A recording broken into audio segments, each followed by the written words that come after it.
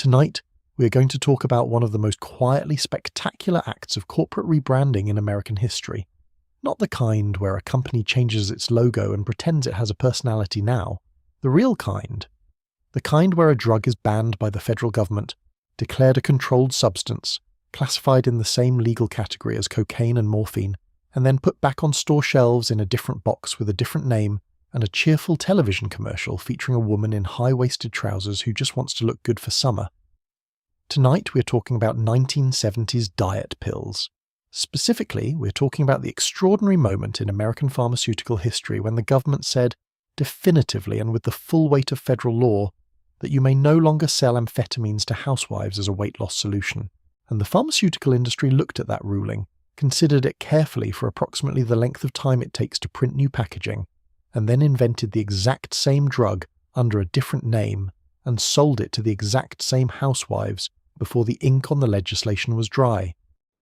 Same molecule, new branding, new generation of very energetic, very thin, very confused women who could not explain why they had been awake since 4 a.m, reorganizing the spice cabinet alphabetically by country of origin. The pills had new names now: Dexatrim, Fastin, Ionamine, Acutrim. They sounded less like amphetamines and more like the names of minor Roman emperors or possibly expensive shampoos. The packaging was pastel, the advertisements were cheerful, the language in the commercials was very carefully chosen to avoid any word that might be interpreted as medically alarming. Nobody said stimulant. Nobody said central nervous system activator. The preferred vocabulary was appetite suppressant, which sounds about as dangerous as a slightly firm lettuce leaf and carries roughly the same legal weight as calling a flamethrower a confidence-building outdoor heating tool. The story of 1970s diet pills is, at its core, a story about 3 things. It is a story about the extraordinary lengths the pharmaceutical industry will go to in order to keep selling a profitable product after the government has technically said they should stop. It is a story about the specific and relentless cultural pressure placed on American women to be thinner, and the medical establishment that was very happy to help with that at a per-prescription fee. And it is a story about what happens to a human body when it is given synthetic chemicals designed to override its most fundamental biological signals every single morning for years on end. The answer to that third part involves strokes, heart valve damage, pulmonary hypertension, addiction, psychiatric complications, and a class action lawsuit so large it took 11 years and $21 billion to resolve. But we will get to all of that in comfortable, unhurried detail. First, get comfortable. The story of 1970s diet pills is also, less obviously, a story about language, about the extraordinary care that corporations and their legal teams and their marketing departments bring to the problem of describing a product in terms that are simultaneously accurate in the narrow technical sense and completely misleading in the broader practical sense. The language of pharmaceutical marketing has always operated in this register, but the diet pill industry of the 1970s represents one of its more refined achievements. Every word choice in every advertisement was deliberate, appetite suppressant rather than stimulant, weight management rather than weight loss drug, active ingredient approved by the FDA rather than amphetamine-related compound with cardiovascular effects. The words were chosen to communicate safety and legitimacy and scientific authority, while communicating absolutely nothing about mechanism. The gap between what the word said and what the product did was the gap into which millions of women stepped every morning, reaching for their pill bottles in the early light. What also makes this story worth telling is that it is not, in the final analysis, a story about villains and victims in the simple sense. The pharmaceutical executives who developed and marketed these products were not cartoonishly evil. Some of them genuinely believed the products were safe. Some of them knew more than they disclosed. Most of them were operating within a system that provided economic rewards for moving product and relatively modest penalties for the harms the product produced. The doctors who prescribed these drugs were not uniformly negligent.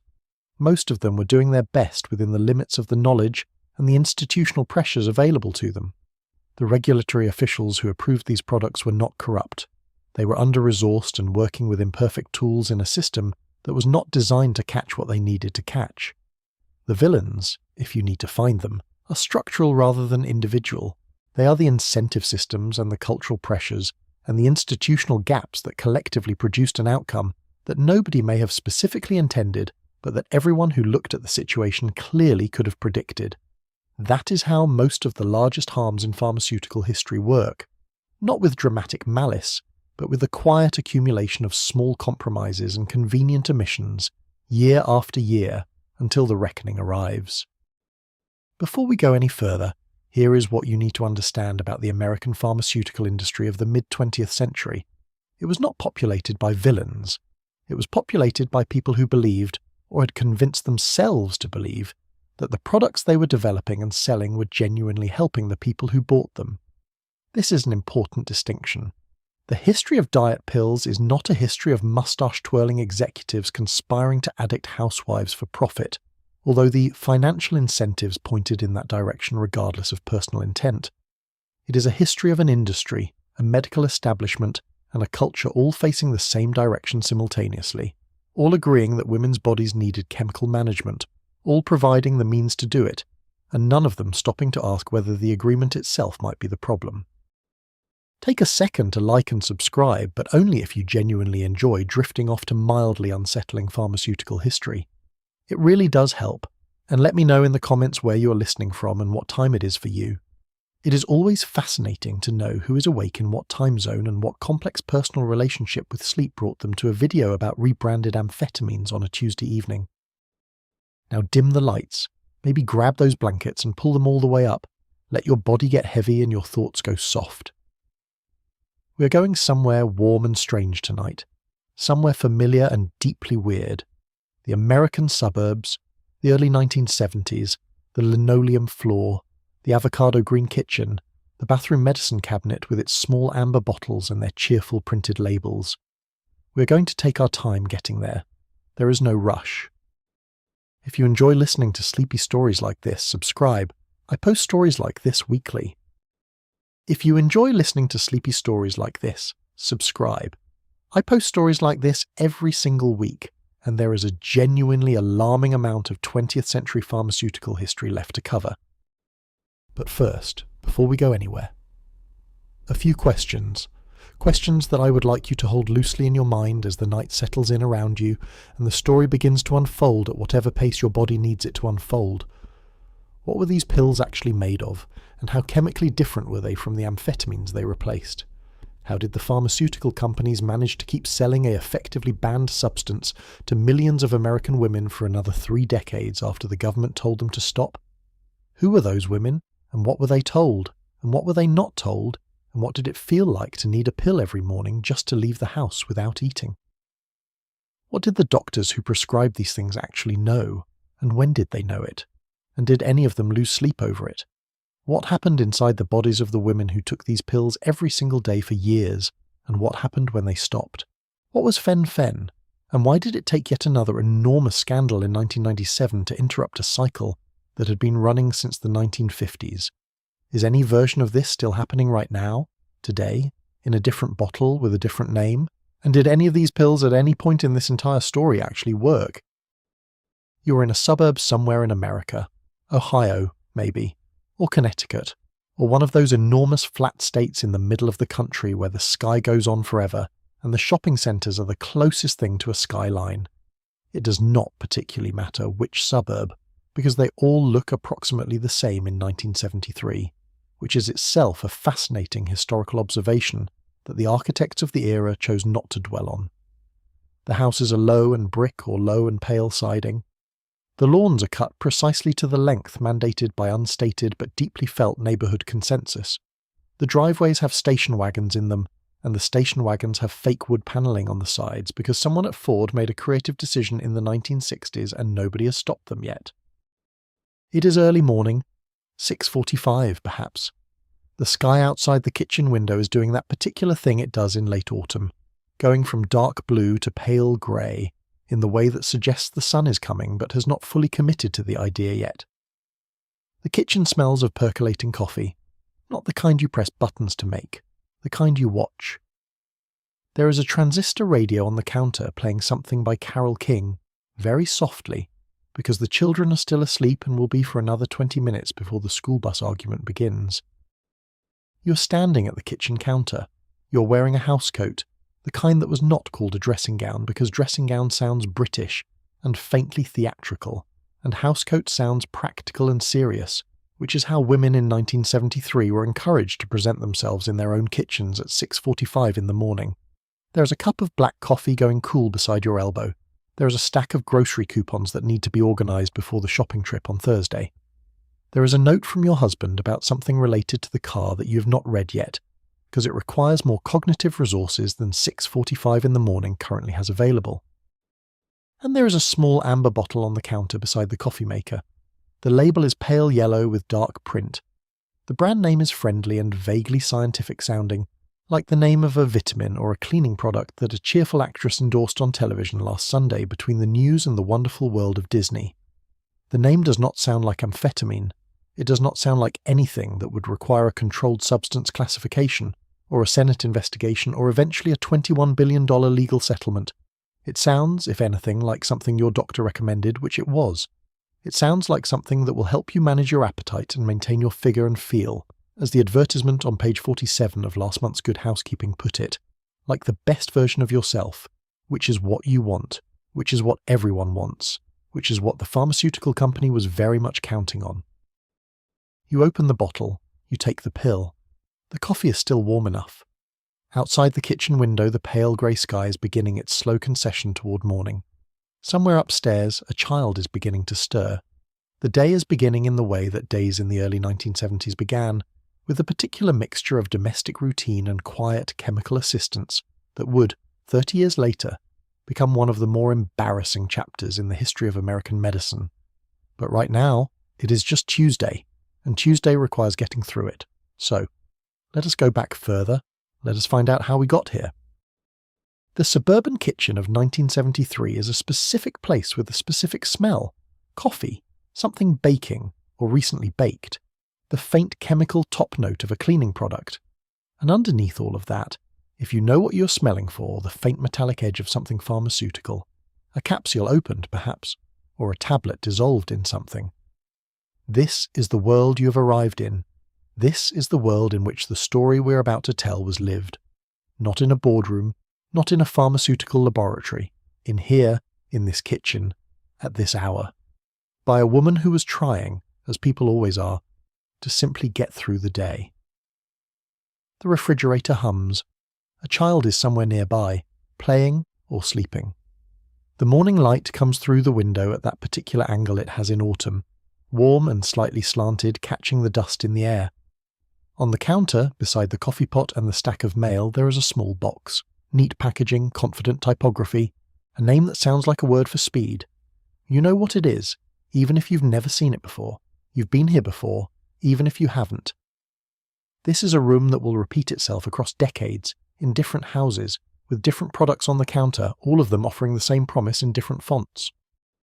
To understand what happened in the 1970s, you need to understand what had been happening for the previous 30 years, and what had been happening for the previous 30 years was that American medicine had been handing out amphetamines, the way a generous grandparent hands out hard candy, with enthusiasm, without much thought about the longer-term implications, and in quantities that would later cause considerable institutional embarrassment. The story of amphetamines and weight loss in America does not begin in the 1970s, with the Controlled Substances Act and the Great Corporate Rebrand. It begins in 1887 in a German chemistry laboratory, and it accelerates through the 1930s and 1940s and 1950s with the particular velocity of a medical establishment that has found something that seems to work and has not yet been told loudly enough to stop. Amphetamine, as a compound, was first synthesized in 1887 by the Romanian chemist Lazar Edeleanu, though at the time nobody particularly noticed, because there was not yet a pharmaceutical industry equipped to notice things and immediately begin manufacturing them in large quantities and writing cheerful advertising copy for them. It sat quietly in the chemical literature for another 4 decades until 1929, when an American chemist named Gordon Alice synthesized it independently while searching for an alternative to ephedrine, a decongestant derived from a Chinese plant called ma huang. Alice tested the compound on himself, as scientists in the 1920s apparently did with some regularity, and reported that it produced a pleasant sensation of wakefulness, enhanced confidence, and a quite striking reduction in appetite. He then sold the patent to Smith, Kline and French, a Philadelphia pharmaceutical company, which is the sort of business decision that looks quite clear in hindsight. Smith, Kline and French launched Benzedrine in 1933, initially as an over-the-counter inhaler for nasal congestion. This was a reasonable enough application. The drug did indeed open nasal passages. What Smith, Kline and French perhaps did not fully anticipate, or perhaps they anticipated it quite well and simply did not advertise it on the label, was that the inhaler could also be cracked open and its contents consumed directly, producing the kind of sustained wakefulness and elevated mood that made it enormously popular with college students, truck drivers, soldiers, jazz musicians, and a broad coalition of Americans who needed to be awake for longer than their biology recommended. By 1937, there were reports of Benzedrine abuse circulating in medical journals. By 1939, the American Medical Association was expressing mild concern. By the early 1940s, the concern had become somewhat less mild, but had not yet translated into any particular action, largely because the Second World War had begun, and the military had discovered that amphetamines were extraordinarily useful for keeping soldiers alert during extended combat operations, which somewhat complicated the narrative around their dangers. The United States military distributed amphetamines widely during World War II. Benzedrine tablets were issued to airmen, paratroopers, and others who needed to remain functional during operations that lasted significantly longer than human alertness was naturally designed to sustain. The German military was doing the same thing with methamphetamine, which is a related compound that operates on essentially the same principles at higher intensity, which created the peculiar historical situation of two sides of a major global conflict running partly on different variants of the same class of drug. None of this contributed to a cultural climate in which amphetamines were regarded with great caution. By the time the war ended in 1945 and millions of soldiers came home, amphetamines had acquired a kind of institutional legitimacy. They were something the government had used. Doctors knew about them. They were available by prescription for a range of indications that had, over the course of the preceding decade, expanded considerably from the original nasal congestion claim. By the late 1940s, amphetamines were being prescribed for depression, for narcolepsy, for fatigue, for obesity, for alcohol addiction, for morphine addiction, and for something physicians of the era called minimal brain dysfunction in children, which we would now recognize as a reasonable if imprecise early description of attention deficit disorder. The list of conditions for which amphetamines were considered appropriate treatment was, by the standards of contemporary pharmacology, an extraordinarily broad tent. The obesity application was particularly popular. The mechanism was straightforward and genuinely effective in the short term. Amphetamines suppress appetite by releasing dopamine and norepinephrine in the brain, which creates a feeling of satiation and a reduced interest in food that makes dieting significantly easier, at least for the first few weeks. They also increase metabolic rate and reduce fatigue, which means that a person taking amphetamines feels like eating less and moving more simultaneously, which is from a pure weight loss mechanics perspective exactly what the doctors of the era were looking for. The results were measurable. Patients lost weight. Patients came back and said thank you. Doctors felt they had helped. The pharmaceutical companies observed all of this and began investing significantly in the development and marketing of amphetamine-based weight loss products. The 1950s were the golden age of amphetamine diet pills in America, which is a sentence that should be read with a certain amount of grave reflection, given that we're talking about the decade most commonly associated with cheerful conformity and family dinners and Leave It to Beaver. The housewife culture of the 1950s, with its explicit expectation that women should be thin and pleasant and domestic and well-groomed at all times, regardless of how many children they were raising and how little sleep they were getting, created exactly the demand that the pharmaceutical industry was positioned to supply. Women were told they needed to be thin. Women were told their doctors could help. Doctors had pills that helped people lose weight in the short term. The pills were amphetamines, but they were not called amphetamines in the prescription. They were called Dexedrine, or Desoxin, or Benzedrine, or one of several dozen trade names that Smith, Kline and French and other pharmaceutical companies had developed for variants of the same basic compound. Dexedrine, introduced in 1944, was dextroamphetamine, a specific isomer of amphetamine that was considered by its manufacturers to be a cleaner, more refined product, with fewer side effects than basic amphetamine. In practice, It was roughly as addictive and produced roughly the same cardiovascular effects, but it came in a smaller pill and the packaging was more professional, which in the pharmaceutical industry of the 1940s and 1950s counted as a significant clinical distinction. Desoxin was methamphetamine hydrochloride, which will cause modern readers to do a small double take, because methamphetamine is now perhaps the drug most associated in the public imagination with catastrophic addiction, dental decay, and motel rooms in states nobody wants to be in. And yet, from 1944 onwards, Abbott Laboratories marketed Desoxin as a safe and effective weight loss medication, and doctors prescribed it for precisely that purpose, and nobody at the time considered this to be particularly remarkable. The prescribing habits of American physicians in the 1950s around weight loss were extraordinary by any contemporary standard. A woman could walk into her doctor's office, mention that she wanted to lose some weight, and leave with a prescription for dextroamphetamine, often with refills, often with no follow-up appointment scheduled, often with no discussion of alternatives, and almost certainly with no mention of the possibility of physical dependence. Doctors did not talk about physical dependence in those terms because the concept was not yet firmly established in the medical literature. The word addiction was used primarily in relation to heroin and alcohol, and was not considered applicable to a medication that a doctor had prescribed. The distinction, in retrospect, was more rhetorical than biological. The medical literature of the period did include some warnings.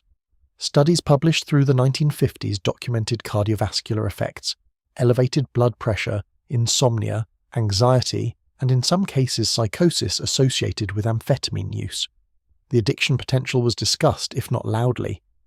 But the cultural and institutional momentum was enormous. Millions of prescriptions were written. The pharmaceutical companies were highly profitable. The doctors were getting good weight loss results in their patients, at least in the short term, and the patients were coming back asking for more, which felt like success at the time, and would only later be understood as a warning sign. The rainbow pill clinics, which operated primarily in the American South and Midwest from the late 1950s through the 1960s, gave patients cocktails of amphetamines mixed with thyroid hormones, diuretics, and barbiturates, the barbiturates being added to counteract the stimulant effects of the amphetamines, enough that the patients could sleep at night and come back for more the next morning. These cocktails were called rainbow pills because the tablets came in multiple colours. The name sounds almost cheerful. The clinical reality was considerably less so. Women who attended these clinics regularly were, in the terminology a contemporary physician would use, profoundly drug-dependent. By the mid-1960s, the cultural picture around amphetamines was beginning to shift. The Beat generation had adopted them enthusiastically. The counterculture was using them recreationally. Speed was a word that young people were using with a connotation that was decidedly different from what Smith, Kline and French had intended when they designed the packaging. The Rolling Stones recorded Mother's Little Helper in 1966, a song about a suburban housewife's daily reliance on a little yellow pill to get through the day, and the fact that millions of people immediately understood exactly what that song was about without needing it. Explained to them tells you something about how common the phenomenon was. The song did not, it should be noted, dissuade any doctors from continuing to prescribe, or any housewives from continuing to request. Cultural recognition and behavioral change are not the same thing, which is a lesson American public health would continue to relearn for the next 5 decades. The Senate investigations of the late 1960s began to apply institutional pressure. Senator Gaylord Nelson of Wisconsin, a Democrat from the progressive wing of the party who would later found Earth Day, and is the sort of historical figure who makes you feel briefly hopeful about the capacity of American government to function, held a series of hearings beginning in 1969 that examined the pharmaceutical industry's marketing practices around stimulants and tranquilizers. Nelson's hearings produced remarkable testimony. Pharmaceutical company executives were asked to explain why they had been marketing amphetamines to women for weight loss, with advertising that bore very little relationship to the established medical evidence. The executives explained that the evidence supported the use of amphetamines for weight loss in the short term, and that short term was a relative concept, and that the distinction between a few weeks and a few years was perhaps a matter of individual physician judgment. This explanation did not satisfy Senator Nelson, but it did accurately describe the situation. The Food and Drug Administration had, by the late 1960s, accumulated a substantial file of adverse event reports associated with amphetamine diet pills. Cases of psychiatric breakdown, cardiovascular events, severe dependence, and deaths had been documented and reported through the existing regulatory channels. The FDA's response had been to require some additional warning language on packaging and to recommend that prescriptions should not be given for more than a few weeks at a time. The recommendation was not enforced, it was a guideline. The pharmaceutical companies noted the guideline, printed some revised labels, and continued manufacturing and marketing their products without particular modification. This approach, of issuing recommendations rather than requirements and hoping industry would comply out of goodwill and civic responsibility, would turn out to be a strategy with significant limitations. By 1969, the evidence against unrestricted amphetamine prescribing had accumulated to the point where federal legislation was becoming difficult to avoid. The Nixon administration, for reasons that had more to do with political strategy around the war on drugs than with any specific concern about housewives and diet pills, was preparing a comprehensive drug control framework that would reshape American pharmaceutical regulation for the next half-century. The framework was called the Controlled Substances Act, and it was coming. The pharmaceutical industry knew it was coming. The question was not whether amphetamines would be restricted, but how the industry would respond when they were. The answer, as we will see, was with considerable creativity and absolutely no intention of stopping. The medical literature of the late 1950s contains a body of writing about amphetamine diet pills that is, from a contemporary perspective, both fascinating and deeply unsettling. Papers published in major medical journals describe the clinical experience with amphetamine-based weight loss treatment in terms that would be unrecognizable to a contemporary practitioner. The drugs were described as well tolerated. The side effects were described as mild and generally manageable. The addiction potential was acknowledged in cautious language that made it sound like a theoretical concern for a small population of predisposed individuals, rather than a predictable pharmacological consequence of continuous stimulant use in the general population.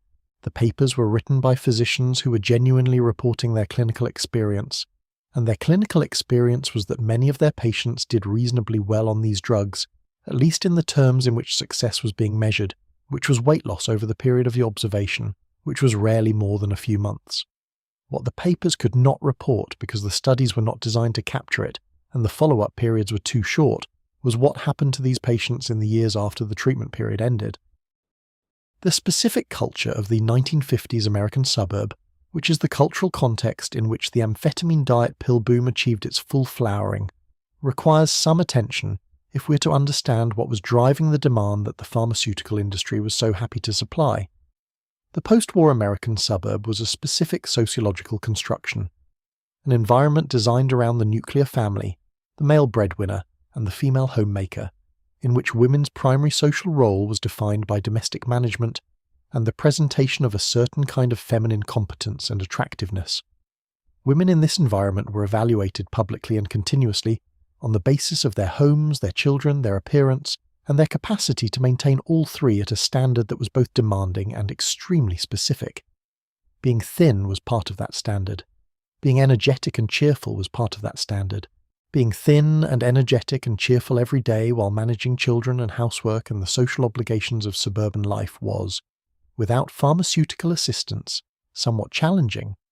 With pharmaceutical assistance, it was significantly more manageable.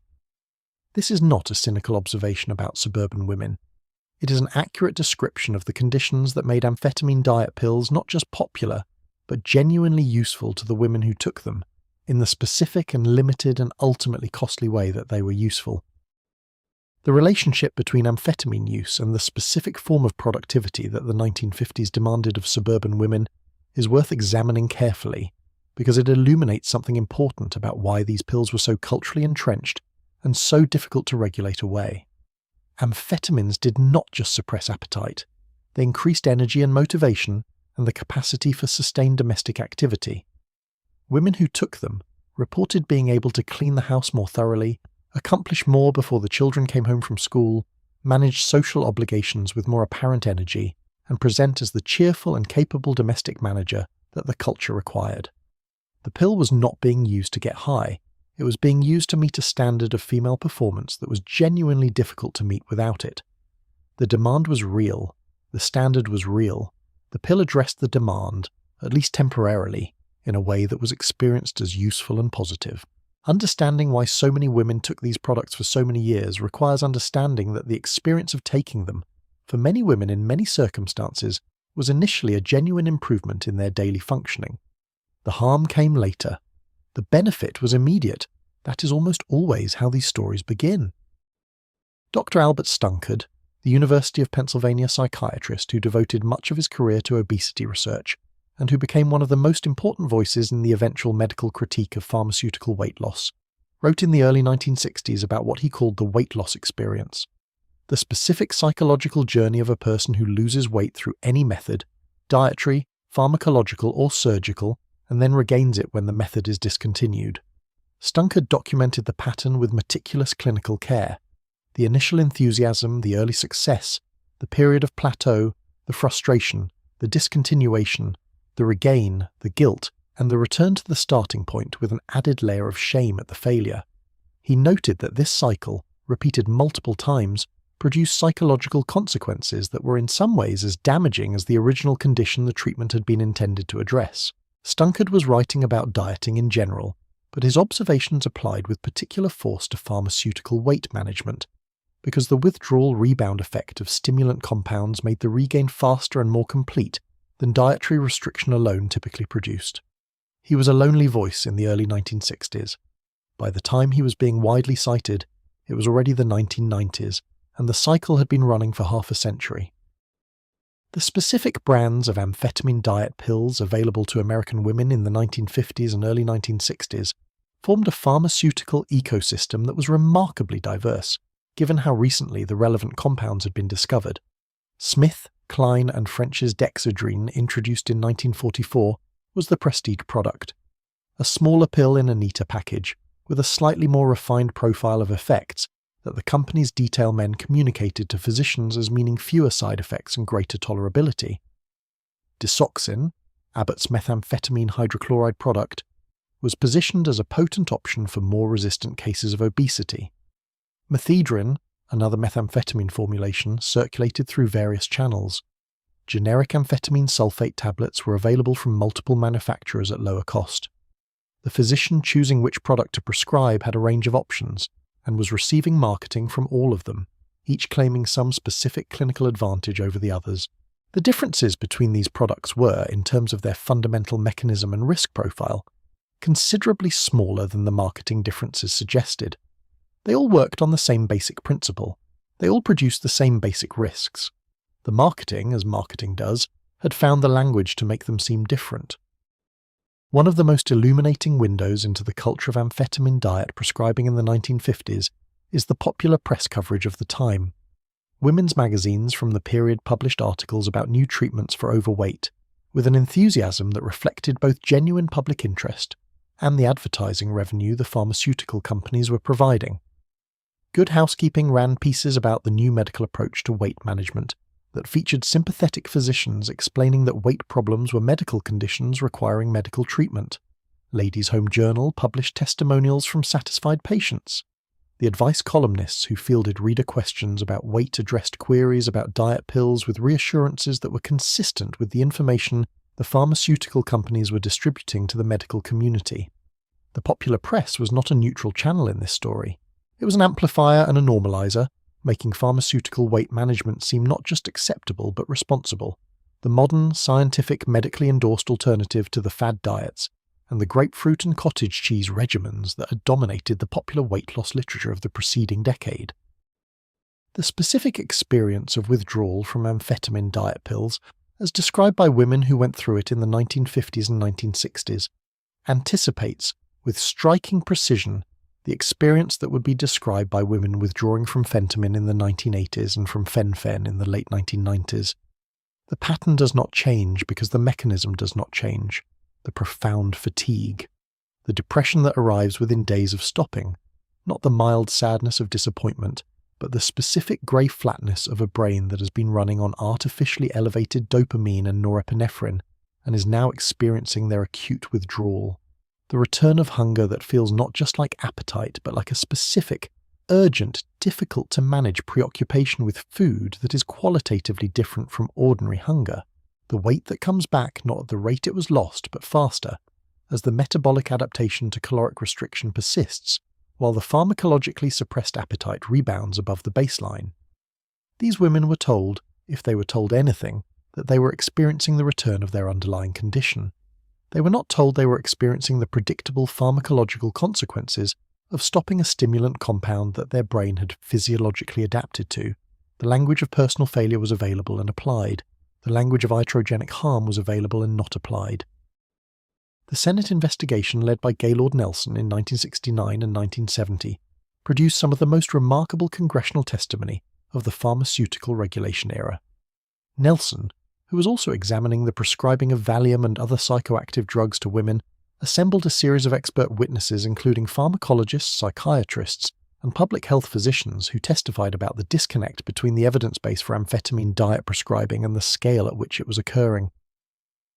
One witness estimated that approximately 8% of all amphetamine produced in the United States in the late 1960s was being prescribed for weight loss, a figure that implied millions of prescriptions and that was on the low side of several competing estimates.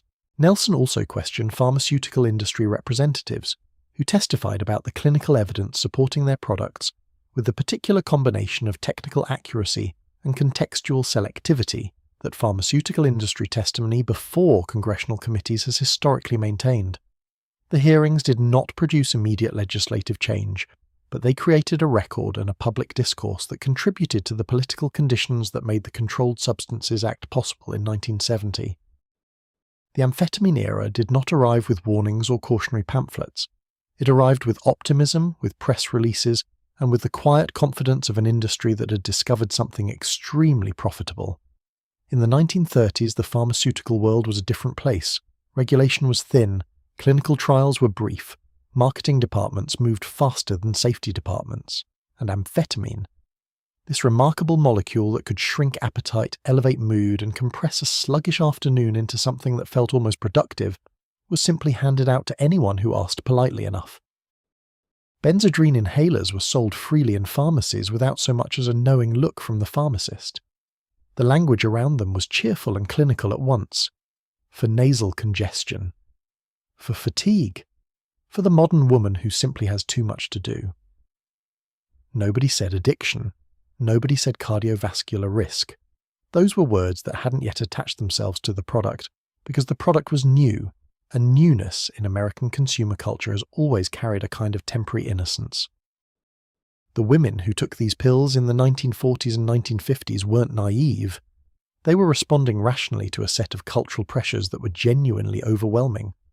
A post-war housewife was expected to maintain a spotless home, raise children without apparent effort, look attractive at all times, serve dinner at 6, and never, not once, appear tired or resentful.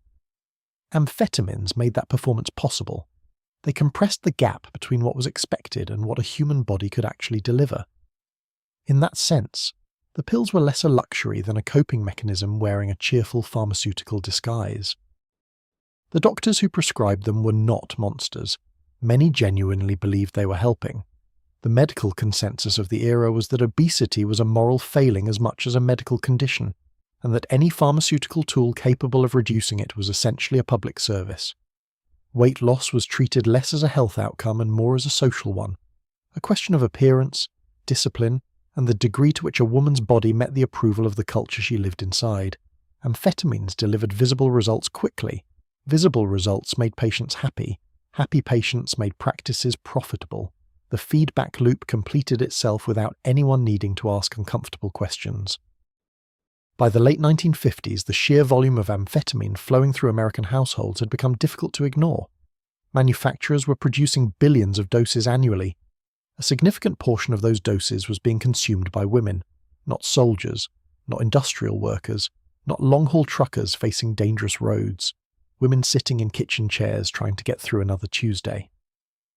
The scale of that consumption tells you something about the scale of the pressure that produced it, and something even more uncomfortable about what happens when pharmaceutical industry, cultural expectation, and medical authority all point in the same direction. The Benzodrine era ended not because anyone proved it was dangerous, but because it became inconvenient to defend. The public associations of amphetamine shifted, the political landscape shifted, and the industry, pragmatic, adaptive, always watching the regulatory environment the way a ship's captain watches the weather, began preparing its next move before the first one had fully concluded. The molecule changed. The intention remained the same. The Controlled Substances Act of 1970 is one of the most consequential pieces of legislation in American pharmaceutical history, and also one of the most consequential pieces of legislation in American social history, for reasons that extend well beyond its direct effects on diet pill prescribing.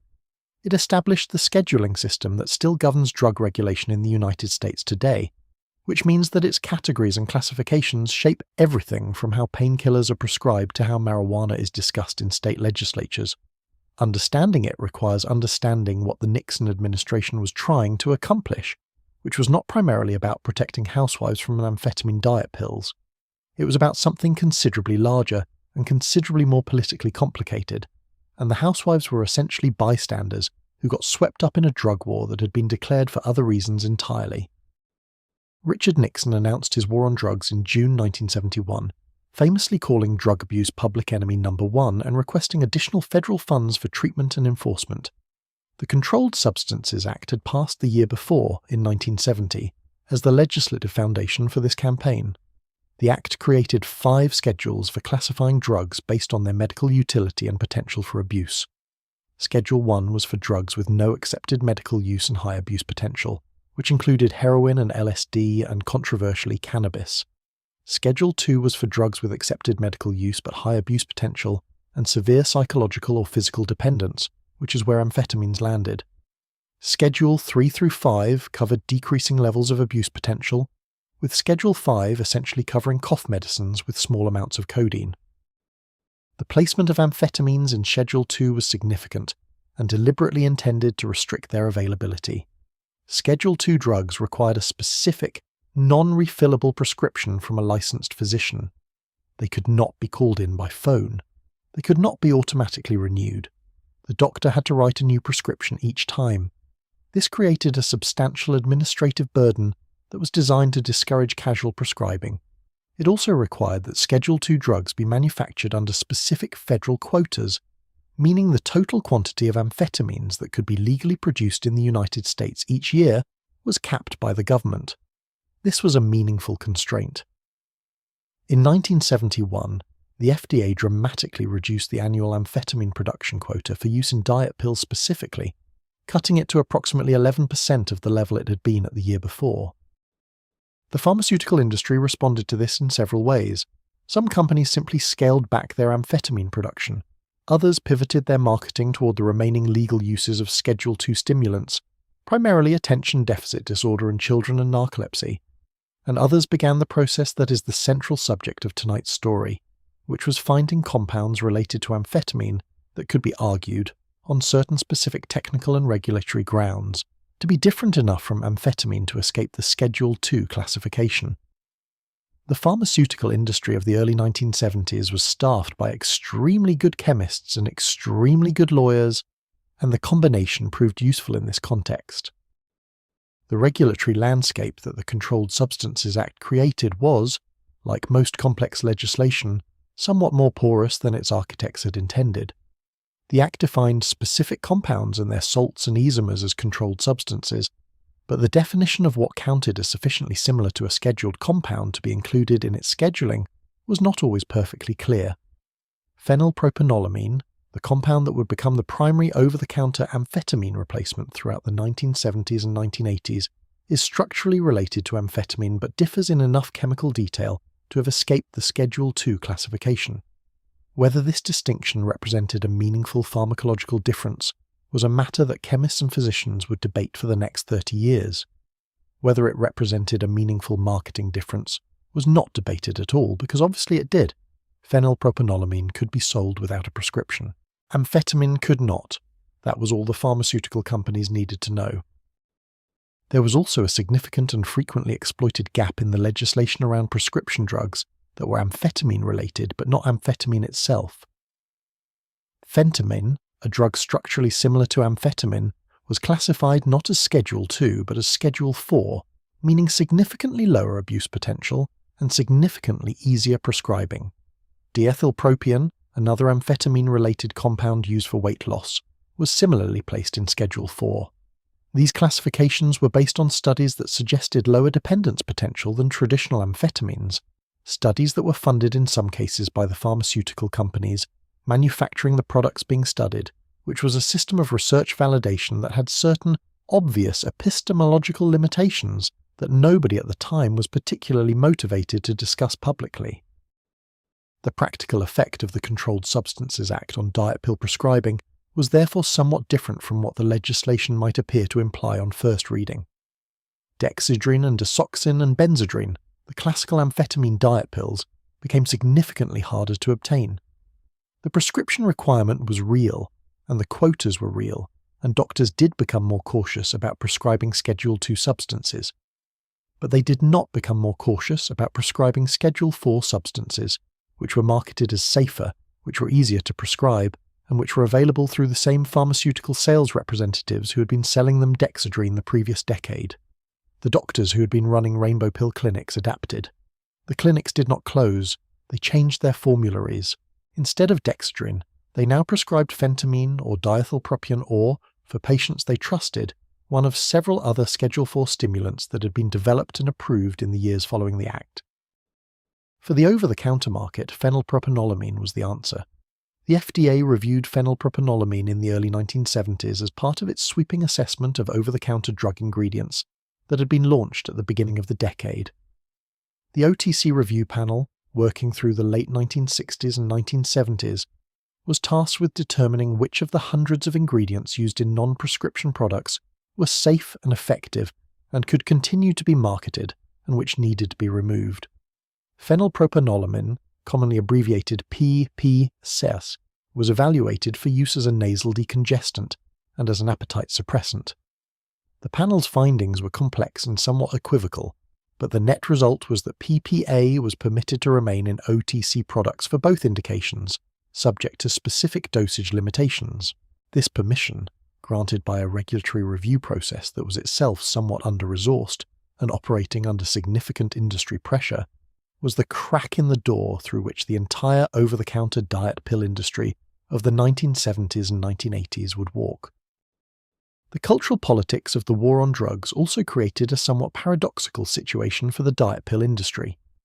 Nixon's anti-drug campaign was heavily focused on heroin, cannabis, and the counterculture's drug use. It was not particularly focused on pharmaceutical products marketed to women for weight loss. The political instinct of the era was to be tough on drugs associated with the urban poor, with black Americans, with young people who were protesting the Vietnam War, and rather less focused on products sold by profitable corporations through legitimate medical channels to middle-class suburban women.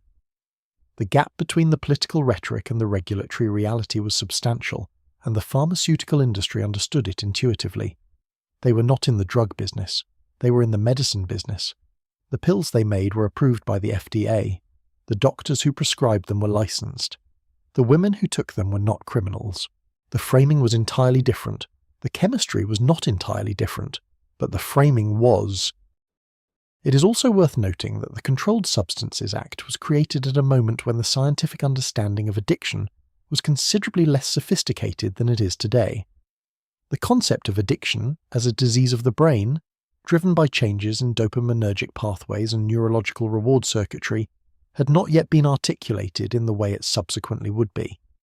Addiction in 1970 was still widely understood as primarily a moral failing, a weakness of character, a problem of will. This framing made it easier to argue that a compound with addiction potential was not necessarily addictive for a person of sufficient moral fibre, which was a useful argument for pharmaceutical companies marketing diet pills to women who considered themselves, and were considered by their doctors, to be respectable citizens of good character. The idea that a housewife in Connecticut could become addicted to her diet pills required confronting a definition of addiction that most of the relevant institutions were not yet ready to use.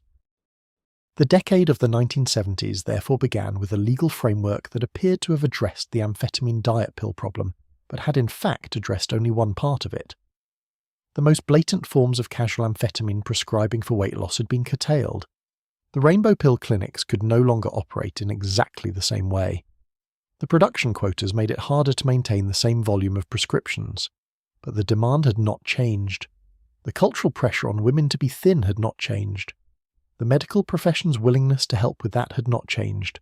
And the pharmaceutical industry's understanding that there was an enormous and profitable market in diet drugs had not changed at all. What had changed was the regulatory environment. What had not changed was the industry's determination to operate within whatever space that environment left available. The 1970s were about to discover exactly how much space that was. The specific congressional history behind the Controlled Substances Act reveals something interesting about the relationship between drug policy and pharmaceutical regulation in American history, which is that they have rarely operated in a fully integrated way. The Controlled Substances Act was passed as part of the Comprehensive Drug Abuse Prevention and Control Act of 1970, and it was designed primarily to consolidate and streamline the existing hodgepodge of federal drug laws, which had accumulated piecemeal since the Harrison Narcotics Act of 1914.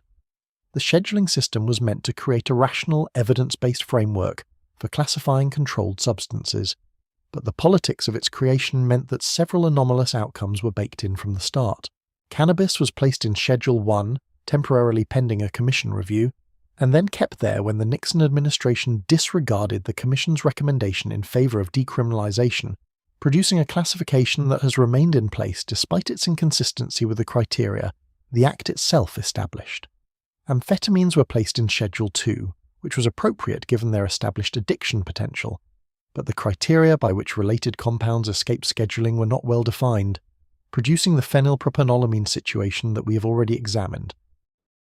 The pharmaceutical lobby's involvement in the drafting of the Controlled Substances Act was substantial and successful in several important respects. The industry argued with considerable persuasive force that a scheduling system that was too broad in its definition of controlled substances would prevent the legitimate medical use of valuable therapeutic compounds. This argument was reasonable in principle and was used in practice to argue for scheduling criteria that were specific enough to leave significant grey areas around amphetamine-related compounds. The grey areas were not accidents. They were the result of a legislative process in which the pharmaceutical industry was a well-represented and well-resourced participant. The outcome was a law that restricted the most blatant forms of amphetamine prescribing, while leaving enough space for the industry to continue operating in a market with a slightly different product lineup. This is not a unique feature of the Controlled Substances Act. It is a feature of the legislative process in most industries, where commercial interests are well organized and public interest representation is diffuse. The enforcement history of the Controlled Substances Act's provisions relating to Schedule 2 amphetamines and their Schedule 4 analogues in the weight loss context is a study in selective application. The Drug Enforcement Administration, which was created in 1973 to enforce the Act, focused its resources on the areas of greatest public concern: heroin and cocaine distribution networks, methamphetamine manufacturing, and the diversion of controlled substances from legitimate medical channels for recreational use.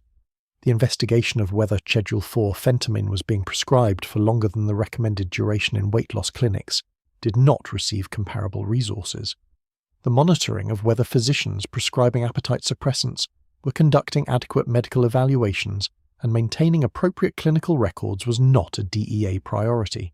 The gap between the law's formal provisions and its practical enforcement was wide enough for a very profitable industry to operate in comfortably, which it did for decades.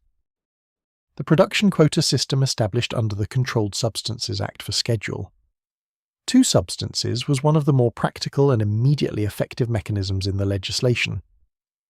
By limiting the total quantity of amphetamine that could be legally manufactured in the United States in a given year, the Act created an absolute ceiling on the amount of Schedule 2 diet pills that could be prescribed, regardless of how many prescriptions physicians were willing to write. The DEA administered the quota system and set annual production limits based on projected legitimate medical need. The quota for amphetamines used in weight loss applications was cut dramatically in 1971 by approximately 90% of the previous year's level. This was a real and immediate constraint on the classical amphetamine diet pill market. It did not, however, constrain the production of Schedule 4 compounds, which were not subject to the same quota limitations, or the production of phenylpropanolamine, which was not a controlled substance at all. The quota system was therefore highly effective at eliminating the specific products it targeted, while leaving entirely unaddressed the products that would replace them. The Controlled Substances Act created, in retrospect, something of a perverse incentive structure for pharmaceutical innovation in the weight loss drug space. By classifying specific compounds as Schedule II, the Act effectively created a competitive advantage for any compound that could be argued to fall outside that classification. The pharmaceutical industry's research programs responded to this incentive by investigating compounds that were related to amphetamine in their mechanism, but different enough in their specific chemistry to argue for a lower schedule classification. The result was a generation of Schedule III and Schedule IV diet drugs that were pharmacologically continuous with the Schedule II compounds they were meant to replace, but that occupied a significantly less restrictive regulatory category. The law had defined the problem in terms of specific chemical entities and their immediate derivatives, and the industry had found the space around those definitions. This is not unusual. It's how regulated industries consistently respond to specific regulatory interventions that leave adjacent territory unaddressed. The cultural politics of the Nixon administration's drug war created what historians of drug policy have called a two-tier approach to drug regulation, in which the harshness of regulatory response was inversely correlated with the social status of the typical user.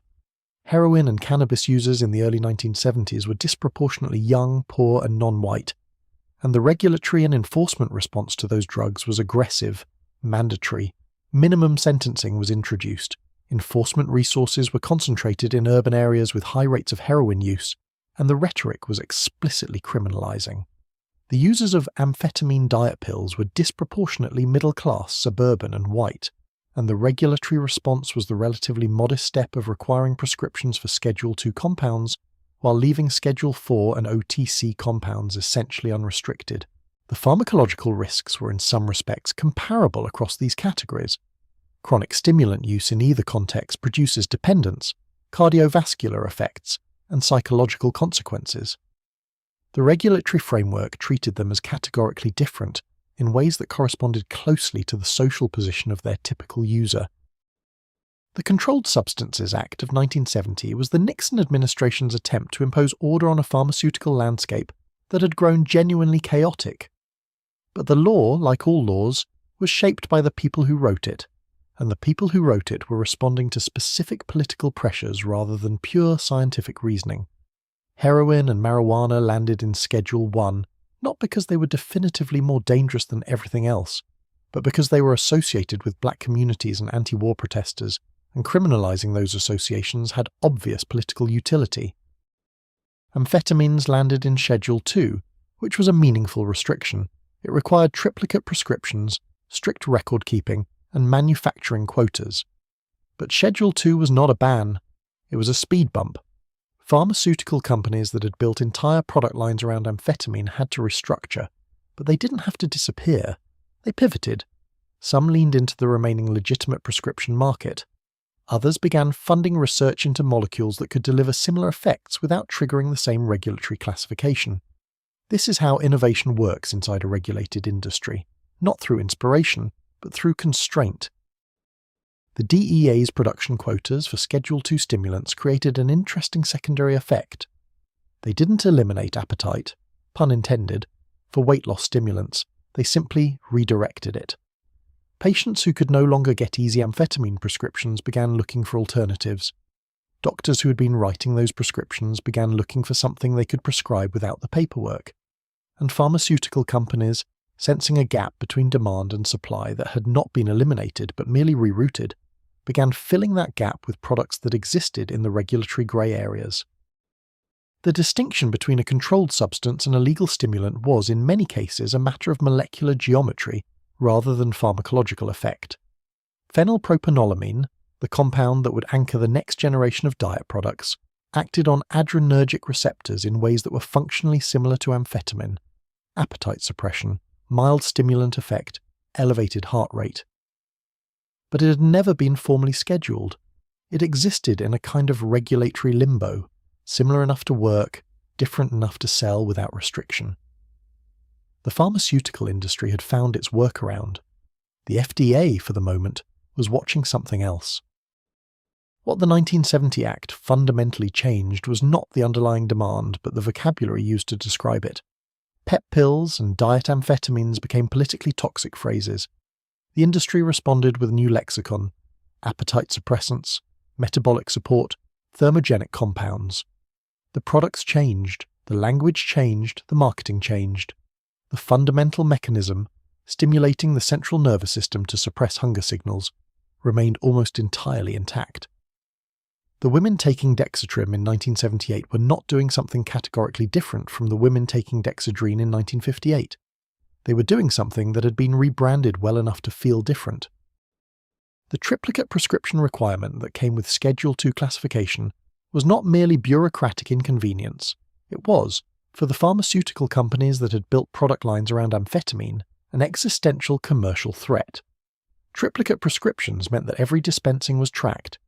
It meant that a physician writing large volumes of amphetamine prescriptions would generate a paper trail visible to the DEA. It meant that the volume of prescribing that had characterized the previous decade, casual, high-frequency, distributed across general practice, was no longer possible in the same form. The industry looked at this new landscape and understood that its next product could not be a Schedule II compound. The next product had to be something different enough to avoid scheduling entirely. The search for that compound was not a secret. It was funded research conducted with specific regulatory goals in mind. The pharmaceutical industry employs pharmacologists and regulatory specialists whose entire professional focus is understanding the line between what the FDA will classify as a controlled substance and what it won't. Phenylpropanolamine sat on the right side of that line, close enough to the amphetamine family to have similar effects, different enough in structure and receptor profile to escape the scheduling criteria that applied to amphetamine. This was not a coincidence. It was the product of deliberate molecular engineering aimed at a specific regulatory outcome. The pharmaceutical industry's response to the Controlled Substances Act was a masterclass in creative regulatory interpretation that took approximately two forms. The first was the development of over-the-counter products containing phenylpropanolamine, which would become the foundation of the non-prescription diet pill market for the next 25 years. The second was the continued marketing of prescription amphetamine-adjacent compounds under Schedule IV, positioned as safer than their Schedule II predecessors in ways that were often more assertive than the evidence strictly supported. Together, these two strategies allowed the industry to maintain the fundamental product, an appetite suppressant with central nervous system stimulant effects, while presenting it as something categorically different from, and substantially safer than amphetamine. The presentation was, to put it charitably, selective. The chemistry was, to put it accurately, closely related. Phenylpropanolamine is a sympathomimetic amine. Amphetamine is a sympathomimetic amine. They both work by stimulating the adrenergic system, the part of the nervous system that controls the fight-or-flight response. They both raise blood pressure. They both increase heart rate. They both reduce appetite by affecting neurotransmitter activity in the hypothalamus, the region of the brain that regulates hunger and satiety.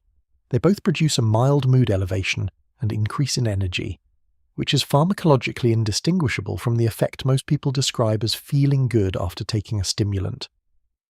The primary structural difference is a hydroxyl group on the phenylpropanolamine molecule that is not present in amphetamine, and that hydroxyl group makes PPA substantially less able to cross the blood-brain barrier, which makes it less potent as a mood elevator and less likely to produce the dramatic euphoria associated with high-dose amphetamine use.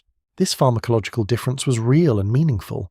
The pharmaceutical industry and the FDA both agreed that it was real and meaningful.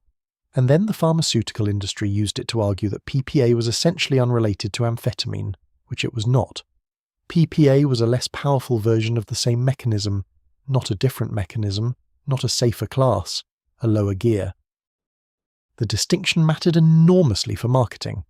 If PPA was a different class of compound from amphetamine, as the company's framing suggested, then the cultural baggage and the regulatory restrictions associated with amphetamine did not apply to it. If PPA was a milder version of the same mechanism, then those restrictions probably should apply in some form, even if not identically.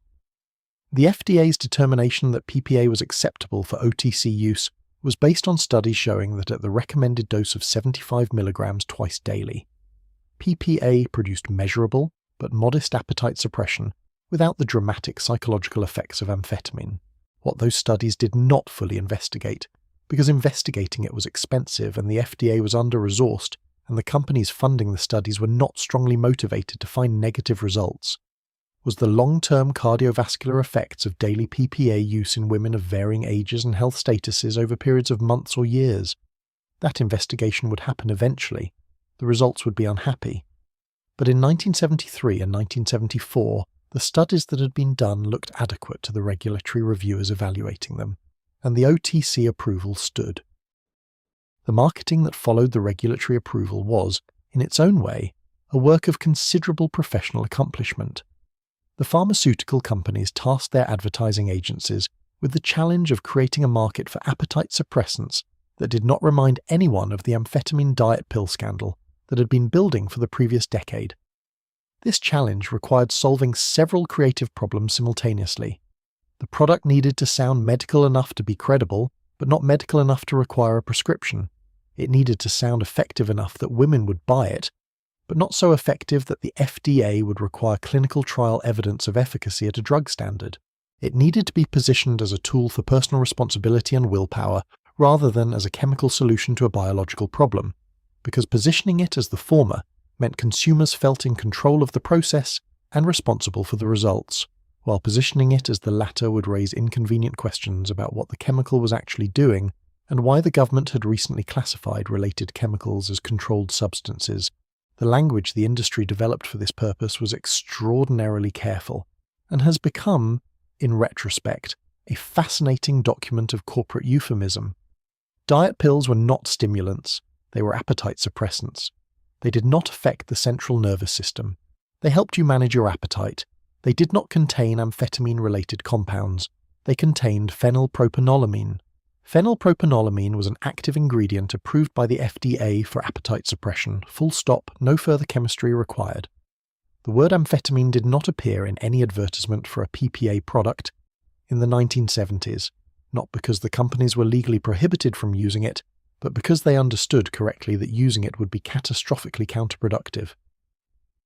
The women buying diet pills in 1973 had heard about the amphetamine scandal of the 1960s. They had read about it, or their doctors had mentioned it, or their friends had mentioned it. They did not want amphetamines. They wanted something safe. The industry gave them something with a different name and trusted that this would be sufficient. The print advertising of the mid-1970s for these products is a fascinating cultural artifact. The women in the advertisements are always thin, always happy, always surrounded by the markers of successful femininity: attractive husbands, clean houses, well-dressed children. The copy is relentlessly positive and conspicuously vague about mechanism. You can take control of your appetite. You can manage your weight. You can be the woman you want to be. With the help of this small pill, sold conveniently at your local drugstore, approved by the FDA, recommended by countless satisfied users whose testimonials appear on the back of the box. The mechanism by which the pill helps you take control of your appetite is never specified. The relationship between the active ingredient and the central nervous system stimulants that doctors had been prescribing for 20 years is never mentioned. The advertising exists in a curious pharmaceutical bubble where the product has effects but no mechanism, results but no chemistry, benefits but no risks beyond the mild qualifier that individual results may vary. The television advertising was equally strategic. The most famous Dexatrim advertisements of the 1970s featured a visual language that emphasized feminine achievement and personal empowerment. Women doing things, women making choices, women, crucially, not eating or eating very small and decorative amounts of food while looking pleased about it. The implicit message was that the pill helped you not want food, and not wanting food was presented as a form of liberation rather than a form of pharmacological appetite suppression, which is a distinction that sounds meaningful in an advertisement and becomes considerably less meaningful when you examine the underlying chemistry. The FDA's advertising review process of the era was not equipped to evaluate the psychological framing of pharmaceutical marketing with any great sophistication. It could assess whether a product's labeling made false claims about efficacy. It was less equipped to assess whether the broader advertising campaign for a product was creating a misleadingly benign impression of a pharmacologically active substance. The rebranding was not limited to the OTC market. In the prescription segment, the pharmaceutical companies marketing phentermine and diethylpropion under Schedule 4 needed to differentiate their products from the Schedule 2 compounds that had become legally and reputationally problematic. The language they developed for this purpose was similarly careful.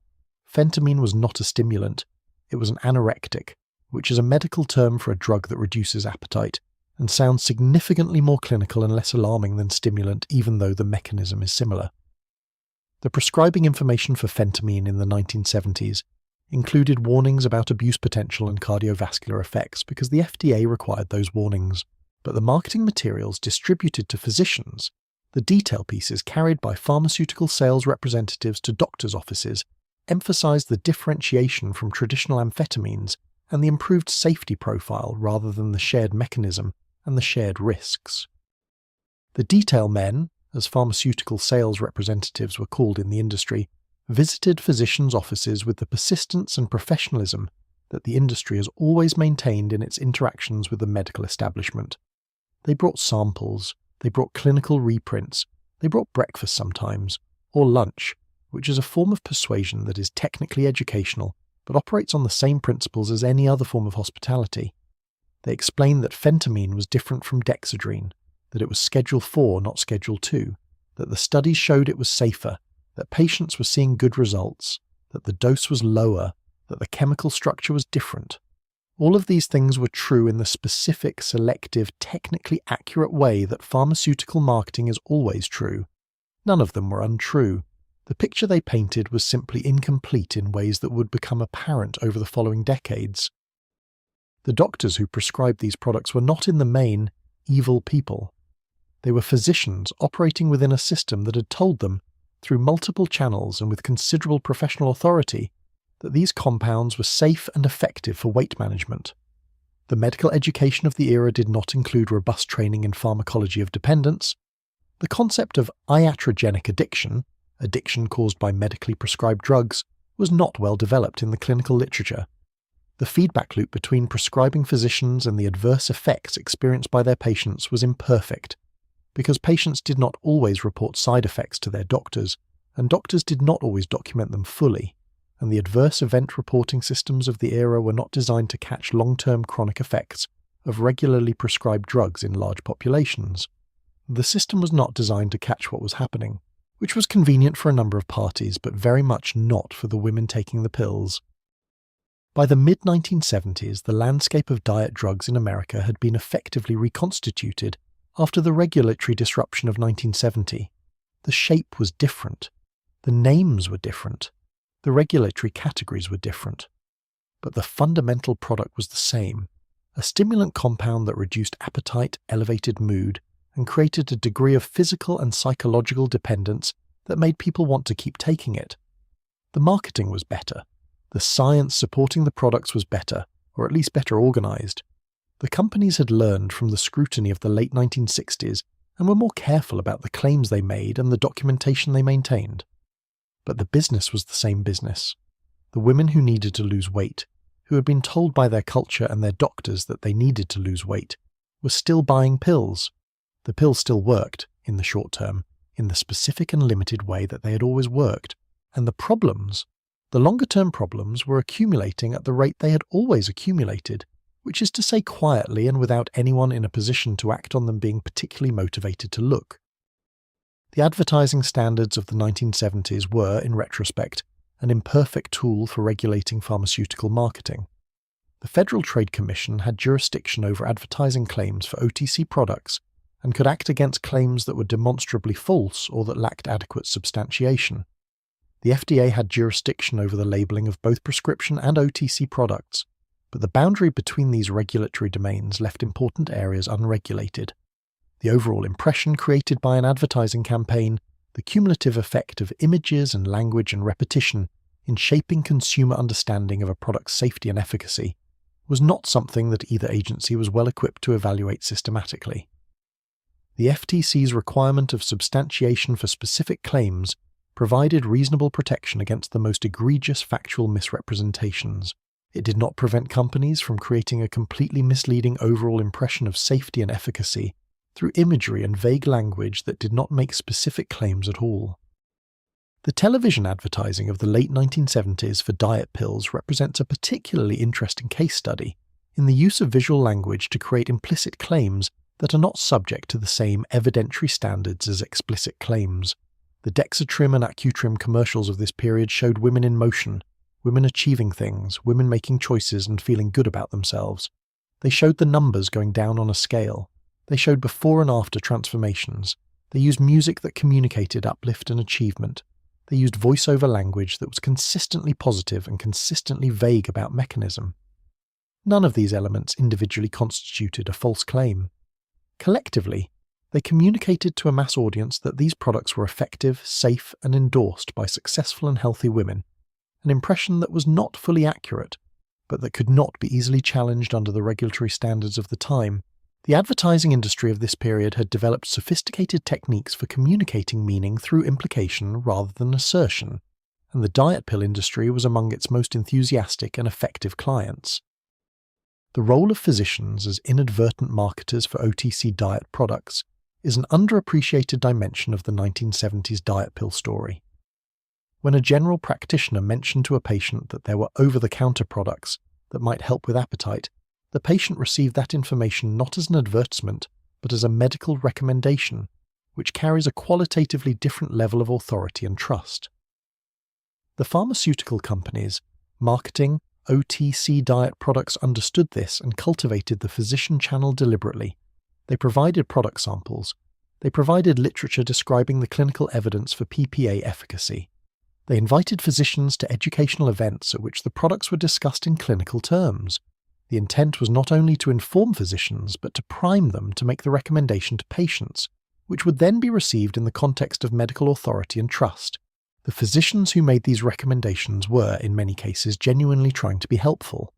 The information they had received about the products was selectively positive. The system produced the outcome the companies intended. The specific development history of phenylpropanolamine as an OTC appetite suppressant reveals an interesting sequence of regulatory decisions that were individually defensible and collectively produced a result that was not.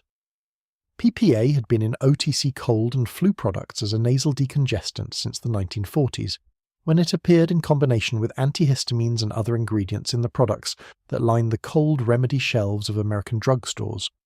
Its presence in these products was established, and its safety at decongestant doses had a decades-long history of what regulators call post-market surveillance, meaning nobody had accumulated evidence of serious harm at the doses used in cold medicines. When the FDA's OTC review panels evaluated PPA for appetite suppression, they were evaluating it in a context where it already had a substantial safety record in OTC use, which made the argument that it was safe for OTC marketing considerably more persuasive than it would have been for a compound with no prior human exposure data. The FDA's formal determination in 1979 that PPA was safe and effective for OTC use as an appetite suppressant was based on the review panel's assessment of the available clinical data, which included a number of small, short-term studies showing efficacy and acceptable safety at doses of up to 150 milligrams daily. The panel's final report acknowledged the limitations of the available data, including the short duration of the studies and the limited characterization of effects at the high end of the dose range. These acknowledgements were part of the scientific record. They were not part of the marketing record. The FDA's category of GRASE, generally recognized as safe and effective, was understood by consumers as meaning simply safe and effective, without the qualifications and the data limitations that the category's technical definition implied. The gap between the regulatory determination and the consumer understanding was not a gap that the companies had an incentive to close. The pharmaceutical companies that launched PPA-based diet products in the late 1970s operated in a marketing environment that had been substantially changed by the consumer movement of that decade.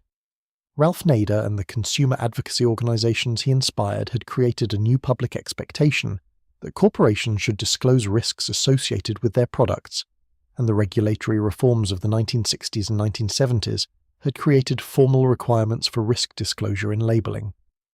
The diet pill companies' response to this environment was to develop labeling that met the letter of the disclosure requirements while minimizing the practical communication of risk. The warnings on Dexatrim and similar products were present but printed in small type. They were framed in language that identified specific contraindications for which patients should consult a physician, rather than warning the general population about general risks. They used the conditional and the qualified rather than the direct. If you have a heart condition, consult your doctor, rather than this product raises blood pressure and increases heart rate in all users. The difference between these formulations is the difference between a warning that functions as a warning and a warning that functions as liability protection. The rebranding of weight loss stimulants was not a cynical conspiracy. It was something more mundane and in some ways more troubling. It was good business. The pharmaceutical and consumer healthcare industries had a proven product, something that reliably reduced appetite and produced short-term weight loss. They had an enormous market. Women who had been told for decades that their bodies required management and who had come to associate thinness with health, success, and moral worth. And they had a regulatory problem. The specific molecules that had served this market for 30 years were now Schedule II controlled substances. The solution was elegant in its simplicity. Find a molecule close enough to work. File for OTC approval. Name the product something that evoked health and modernity rather than pharmaceutical dependency. Spend generously on television advertising in the time slots most likely to reach women at home. Dexatrim launched in 1976. Thompson Medical Company had done exactly this, positioned phenylpropanolamine as a safe, modern, over-the-counter alternative to the prescription diet pills that had been quietly regulated out of easy reach. The name itself was clever. Dex, suggesting speed and efficiency. Atrim, gesturing toward a trim figure. The whole package communicated science without the complications that came with scheduling. Television advertising in the late 1970s was an extraordinarily powerful distribution channel, and the diet industry understood this better than almost anyone. Dexatrim commercials featured women who looked like the viewer was supposed to look: composed, thin, successful, grateful. The framing was always one of achievement rather than medication. You weren't taking a stimulant, you were taking control. The language of empowerment and the logic of pharmaceutical dependency were wrapped together so tightly that separating them required more critical distance than most people watching a 30-second commercial during a soap opera were positioned to apply. The FDA's 1979 Grace determination, generally recognized as safe and effective, for phenylpropanolamine as an OTC appetite suppressant, was the regulatory green light the industry had been waiting for. Grace was the result of a panel review process that was, at its inception, genuinely rigorous. But the panels operated under significant time pressure, reviewed enormous numbers of compounds, and were not always ideally positioned to evaluate the long-term cardiovascular risks of compounds that had only been widely used for a few years. The PPA panel approved the compound, added some label warnings, and moved on. The industry celebrated. What no one asked loudly enough in 1979, or in 1980, or 1985, or 1990, was whether the population most likely to use OTC appetite suppressants was also the population most vulnerable to their cardiovascular effects. Young women in their 20s and 30s taking PPA alongside caffeine, sometimes alongside other stimulants, sometimes alongside oral contraceptives that themselves carried cardiovascular risk profiles. The combination had not been studied systematically. The duration of use had not been studied systematically. The question of what happened when someone took Dexatrim daily for 6 months, or 2 years, was not answered because it was not clearly asked. The marketing genius of the OTC diet pill era was not that it deceived people. It was that it gave people what they wanted, a story in which the problem was chemical and the solution was chemical, in which the body was a system to be managed and not a human being doing its best in a culture that made unreasonable demands. The women who bought Dexatrim were not fools. They were people operating rationally within a framework that had been carefully constructed to make pharmaceutical intervention seem not just acceptable but obvious. Dexatrim was launched in 1976 by the Thompson Medical Company, and it became one of the most successful over-the-counter diet products in American history, which is a distinction that requires some context to fully appreciate. By the late 1970s and early 1980s, Dexatrim had achieved a household name status in America that put it in the same cultural register as aspirin or Tylenol or other OTC products that Americans simply accepted as normal features of the medicine cabinet, to be reached for when needed without much philosophical inquiry into what they contained or how they worked. The fact that what they contained was a sympathomimetic amine with cardiovascular effects and a chemical relationship to controlled substances was not something that most consumers were aware of, not because they were incurious, but because nobody in any of the communications directed at consumers was telling them. The Thompson Medical Company was not a large pharmaceutical corporation in the manner of Pfizer or Smith, Klein and French. It was a mid-sized company with a focused portfolio and a very clear commercial strategy.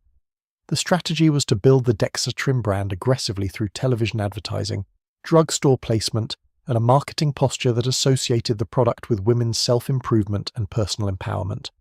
The formula was straightforward: phenylpropanolamine as the active appetite suppressant ingredient combined with caffeine, which was added because the combination of PPA and caffeine produced more pronounced appetite suppression than PPA alone, and packaged in a box that was designed to sit prominently on pharmacy shelves and convey both medical credibility and feminine aspiration. The caffeine addition was important and not often discussed in the advertising. Caffeine is a stimulant. Adding it to a PPA product meant women were taking two stimulants simultaneously, which explained some of the jitteriness and insomnia that Dexatrim users frequently reported, and which the product literature attributed somewhat obliquely to individual sensitivities. The television commercials for Dexatrim in the late 1970s are a specific artifact of that era's approach to marketing to women, and watching them now produces a very particular combination of reactions that includes recognition, sadness, and a kind of helpless admiration for the craftspeople who constructed them. The women in the commercials are always in motion. They are doing things. They are active.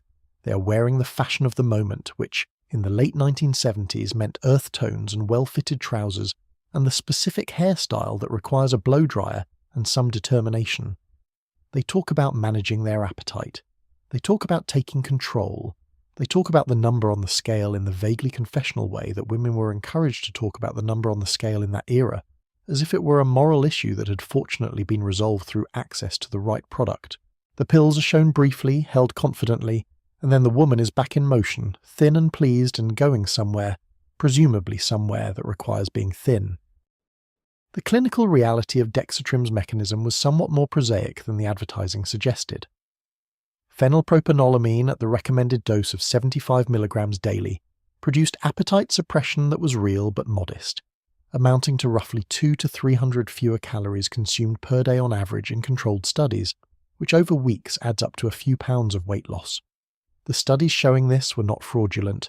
The effect was genuine, but the studies were also conducted over short periods, typically 8 to 12 weeks, and the effect was measured under controlled conditions that did not reflect the actual conditions under which most women took the product. Women taking Dexatrim were not in controlled studies. They were in their lives, which involved stress and children and jobs and social occasions and all the other variables that influence eating behavior, and the effect of PPA on appetite in real-world conditions over months and years was considerably less clean than the clinical trial data implied. The pills helped, somewhat, for a while. Then they helped less. Then many women found they needed to take them continuously just to maintain their current weight, which was a different proposition from the short-term use the studies had examined and the prescribing guidelines had recommended.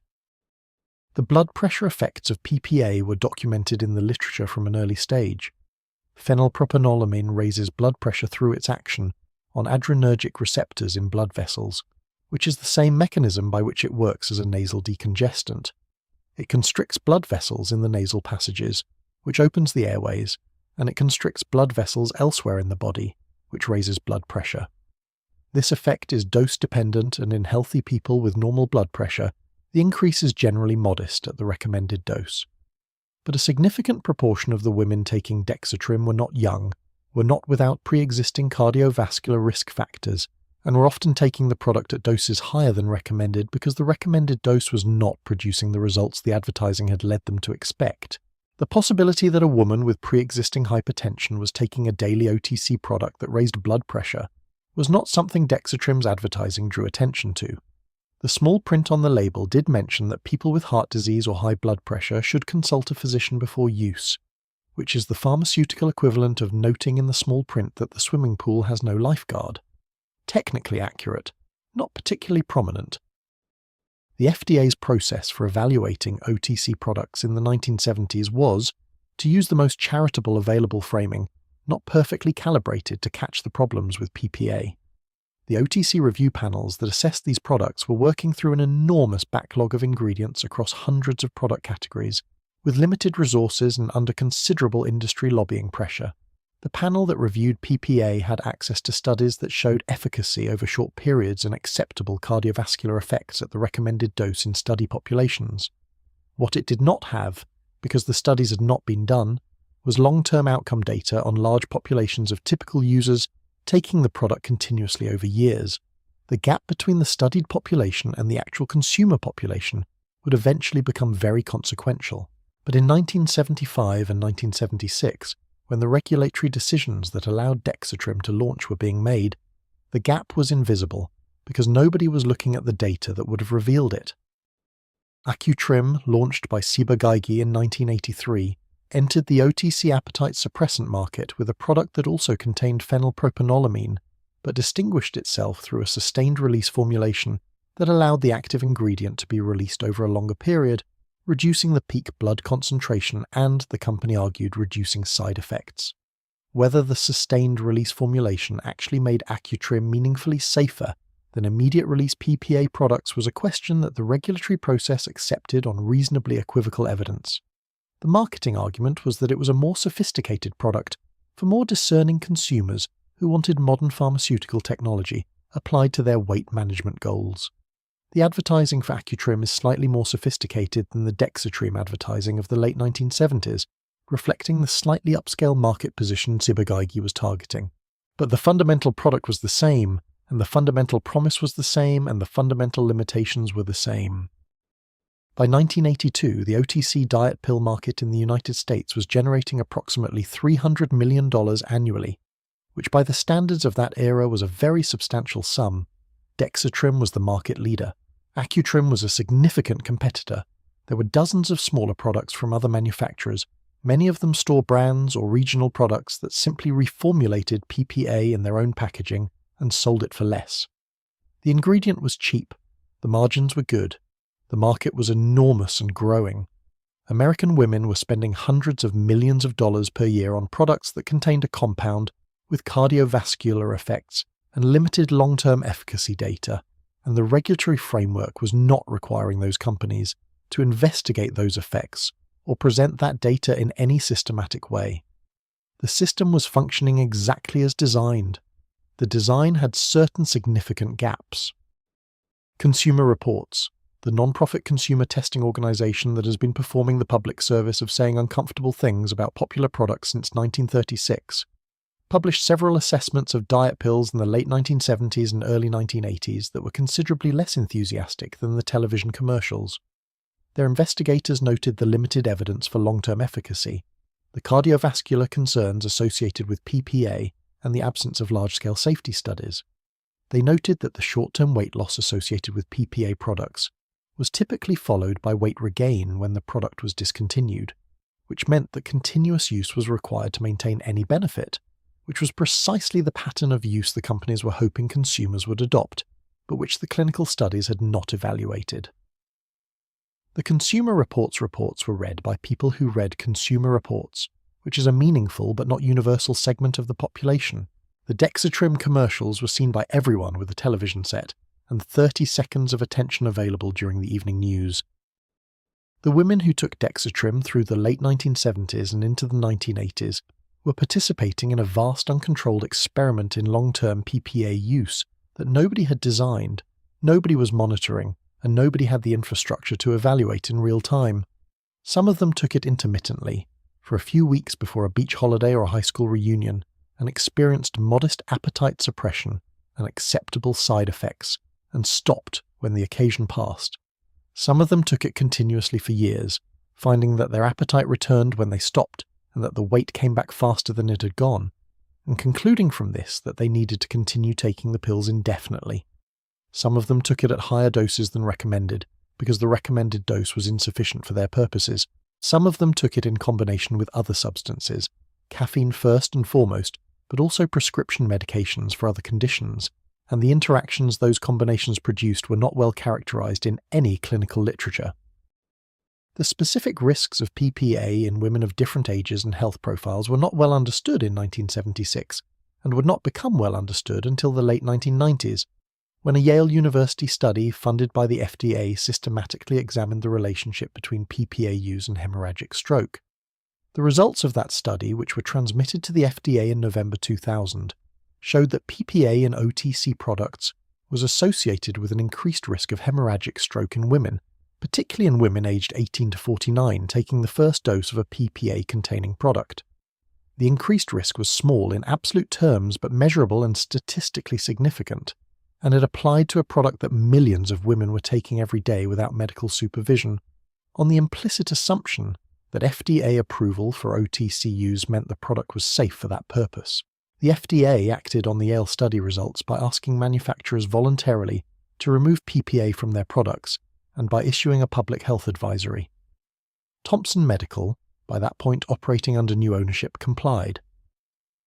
The 24 years between Dexatrim's launch and the FDA's action represent a period during which millions of American women took a product with unknown long-term cardiovascular risks every morning with their coffee, on the basis of regulatory approval that turned out to have been insufficient for the purpose it was meant to serve. In the mid-1970s, though, none of that was known. Dexatrim was on the shelves, the commercials were on television, the women in the advertisements were in motion, thin and pleased and going somewhere, and in bathrooms and kitchens across suburban America, women were opening small amber bottles in the morning and taking their pills and getting on with their days, managing their appetites and maintaining their figures in the way their doctors and their magazines and their culture had told them they should, with the help of a small compound that worked by constricting their blood vessels and overriding their hypothalamus, and had a chemical relationship to the drugs the government had recently decided were too dangerous to sell without strict prescription controls. Same mechanism, different name, different packaging, different generation of women taking it. The cycle continued. We're not even close to the end yet. Let us slow down. Let the night settle in further. The next chapter takes us to the doctors. The demographic analysis of Dexatrim's customer base, which Thompson Medical conducted through market research in the late 1970s, and which was summarized in internal documents that became available in later regulatory proceedings, showed a profile that was entirely consistent with everything the company had designed its marketing to capture. The core customer was a woman aged 25 to 55, with household income in the middle to upper middle range, residing in suburban or small city environments, with a high school or college education, who had tried at least one previous weight loss method without achieving lasting results. She read women's magazines, she watched prime-time television, she shopped at chain drugstores and supermarkets with pharmacy sections. She was motivated by a combination of health concern, appearance concern, and the specific social pressures of her demographic environment. She was exactly the person the advertising had been designed to reach, because she was exactly the person who had been absorbing the messages that created the demand the product was designed to satisfy. The drugstore placement strategy for Dexatrim and competing products was deliberate and effective. Diet pills were positioned not in the pharmacy section, which would imply prescription-grade products and might prompt customers to ask a pharmacist about them, but in the general merchandising area alongside vitamins, weight scales, and other self-care products.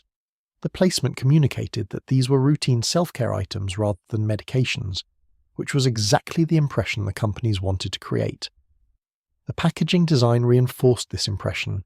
The boxes were bright and attractive, with colours and typography that suggested a consumer packaged goods product rather than a pharmaceutical compound.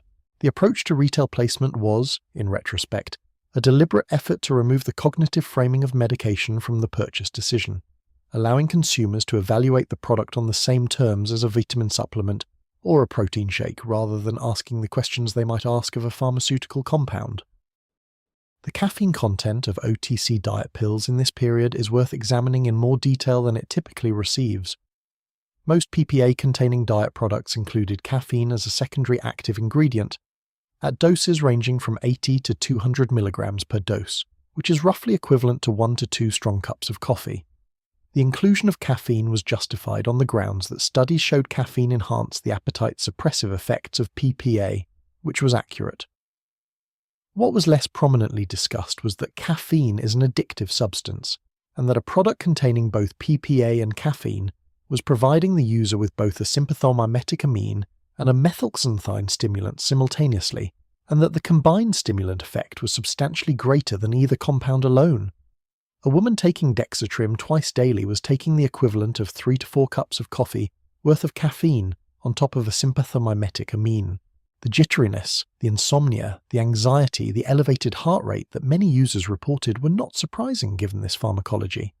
They were predictable. The instructions on the package said to avoid taking the product close to bedtime. They did not explain that the product was designed around a combination of stimulant compounds that would affect sleep even when taken in the morning. The insurance industry's relationship to the diet pill phenomenon of the 1970s is an interesting sidebar that illuminates some of the economic structures underlying the cultural pressure on women to lose weight. The major insurance carriers of the era used height and weight tables, derived from actuarial data collected by Metropolitan Life Insurance Company in the 1940s and 1950s, to determine standard versus rated premiums for health and life insurance.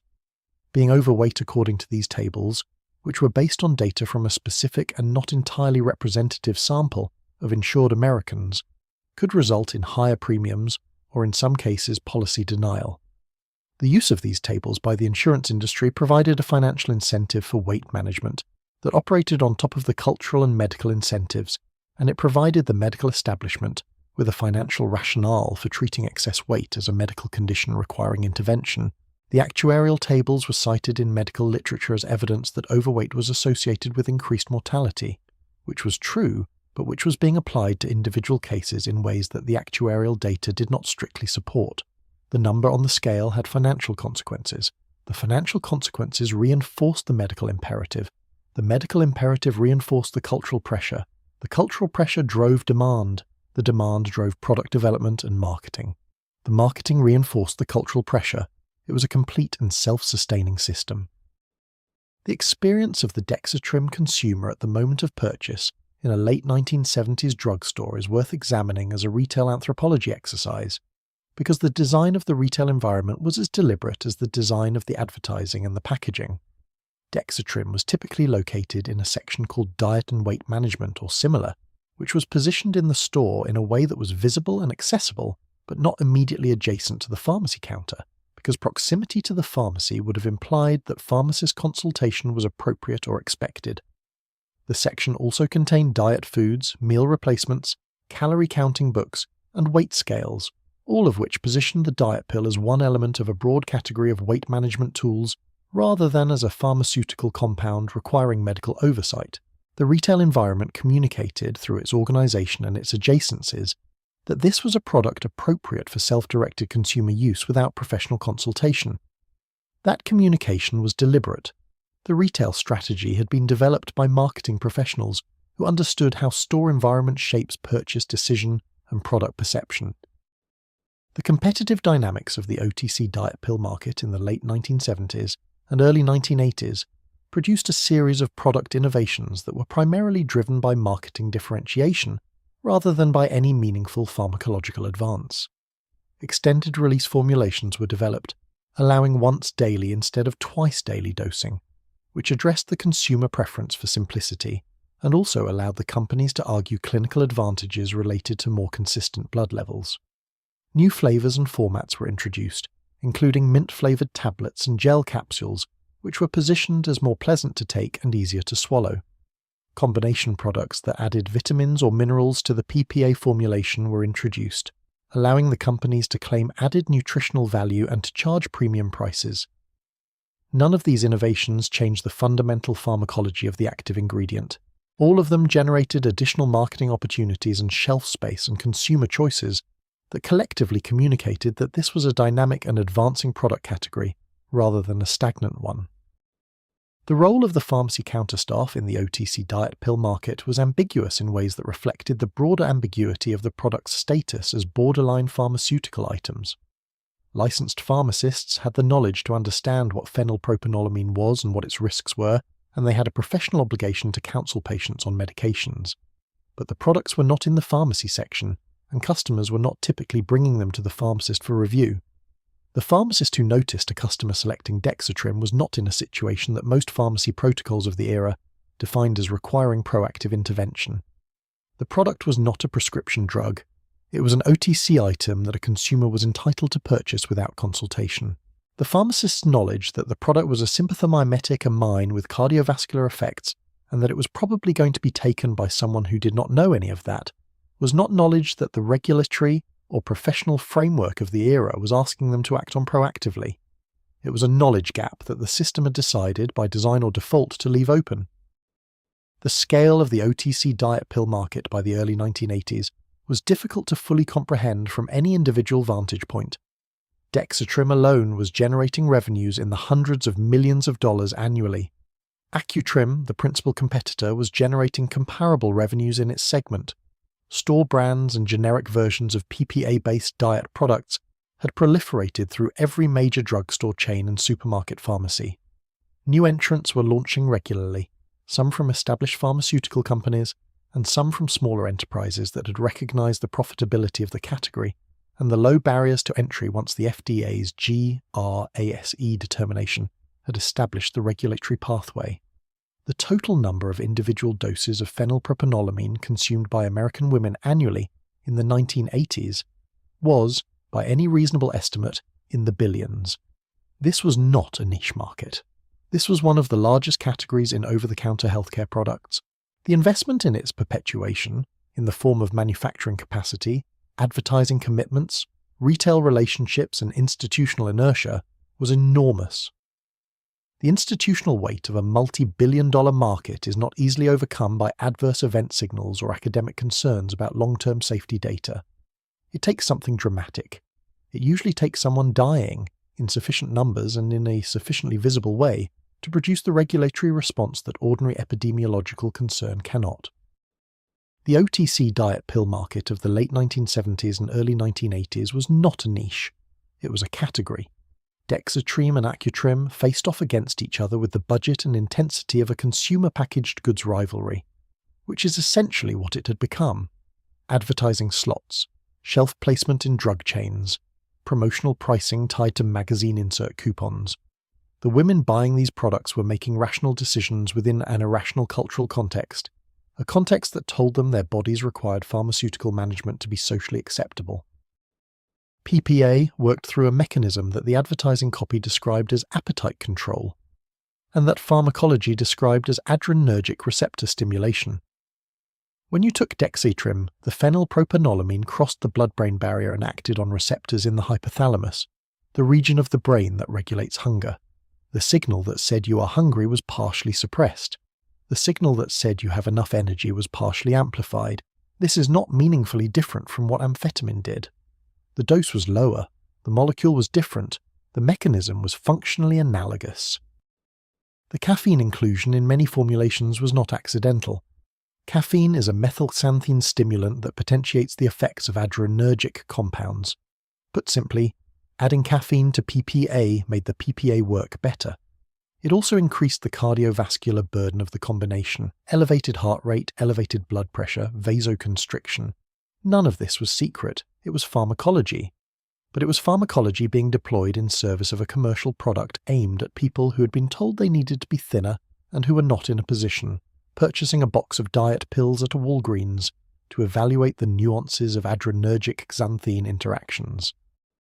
The packaging of Dexatrim through the late 1970s and 1980s communicated competence and safety through every design choice: clinical sans serif typography, clean white backgrounds, photographs of tape measures and slim silhouettes. The implicit argument was that this was a serious product, medical adjacent, science-backed, different from whatever dubious mail-order remedies had preceded it. This argument was not entirely false. PPA was a real drug with a real mechanism. The FDA had evaluated it, but the gap between evaluated and not yet found dangerous and proven safe for the population using it was wider than the packaging suggested. The social function of Dexatrim, and this is the part that gets lost in discussions of pharmaceutical history, was not just physiological, it was aspirational. Buying a box of Dexatrim was an act of intention. It meant you were taking your body seriously. It meant you were doing something. The American cultural relationship with thinness in the 1970s and 1980s was not subtle, and the products that promised to help achieve it were not simply drugs. They were participation trophies for the project of self-improvement. When you understood that, the scale of the market made complete sense. People were not just buying appetite suppression, they were buying the feeling of agency. The consumer experience of Dexatrim in the late 1970s and 1980s was shaped by several forces simultaneously. The television commercials showed women making competent, cheerful choices about their health. The magazine advertisements used clinical language to imply scientific backing. The physical design of the product, the box, the tablet, the dosing instructions, all communicated seriousness and control. And then there was the actual experience of taking it. The mild stimulant effect, the reduced appetite, the faint edge of alertness that accompanied the first dose. For many women, this was their first direct experience with an adrenergic stimulant. It felt effective. It felt like doing something. The effectiveness was real, within limits. PPA genuinely suppressed appetite in most people who took it. The weight loss it produced was real, measurable, and demonstrable in clinical trials. What the clinical trials did not capture, and what the advertising did not mention, was what happened when the drug stopped. Appetite returned, hunger returned. The weight that had been lost, achieved not through behavioral change but through pharmacological suppression of hunger signals, returned when the pharmacological suppression was removed. The product worked. The problem was that working and producing durable outcomes were two different things, and only one of them appeared in the marketing materials. While Dexatrim was building its market share in the OTC space, a parallel and equally significant industry was operating in the prescription segment of the diet drug market, staffed by different companies, operating under different regulatory rules, and reaching a somewhat different consumer through a different channel. The women who obtained prescription diet pills in the 1970s did not get them at the drugstore without a doctor's note. They got them from doctors. Specifically, they often got them from a particular kind of doctor who had begun to proliferate across American suburbs and strip malls in the years following the Controlled Substances Act. A doctor who specialized in, or at minimum prominently advertised services related to, weight loss. The ecosystem of weight loss medicine that developed in the 1970s around Schedule IV diet drugs was, in its own way, as creative and as entrepreneurially committed as the OTC market. It was also considerably more medically concerning, because it operated with a veneer of professional credentialing that the OTC market did not have, and because it was prescribing drugs that, while milder than Schedule II amphetamines, were nonetheless controlled substances with significant physiological effects. Phentamine is the drug at the centre of this story, and it is still there today, which is itself a remarkable fact that we will get to in the final chapter. It was first approved by the FDA in 1959 under the brand name Ionomin, manufactured by Phisons. A second formulation, phentamine hydrochloride, was marketed as Fastin by Smith, Klein and French beginning in the early 1970s. A third formulation, Adipex P, was produced by Gate Pharmaceuticals. All three products contain the same active compound, phentamine, differing only in the specific salt form or formulation type, not in any meaningful pharmacological way. Phentamine is an amphetamine-related drug. Its chemical structure is closely similar to amphetamine. It acts through similar mechanisms, stimulating the release of norepinephrine, dopamine, and to a lesser extent serotonin in the brain, which suppresses appetite and increases energy expenditure. The primary differences from traditional amphetamine are in potency and selectivity, with phentamine producing somewhat less pronounced central nervous system effects than dextroamphetamine at equivalent doses. The Schedule IV classification of phentamine, established under the Controlled Substances Act, was based on studies suggesting lower abuse potential than Schedule II amphetamines.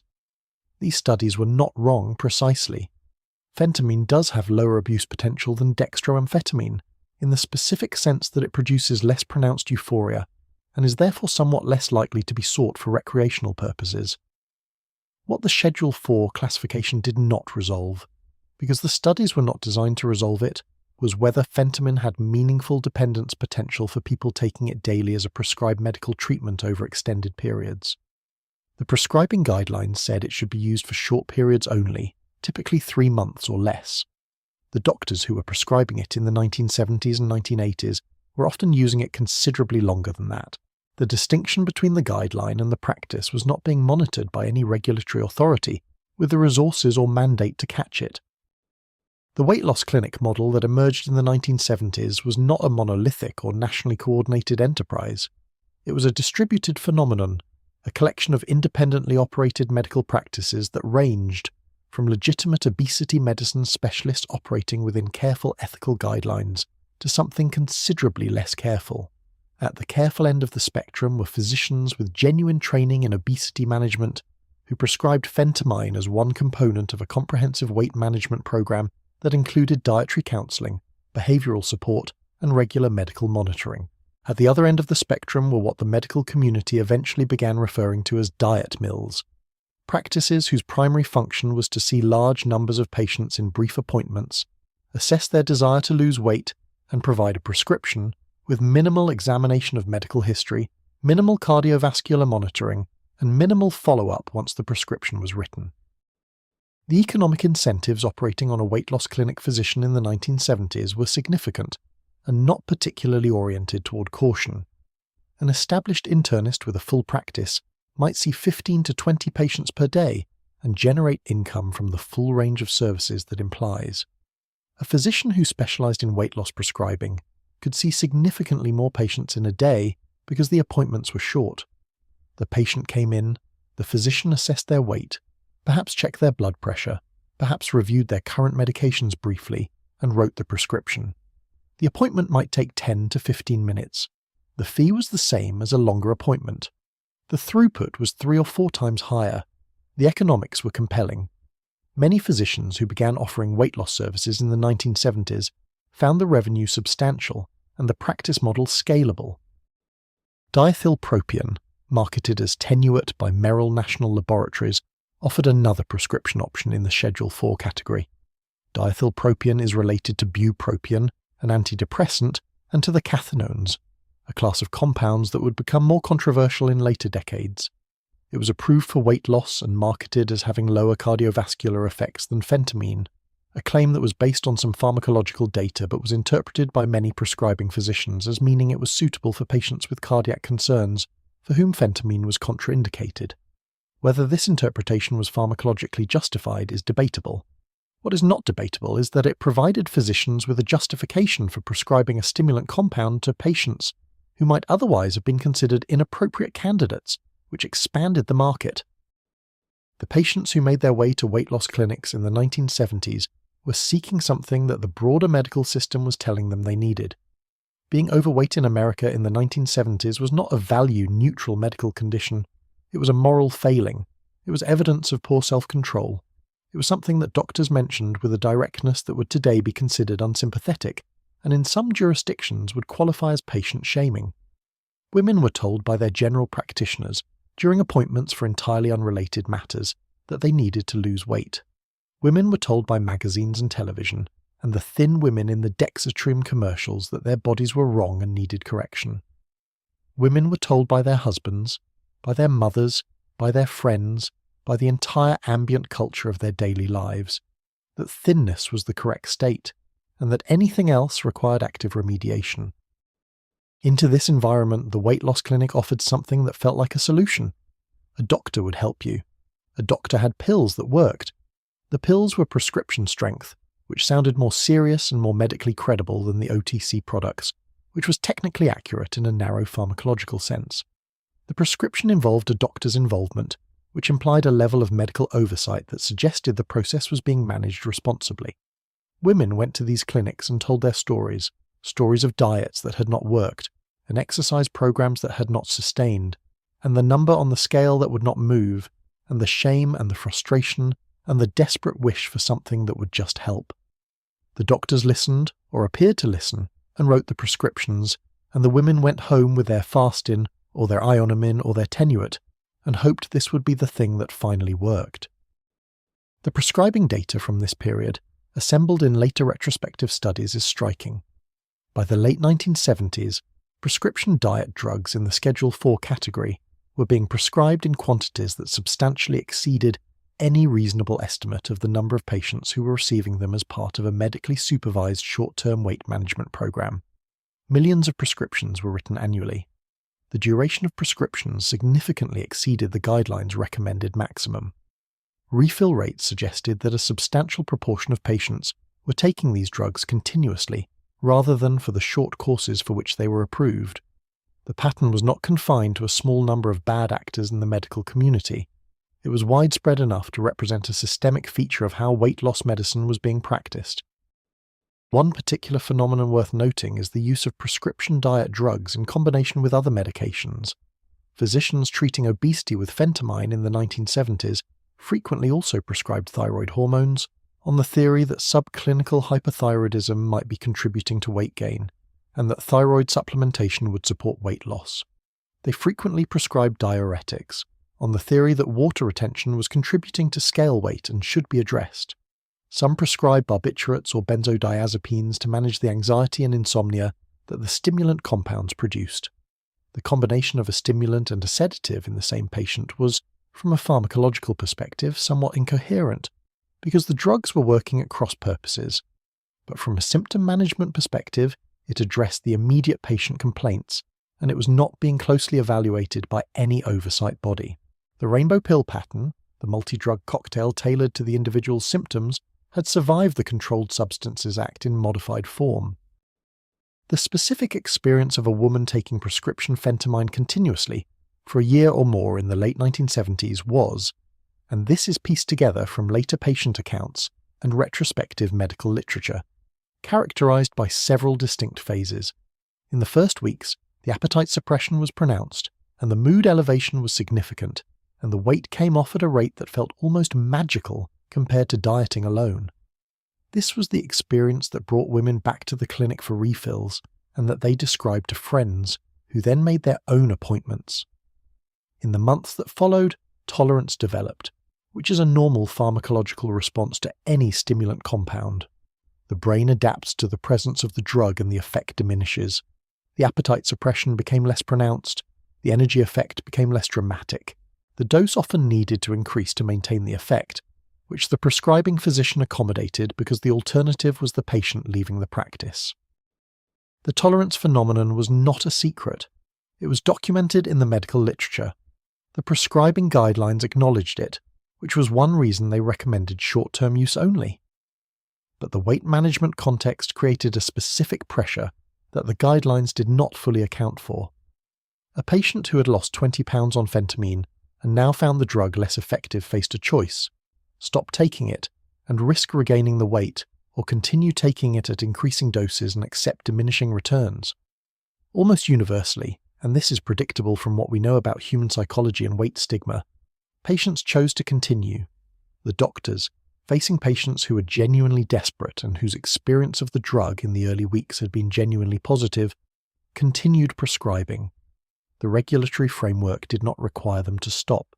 The pharmaceutical companies selling the drugs were happy they were not stopping, and so the prescriptions continued. The specific experience of obtaining a prescription for phentermine from a weight loss clinic in the mid-1970s is described in retrospective accounts with a consistency that is striking. Women who attended these clinics describe a process that was efficient to the point of feeling somewhat impersonal. A brief wait in a waiting room that was invariably populated by other women, an examination that was more cursory than a standard medical appointment, and a conversation with the physician that focused primarily on the desired weight loss goal and the product's expected efficacy, rather than on the patient's medical history in any comprehensive way. The prescription was written quickly. The instructions were minimal. The follow-up appointment was scheduled. The whole encounter might take 15 minutes. The woman left with a prescription that represented a Schedule IV controlled substance, with cardiovascular effects and dependence potential, having been given approximately no information about either of those characteristics. The geography of weight loss clinic distribution in the 1970s is a telling map of where the intersection of medical entrepreneurship and consumer demand was most productive.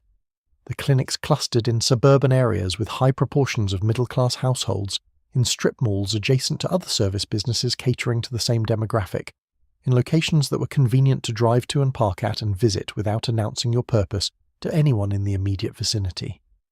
The discretion of the strip mall location was not accidental. The women seeking weight loss treatment were often somewhat embarrassed about their need for it, because the cultural message was that weight management was a matter of personal discipline, and that seeking medical help implied a failure of that discipline. The clinic that was accessible by car, in a location without social visibility, provided the convenience and the privacy that this market wanted. The design of the service environment was as deliberate as the design of the OTC packaging. calibrated to the specific psychological profile of the target customer. The legal framework governing physician prescribing of Schedule IV substances in the 1970s was, in practice, extremely permissive. A licensed physician could prescribe a Schedule IV substance for any patient for any medically indicated reason, and obesity was a medically indicated reason.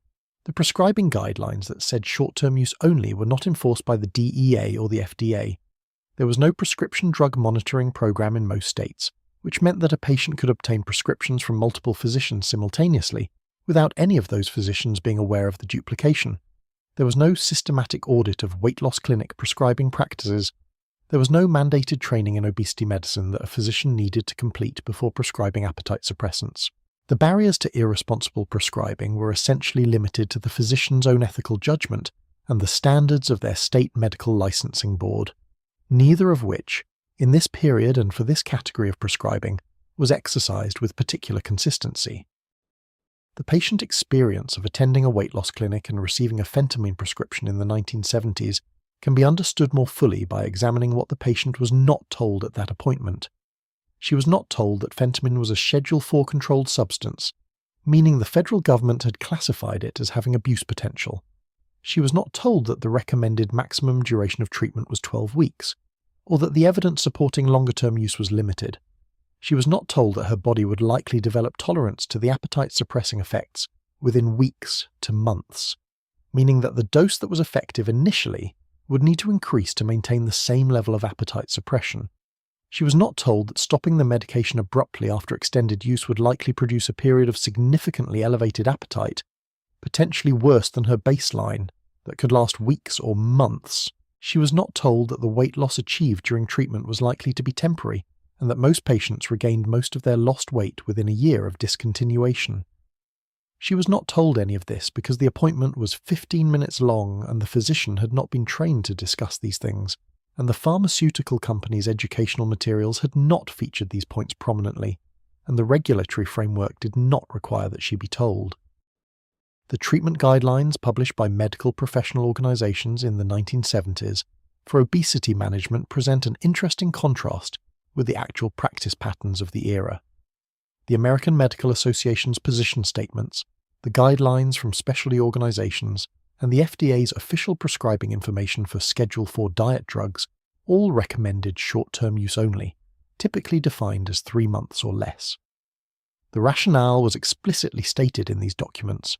The evidence for long-term efficacy was lacking, the risk of dependence increased with duration of use, and the long-term safety of continuous use had not been adequately evaluated. These guidelines were not hidden. They were published in the prescribing information that came with every prescription. They were in the professional literature that physicians were expected to follow. They were simply not being followed, at the scale and consistency that would have been required to prevent the widespread long-term prescribing that was occurring. The gap between published guidance and clinical practice is a gap that healthcare regulators have struggled to close in every domain of medicine, but it was particularly consequential in the weight loss prescribing context, because the consequences of non-adherence to the guidelines accumulated so consistently and at such scale. The interstate commerce in weight loss prescriptions that developed in this era represents a particular form of regulatory arbitrage that would later become familiar in the context of pain management prescribing. In states where medical licensing boards were more vigilant, and where the medical community had developed stronger norms around conservative prescribing, weight loss clinics operated within somewhat tighter, informal constraints. In states where oversight was less consistent, clinics could operate with considerably more latitude. Patients who lived in areas where local clinics were more cautious sometimes obtained prescriptions from clinics in adjacent areas where practices were less restrictive. Some weight loss clinics operated through mail-order prescribing arrangements, in which patients could obtain refills without in-person appointments. The geographic variation in prescribing practices was not tracked systematically by any regulatory authority, and the aggregate effect on the national pattern of prescribing was not visible in any surveillance system. The distributed and varied nature of the prescribing landscape was itself a feature of the regulatory gap. It was harder to address a problem that was diffused across thousands of individual practices across 50 states than it would have been to address a problem concentrated in a smaller number of identifiable actors. The prescription tier of the diet pill market in the 1970s operated differently from the OTC tier, but the underlying logic was the same. Fastin, ionomin, and Adipex P all contained phentermine, a Schedule IV stimulant that required a prescription but was subject to far less restriction than the Schedule II amphetamines that had preceded it. Schedule IV meant lower addiction potential, according to the DEA's formal classification. In practice, it meant doctors could prescribe it more easily, patients could access it more readily, and the weight loss clinic industry could build entire business models around it. The weight loss clinics that proliferated in the late 1970s and 1980s were a particular kind of institution, not quite medical practices, not quite spas, existing in the commercial space between healthcare and consumer service. They advertised aggressively, offered rapid results, and generated significant revenue from repeat visits. The model was not built around permanent behavioral change. It was built around the compelling, commercially useful fact that weight loss is temporary in most people who achieve it, which means the customer base reliably returns. A patient who successfully lost 20 pounds on phentermine, regained it after stopping, and came back for another round was not a failure of the business model, she was the business model. Phentermine itself is a mild amphetamine analogue. Its molecular structure is close enough to amphetamine that the pharmacological family resemblance is obvious to anyone who looks. It was specifically designed to retain the appetite-suppressing properties of amphetamine, while reducing some of the abuse potential profile that had gotten amphetamine into Schedule II. Whether it succeeded in that goal depends on how you define success. Phentermine is less euphoric than amphetamine at comparable doses. It is also, when taken daily for months at a stretch, capable of producing physiological dependency, tolerance, and a withdrawal syndrome that is uncomfortable if not dangerous. The patients who found themselves most deeply embedded in the prescription diet pill culture of this era were often women who had been told in so many words that their bodies represented a medical problem requiring pharmaceutical management. The message came from doctors, from magazines, from television, from the diet industry's marketing apparatus, and occasionally from family members who express concern in the specific register that communicates disapproval while performing care. Women internalized this message and then acted on it rationally. If your doctor told you your weight was a health risk and wrote you a prescription, the decision to fill it was not irrational. What the weight loss clinic model could not provide, what it was not structured to provide, was the kind of sustained, individualized behavioral support that produces durable results. A 15-minute appointment with a prescribing physician, a prescription for phentermine, and a photocopy of a 1,200-calorie meal plan does not constitute comprehensive treatment, but it does constitute a billable encounter. The distinction between what the system could deliver and what it promised to deliver was large, and it was mostly paid for by the women who discovered the gap. The concept of medical supervision in the context of 1970s and 1980s weight loss clinics deserves scrutiny that it rarely received at the time. A physician's involvement in a prescribing decision does not automatically make that decision medically appropriate.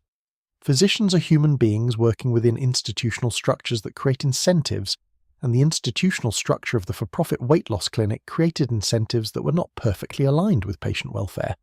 Medical supervision was real. Whether it was rigorous is a different question. To understand who was taking diet pills in the 1970s, you need to understand what American women in the 1970s were told about their bodies, which requires understanding that telling them things about their bodies had been a growth industry since approximately the turn of the century, and had reached extraordinary levels of sophistication and market penetration by the time Dexatrim appeared on pharmacy shelves. The women who bought diet pills were not a niche demographic or a marginal market. They were the mainstream. They were women of varying ages, from teenagers to grandmothers, across the full socio-economic range in every region of the country. They were women who had absorbed, through years of media consumption and medical interaction and social feedback, the message that their worth was substantially connected to their size, and that being larger than the current cultural ideal was a problem requiring active correction. They were not deluded or vain or weak. They were responding rationally to a set of cultural signals that were extremely clear, extremely consistent, and coming from institutions that carried substantial authority in their lives. The 1970s diet culture was, by the standards of what had come before it, actually a somewhat moderated version of the American obsession with female thinness. The flapper era of the 1920s had introduced the thin ideal into mainstream American culture. The post-war 1950s had reinforced it within the context of domestic femininity. The 1960s had introduced Twiggy, the British model who weighed 91 pounds and appeared on the covers of American fashion magazines with a frequency that was, in terms of its effect on American women's body image, approximately catastrophic. By the time the 1970s arrived, the ideal had become thinner than it had ever been in American history, and was backed by a multi-billion-dollar industry that had a strong commercial interest in ensuring that women remained convinced they needed to pursue it. The weight loss industry, comprising diet pills, diet foods, diet books, diet programs, and the magazine and television content that supported all of them, generated approximately $10 billion annually by the end of the decade. This was not an accident. It was a system that had been constructed component by component over decades. The specific relationship between women and their doctors in this period is essential context for understanding how diet pills moved from pharmaceutical companies to consumers. The medical establishment of the 1970s was not a neutral authority on women's bodies. It was an institution that had, for the preceding century, treated women as patients whose complaints required interpretation through the framework of their gender rather than their symptoms, who were presumed to have a constitutional tendency toward hysteria and emotionality that made their self-reports of symptoms unreliable, and whose physical bodies were understood as objects whose primary value was reproductive. This is not an uncharitable retrospective assessment. These attitudes are documented extensively in the medical literature and cultural history of the era. They shaped the clinical encounter between women patients and their physicians in very concrete ways. A woman going to her doctor in 1973 with a complaint that had nothing to do with her weight might leave with, in addition to treatment for her actual complaint, a comment about her weight. This comment was not typically framed as a question or a collaborative discussion. It was a directive. The doctor, almost certainly male, would note that the patient was above the ideal weight, as determined by the insurance company height-weight tables, which were themselves based on actuarial data that had significant methodological problems but carried the authority of numbers and charts and printed documentation. The doctor would recommend weight loss. The doctor might also, with the endorsement of a growing body of pharmaceutical marketing, recommend a product to help with that. The patient, who had come in for something else entirely, left with the additional task of being smaller and, often with a prescription or a recommendation for an OTC product that would help her accomplish that. The women who describe their experiences taking diet pills in the 1970s and 1980s in retrospective accounts and oral histories paint a picture that is consistent across demographic differences in a way that suggests it reflects something structural rather than individual. Almost universally, these accounts describe a combination of external pressure and internal wish. The pressure was real and came from multiple directions, from doctors, from spouses, from mothers, from employers, from the media, from the ambient assessment of female bodies that characterized public life in that era. The wish was also real, the wish to take up less space, to be less subject to the critical commentary that accompanied being a woman with a larger body, to have the doors that the culture closed to women who did not meet its standards opened again. The diet pills felt like a solution to a problem that had been identified by every authority in the women's lives as their responsibility to solve. The emotional experience of taking diet pills is described in the early weeks with a consistency that is remarkable.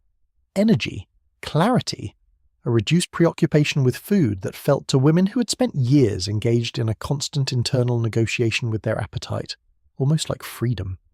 The mood elevation that is a predictable pharmacological effect of sympathomimetic stimulants was experienced by most users as a genuine improvement in their quality of life. They felt better. They functioned better. They had more energy for the children, for the house, for the social obligations of suburban life. Whether this improvement was a drug effect or a consequence of eating less, and therefore being lighter, or a combination of both, was not something they were in a position to determine, and the question was not one that their doctors were asking them. The pills worked. That was the relevant data. The social dimension of diet pill use in this period was also significant. Diet pills were not a secret activity in the way that recreational drug use was a secret activity. Women discussed them with friends, recommended them to sisters and neighbours, mentioned them at the beauty salon and the school gates. They were a product, like a good face cream or an effective cleaning product, that once found was shared among the social network. The sharing happened in a particular register, practical, positive, and conspicuously disconnected from any language about stimulants or controlled substances or pharmacological dependence. They help with your appetite, they give you energy. My doctor recommended them. They are perfectly safe. The information about the product that circulated through the social networks of suburban women in the 1970s was essentially the information from the advertising, slightly personalized and delivered through a more trusted channel. The women who developed problems with diet pills in the 1970s were not, in most cases, immediately aware that their problems were related to the pills. The anxiety that chronic stimulant use produces was attributed to the stresses of daily life, which were real and numerous. The insomnia was attributed to the same stresses, or to the caffeine content of the product, which was also real. The elevated blood pressure, if it was checked at all, was attributed to age or stress or family history. The difficulty stopping the pills was not understood as dependence. It was understood as the practical reality that without the pills the appetite came back and the weight came back, and you were back where you started, which was indeed a practical reality, but was also a description of the mechanism of physical dependence, framed in terms that made it sound like a lifestyle management issue rather than a pharmacological one. The intersection of diet pills with the other prescribed pharmaceuticals of the era is an important and underexplored dimension of this story. The 1970s were the decade of Valium, which is diazepam, the most prescribed pharmaceutical in America from 1968 to 1982. Valium was prescribed primarily to women, primarily for anxiety and the vague diagnostic category of nerves, and at the peak of its popularity it was being prescribed to an estimated 1 in 5 American women. The same women who were taking stimulant diet pills were also frequently taking benzodiazepine tranquilizers. The stimulant produced anxiety. The tranquilizer managed it. The tranquilizer produced sedation. The stimulant compensated for it. The pharmaceutical management of the suburban woman in the 1970s involved a chemical balancing act that no one was supervising comprehensively, because the diet pill was prescribed by one doctor and the Valium by another doctor, and neither was maintaining a complete picture of what the patient was taking. The general practitioner knew about the Valium, but perhaps not the Dexatrim. The weight loss clinic physician knew about the phentamine, but perhaps not the Valium. The OTC product required no prescription at all and therefore appeared in no physician's records. The diet industry's relationship to women's bodies was not simply exploitative in the crude sense of selling them something they did not need. It was exploitative in the more sophisticated sense of constructing a problem, the overweight female body as defective and in need of correction, and then selling the solution to the problem it had constructed. The construction of the problem required the continuous cultural production of the thin ideal through fashion, advertising, and media. It required the medical establishment's endorsement of weight as a health concern requiring active management. It required the normalization of dieting as a routine female activity rather than an extreme measure. It required, in other words, an entire cultural infrastructure dedicated to convincing women that their bodies were wrong, and the infrastructure was so thorough and so well maintained that by the 1970s it was essentially invisible. It was not a conspiracy, it was a culture. Cultures do not require coordination to produce their effects. They require only that enough institutions share an interest in maintaining a particular norm, and that the norm be reproduced across enough channels that it comes to seem natural. The culture of female thinness in America met all those criteria. The women who spent the 1970s and 1980s managing their weight through pharmaceutical assistance were not failures and were not naive. They were responding to a set of signals that were clear, consistent, and backed by institutional authority. They were doing what their culture told them to do with the tools their culture made available. That the tools had undisclosed risks and limited long-term efficacy, and were sold by companies that understood both of those facts and chose not to prominently disclose either of them, is a failure of institutions, not of the women who trusted those institutions. The women who took Dexatrim every morning with their coffee were not doing something wrong. They were doing something that their doctors recommended, their culture endorsed, and their television told them was a reasonable approach to the perfectly normal problem of wanting to look good for summer. That the problem was manufactured and the solution was a cardiovascular risk is a conclusion that required decades of research and legal proceedings to establish. In 1976, it was just Tuesday. and Tuesday required getting through it. The specific magazines that shaped women's relationship with their bodies in the 1970s deserve attention as primary sources in this history. Good Housekeeping, Ladies' Home Journal, McCall's, Redbook, and the emerging fashion magazines including Vogue and Harper's Bazaar together reached tens of millions of American women monthly and collectively constructed a detailed and consistent picture of what a successful American woman looked like, which was thin, and what she did about not looking like that, which was diet. The editorial content of these publications in the 1970s is a remarkable archive of the cultural construction of female inadequacy and the commercial products designed to address it. Articles about weight loss appeared in essentially every issue of every major women's magazine throughout the decade. The articles were sympathetic to the reader's struggle, emphasizing the difficulty of weight loss while affirming the necessity of pursuing it. They described diets, reviewed products, profiled successful losers. They also frequently contained advertising from the same pharmaceutical companies whose products they were describing in the editorial content, which created a financial relationship between the magazines and the diet industry that was rarely disclosed and that shaped the editorial perspective in ways that were not incidental. The specific psychology of the diet pill promise as it operated on women in the 1970s involves a phenomenon that psychologists now call magical thinking, though applying that term to the women who believed the promises seems unfair, when the promises were backed by FDA approval and physician recommendation and the full apparatus of institutional authority. The hope that a pill could solve a problem that felt intractable and embarrassing and personally shameful was not irrational, given the information available to the women experiencing it. The information said, "This pill is approved by the government. This pill is recommended by doctors. This pill has helped millions of women like you. This pill will not harm you." All of those statements were either false or incomplete in consequential ways, but the women who believed them were believing things they had been told by institutions whose authority they had reasonable grounds to trust. The psychological pattern was not weakness.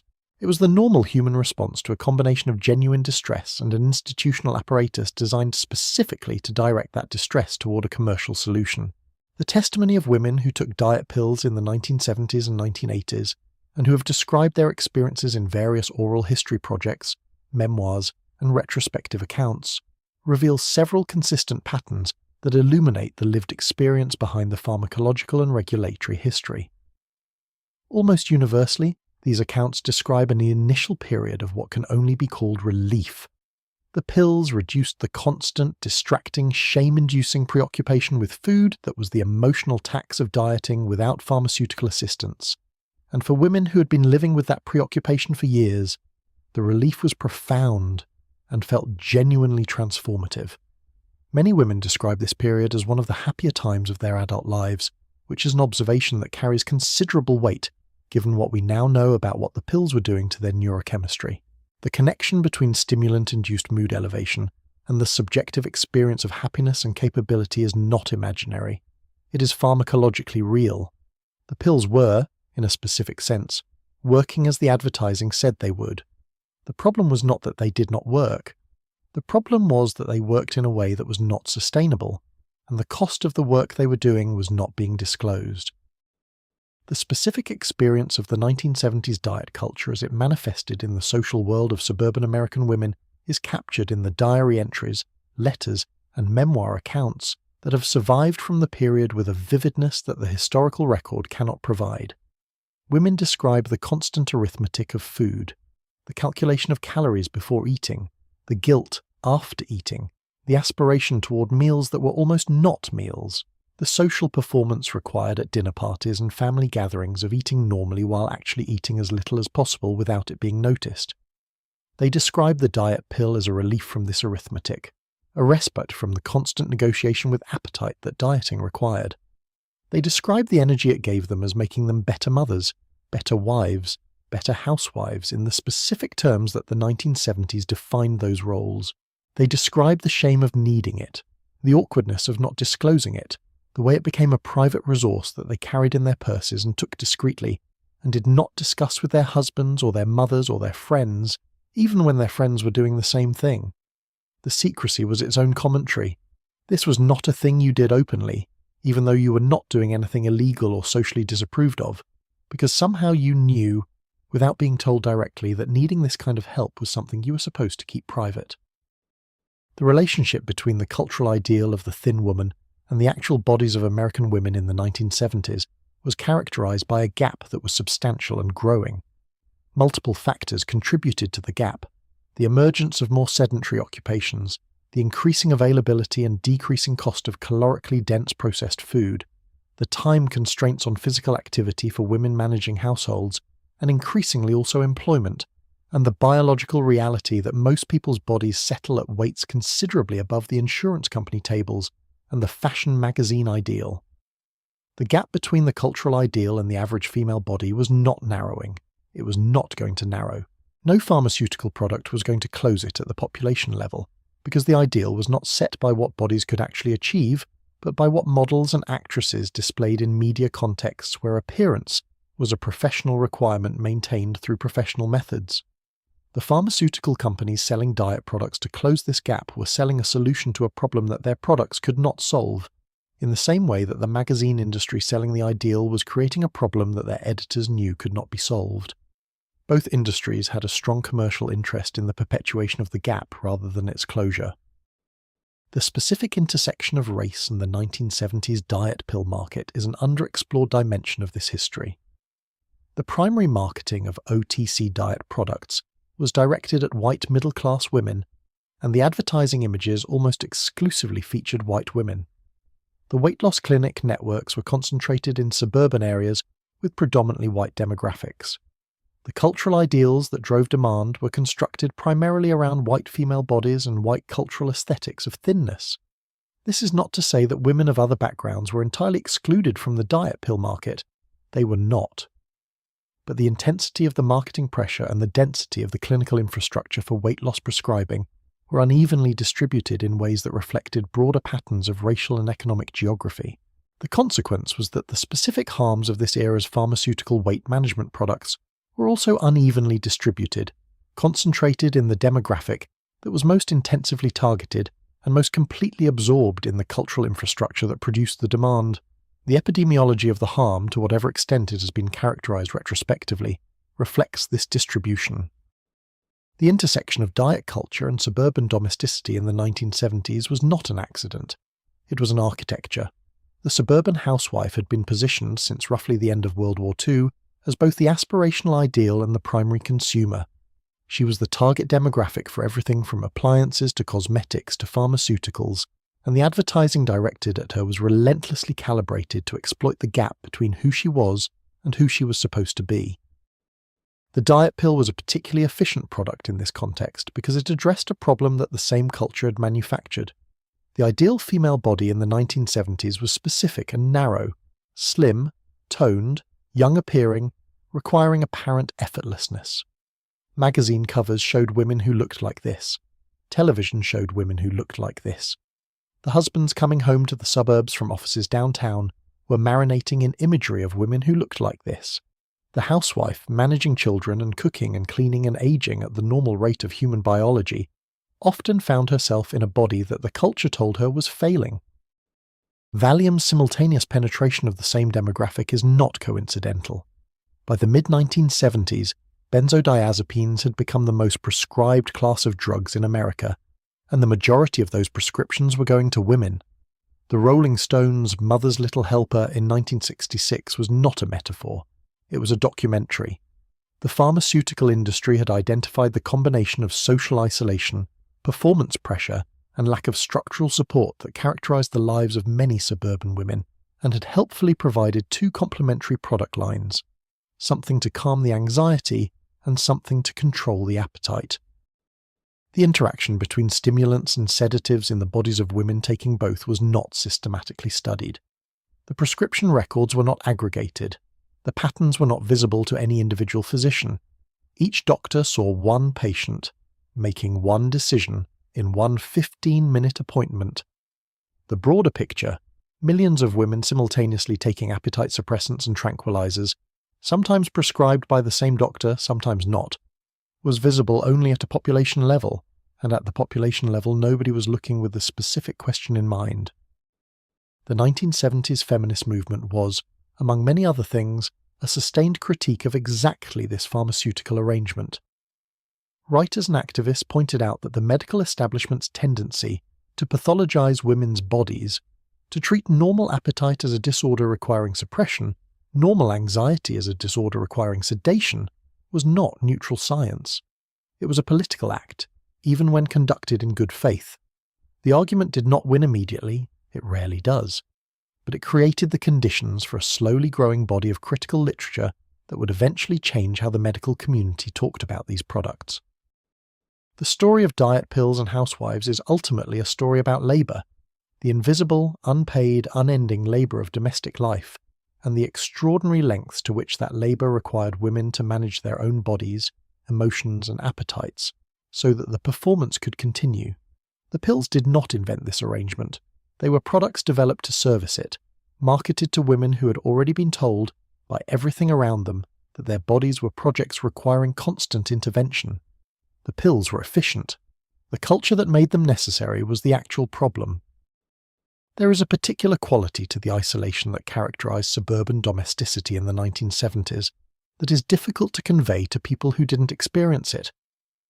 The physical design of the suburb, car-dependent, sprawling, with houses set apart from each other by lawns and fences, produced a spatial loneliness that sat alongside the social expectation of cheerful competence. A woman might spend an entire day without speaking to another adult. The television was on. The children needed managing, the house needed cleaning, and somewhere in the afternoon that familiar mixture of fatigue and restlessness arrived that the pharmaceutical industry had given a name and a solution. The medical community's role in the diet pill story of the 1970s is complicated in the way that the medical community's role in most pharmaceutical scandals is complicated, which is to say, it involves a mixture of genuine good intention, imperfect knowledge, institutional failure, financial incentive, and in some cases straightforward ethical breach, and the proportions of those ingredients varied considerably across the tens of thousands of physicians who were prescribing weight loss drugs during this period.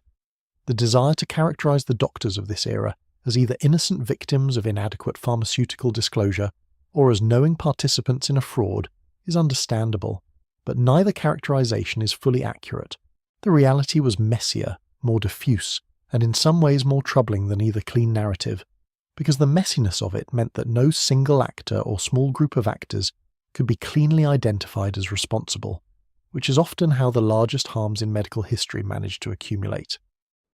The formal medical education available to a physician practicing in the early 1970s on the subject of obesity and weight management was extremely limited. Medical school curricula of the era devoted minimal time to nutrition and almost no time to the psychology of eating behavior or the social determinants of body weight. The prevailing medical understanding of obesity was that it was a condition of caloric imbalance, calories consumed exceeding calories expended, and that the solution was straightforward: eat less and move more. The question of why people ate more than they should was answered primarily in terms of lack of willpower and poor self-discipline, which implied that the medical role in obesity treatment was to help the patient summon more willpower, with pharmaceutical assistance if necessary. The idea that body weight was regulated by complex neurobiological systems involving leptin, ghrelin, insulin, and dozens of other hormones and neurotransmitters interacting with genetic predispositions and environmental factors was not articulated in the medical literature in any comprehensive way until the 1990s and did not begin to penetrate medical education until even later. The pharmaceutical sales representative who visited a physician's office in 1973 to detail a new Schedule IV weight loss product was therefore operating in a relatively open field. The physician had no comprehensive framework for understanding obesity that would allow them to critically evaluate the product's claims.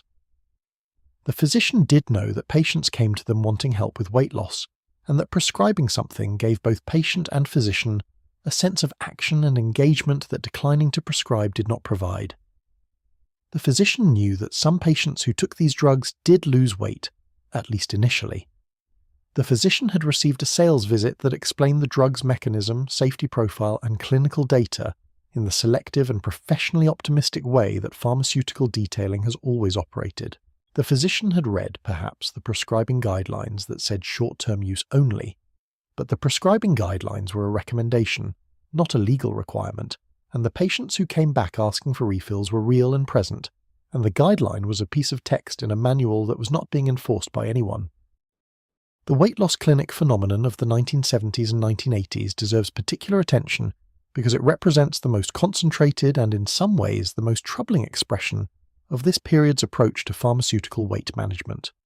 Weight loss clinics, as a distinct category of medical practice, proliferated throughout the 1970s across American suburbs and strip malls, often advertised through local newspaper and radio, and their advertising was remarkably similar across geographic location and physician type.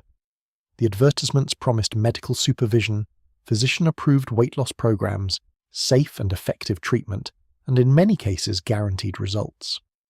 The FDA and FTC had some authority to challenge claims that were demonstrably false, but the language of weight loss clinic advertising was carefully calibrated to make claims that were technically defensible, if not entirely honest.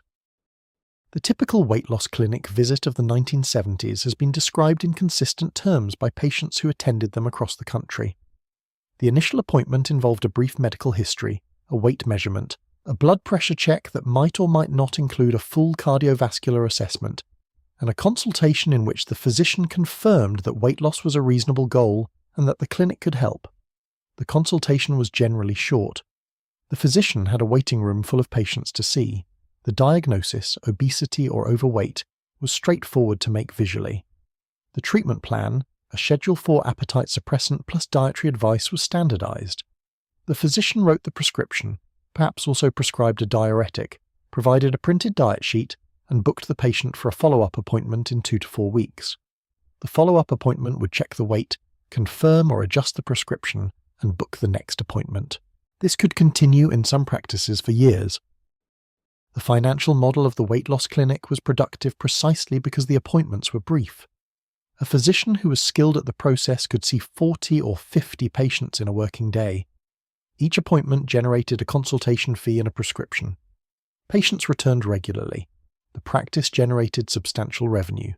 In cities where multiple weight loss clinics operated, they competed actively for patients, sometimes through advertising that made ambitious claims about expected weight loss or the number of satisfied patients in the practice. The market in some metropolitan areas was genuinely competitive in the commercial sense, which is not how medical practice is supposed to work, but which reflects the degree to which weight loss medicine in this era had acquired the characteristics of a consumer service industry. The ethics of prescribing stimulant compounds for weight loss to patients who had not received a thorough medical evaluation were clear, or should have been. The prescribing guidelines for phentermine and related compounds specified contraindications including cardiovascular disease, hypertension, hypothyroidism, and glaucoma. A thorough medical history and examination would have identified patients for whom these drugs were contraindicated. The evidence from practice patterns of the era suggests that the thoroughness of the medical evaluation in many weight loss clinics was not consistent with the level required to reliably identify those contraindications. Patients with hypertension were taking phentermine, patients with cardiac conditions were taking phentermine, patients who were on other medications that interacted with sympathomimetic amines were taking phentermine, some experienced adverse cardiovascular events. The degree to which those events were attributable to the phentermine versus to underlying conditions or other medications was often unclear, and the physician's documentation was often insufficient to answer the question retrospectively. The medical profession's awareness of the problems with weight loss clinic prescribing was not zero, but it was diffuse and struggled to find institutional voice. Individual physicians who were concerned published papers in specialty journals that reached a specialist audience. The American Medical Association and specialty organizations passed resolutions and issued guidelines that were not binding and not enforced. The FDA issued warnings about specific prescribing patterns that were not followed up with regulatory action when the warnings were ignored. Senator Gaylord Nelson, who had investigated the pharmaceutical industry in the late 1960s, was no longer in the Senate by the mid-1970s. The congressional attention that might have produced legislative pressure was focused elsewhere. The Vietnam War and Watergate and the economic disruptions of the mid-decade consumed the political oxygen that might otherwise have been available for a sustained examination of weight loss medicine. The physicians who operated the most cavalier weight loss clinics of this era were not exclusively or even primarily malicious. Some were genuinely convinced, on the basis of the selective evidence available to them, that they were providing a valuable service to patients who needed it and whose alternatives were limited. Some were operating in good faith within a system that was giving them inadequate information and insufficient regulatory guidance. Some were primarily motivated by revenue and were providing the minimum medical supervision consistent with maintaining their licenses. And some small number were operating in ways that, by any ethical standard and by the standards of their own licensure requirements, constituted malpractice. The system did not reliably distinguish between these categories, which meant that the patients who encountered different types of physicians had very different experiences, and whether a patient of the 1970s received responsible or irresponsible medical supervision for her weight loss treatment was in some significant part a function of geography and chance. What the patients almost universally did not receive, regardless of the quality of their physician's overall practice, was an informed consent conversation about the pharmacology of what they were being prescribed. The concept of informed consent in medical practice was less developed in the 1970s than it subsequently became, and the specific requirement to disclose dependence potential, long-term cardiovascular effects, and the limited duration of efficacy for prescription appetite suppressants was not consistently met. A patient prescribed phentamine was typically told that the medication would suppress her appetite, that she should take it once daily in the morning, and that she should return in 2 to 4 weeks. She was not typically told that the drug was a stimulant with an amphetamine-like mechanism, that her body would develop tolerance to it within weeks, that stopping it would likely produce appetite rebound and weight regain, that the long-term effects on her cardiovascular system were not well characterized, or that the chemical relatives of this compound had been classified as controlled substances in Schedule 6 years earlier. This information existed. It was available in the medical literature. It was not being communicated to patients in the examination room because nobody was requiring it to be communicated, and the pharmaceutical companies had not designed their marketing materials to communicate it. The weight loss clinic physicians of the 1970s were part of a system that extended from the pharmaceutical companies who developed and marketed the drugs, through the regulatory process that approved them under conditions that turned out to be insufficient, through the professional organizations that failed to exercise meaningful oversight of prescribing patterns, through the cultural institutions that created and maintained the demand by telling women their bodies were wrong through the doctors themselves, and ultimately to the patients who trusted the system. The harm was distributed across this entire system. The responsibility was similarly distributed. The accountability, however, was distributed very unevenly, which is typically how these stories end. The professional organizations of American medicine did not, in the 1970s, provide adequate guidance to their members about the prescribing of weight loss drugs.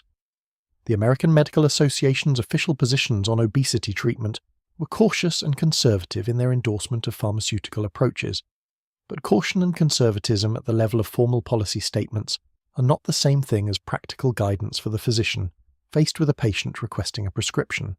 The gap between what the AMA said about weight loss drugs and what practicing physicians were doing with them was substantial and was not being systematically closed by any combination of professional education, continuing medical education requirements, or practice standards enforcement. The concept of the detail man, the pharmaceutical sales representative who visited physician practices to promote specific products, was well established in American medicine by the 1970s and operated with few formal constraints.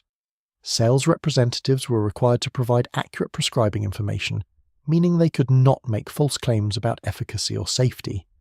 They were not required to proactively disclose negative information about their products. They were not required to discuss the limits of the clinical evidence supporting the product's claimed benefits. They were not required to mention that the product's recommended duration of use was 3 months, if the physician had not asked. The system of physician education about pharmaceutical products was primarily built around the detail visit, supplemented by advertising in medical journals and sponsored educational events, all of which were produced and funded by companies with a strong commercial interest in a positive representation of their products. The system produced, predictably, an information environment for prescribing physicians that was systematically biased in favor of the products the companies wanted to sell. Several state medical licensing boards investigated weight loss clinic physicians in the 1970s for prescribing practices that appeared to violate professional standards. The investigations that resulted in disciplinary action were a small fraction of the practices that were operating in ways that arguably warranted investigation. The boards were under-resourced, and the standards for what constituted acceptable weight loss medicine prescribing were themselves not clearly established, which made disciplinary action in the absence of an obvious patient harm event difficult to sustain. The physicians who lost licenses or received formal censure were generally those whose practices had been egregiously careless and who had produced patients with demonstrable harms that could be directly attributed to their prescribing. The much larger population of physicians who were prescribing with moderate rather than extreme carelessness, in ways that produced harms that were real but not attributable to any individual prescription decision, were essentially beyond the reach of the regulatory system as it was configured. The financial relationships between pharmaceutical companies and the physicians who prescribed their products in the 1970s were considerably less regulated than they subsequently became. Company-sponsored educational events, to which physicians were invited for a catered lunch or dinner in a hotel meeting room where a company representative or a paid consultant physician would present the clinical data supporting a product, were a normal feature of the medical information landscape.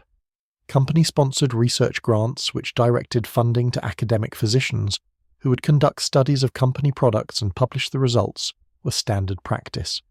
Company-sponsored speakers bureaus, which paid physicians to give presentations to their colleagues about company products at professional meetings and local medical society dinners, were widespread. None of these practices were hidden. They were openly conducted as part of the normal relationship between the pharmaceutical industry and the medical profession.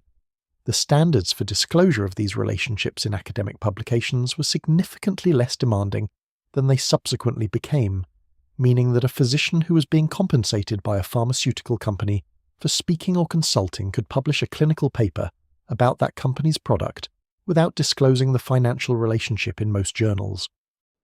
The specific type of physician who was most likely to become heavily involved in weight loss prescribing in the 1970s had a particular profile that's recognizable in retrospect.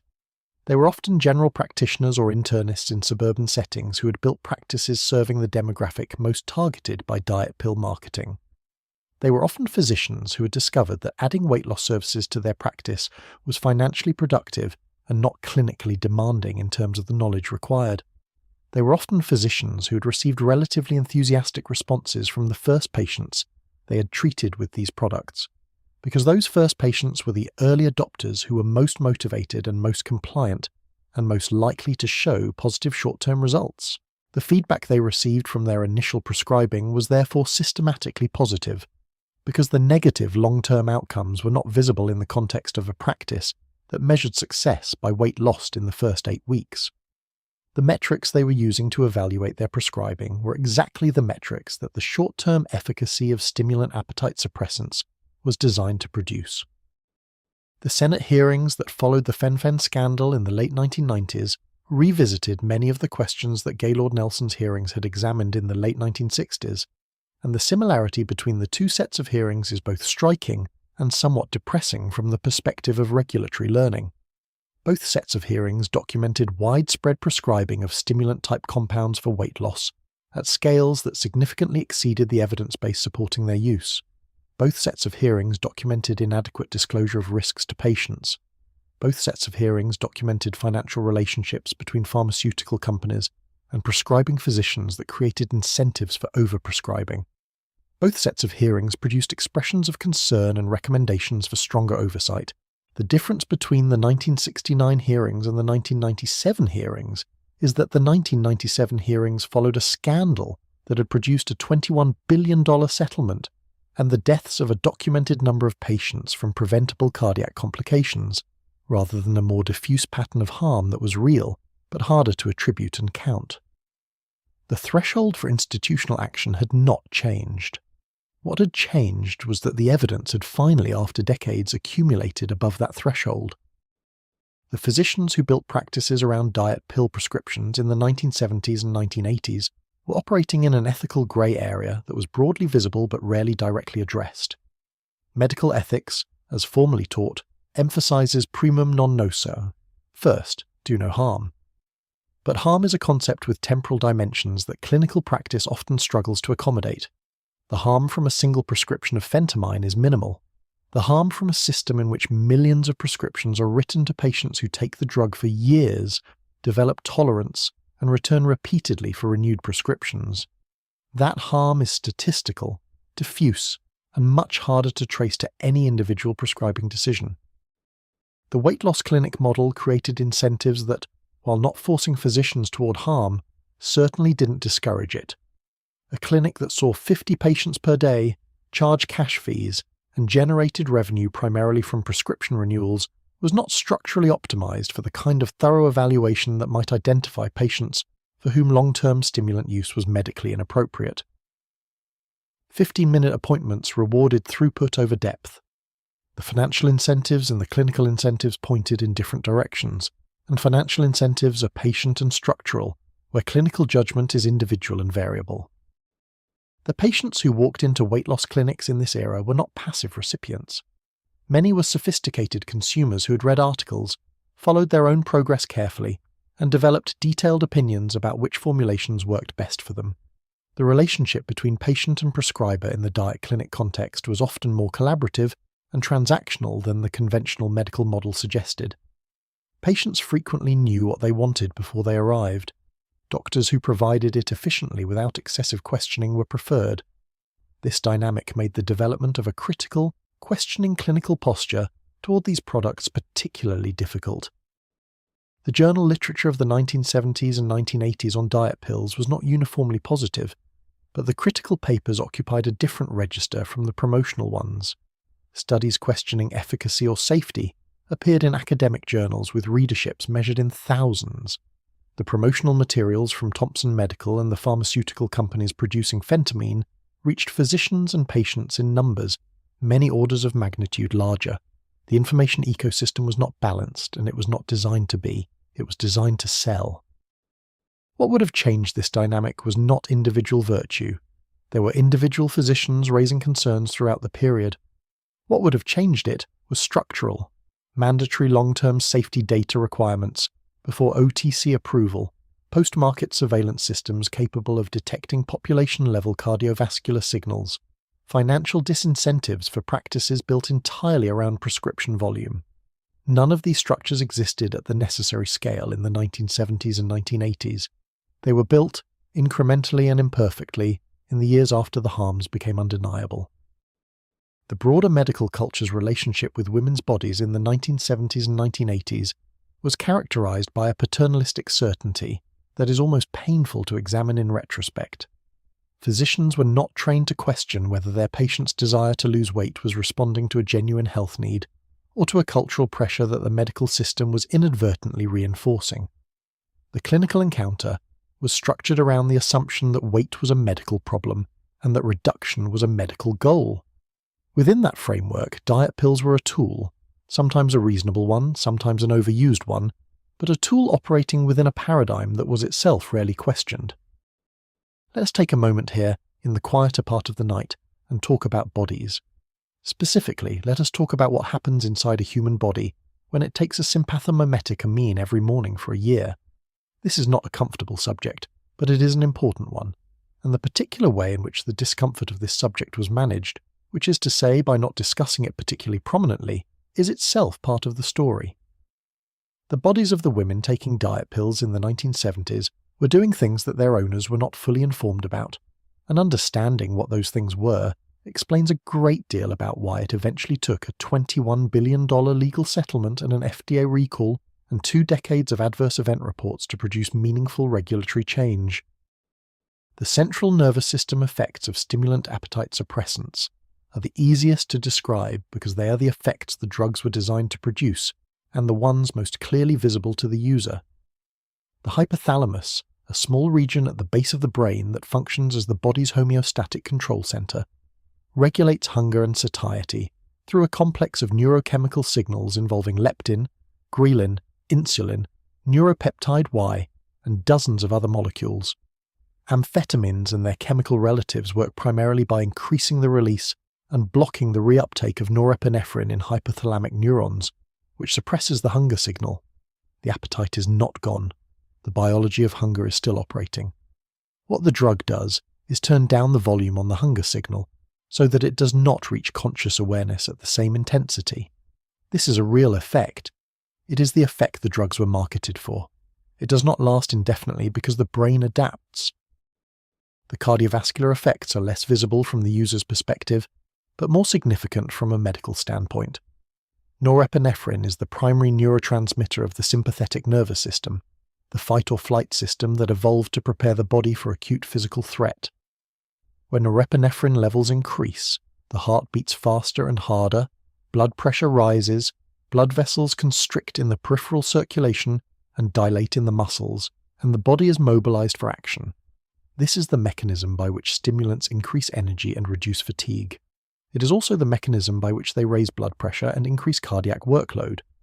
In a young, healthy person with no pre-existing cardiovascular disease taking a therapeutic dose for a short period, these effects are generally tolerable. In a middle-aged woman with mild pre-existing hypertension taking the drug daily for 2 years, the cumulative cardiovascular load is considerably less tolerable, and the elevated blood pressure is contributing to cardiovascular risk independently of whatever dietary benefit the drug may be producing. The specific risk profile of phenylpropanolamine for hemorrhagic stroke, which was the finding that eventually led to its market withdrawal in 2000, involves a somewhat different mechanism. PPA produces particularly pronounced vasoconstrictive effects in cerebral blood vessels.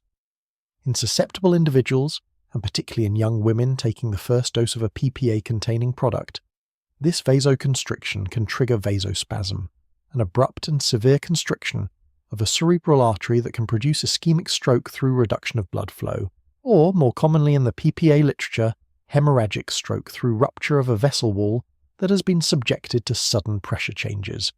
The risk was not enormous in absolute terms.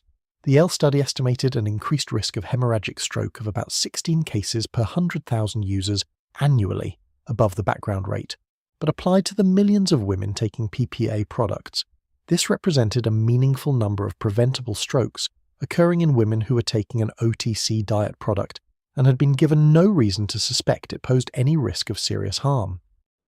The sleep disruption produced by daily stimulant use was ubiquitous among diet pill users and is documented extensively in both clinical reports and patient accounts from the period. Stimulant compounds reduce sleep duration, delay sleep onset, and reduce the proportion of time spent in slow wave and REM sleep, the phases of sleep most associated with physical and cognitive restoration. A woman taking a stimulant appetite suppressant every morning was getting measurably less and poorer quality sleep than she would have gotten without it. The sleep deficit accumulated over weeks and months.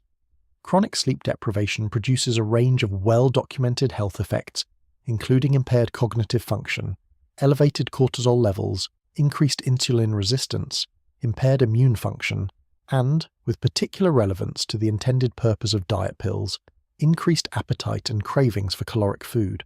The drug designed to suppress appetite was, through its disruption of sleep, producing neurobiological effects that increased appetite. This interaction was not discussed in the advertising. The psychological effects of chronic stimulant use are among the most significant and least often discussed consequences of the 1970s diet pill culture. Short-term stimulant use produces mood elevation, increased confidence, an enhanced sense of energy and capability. These effects are real, and they are why stimulants have always had abuse potential beyond their appetite-suppressing utility. Long-term continuous stimulant use produces a very different set of psychological effects. As tolerance develops to the euphoric and energizing effects, the user requires increasing doses to produce the same outcome. The anxiety that is a side effect of stimulant action does not diminish with tolerance in the same way. In many users, it persists or worsens as dose escalates. Irritability, emotional lability, and in some cases paranoia are documented chronic effects of continuous stimulant use. The chronic stimulant user who is not sleeping well and is anxious and irritable is also not producing the same neurochemical reward from the drug they once did, which creates the particular discomfort of dependence. The drug no longer provides the benefit it once did, but stopping it produces the specific unpleasantness of withdrawal.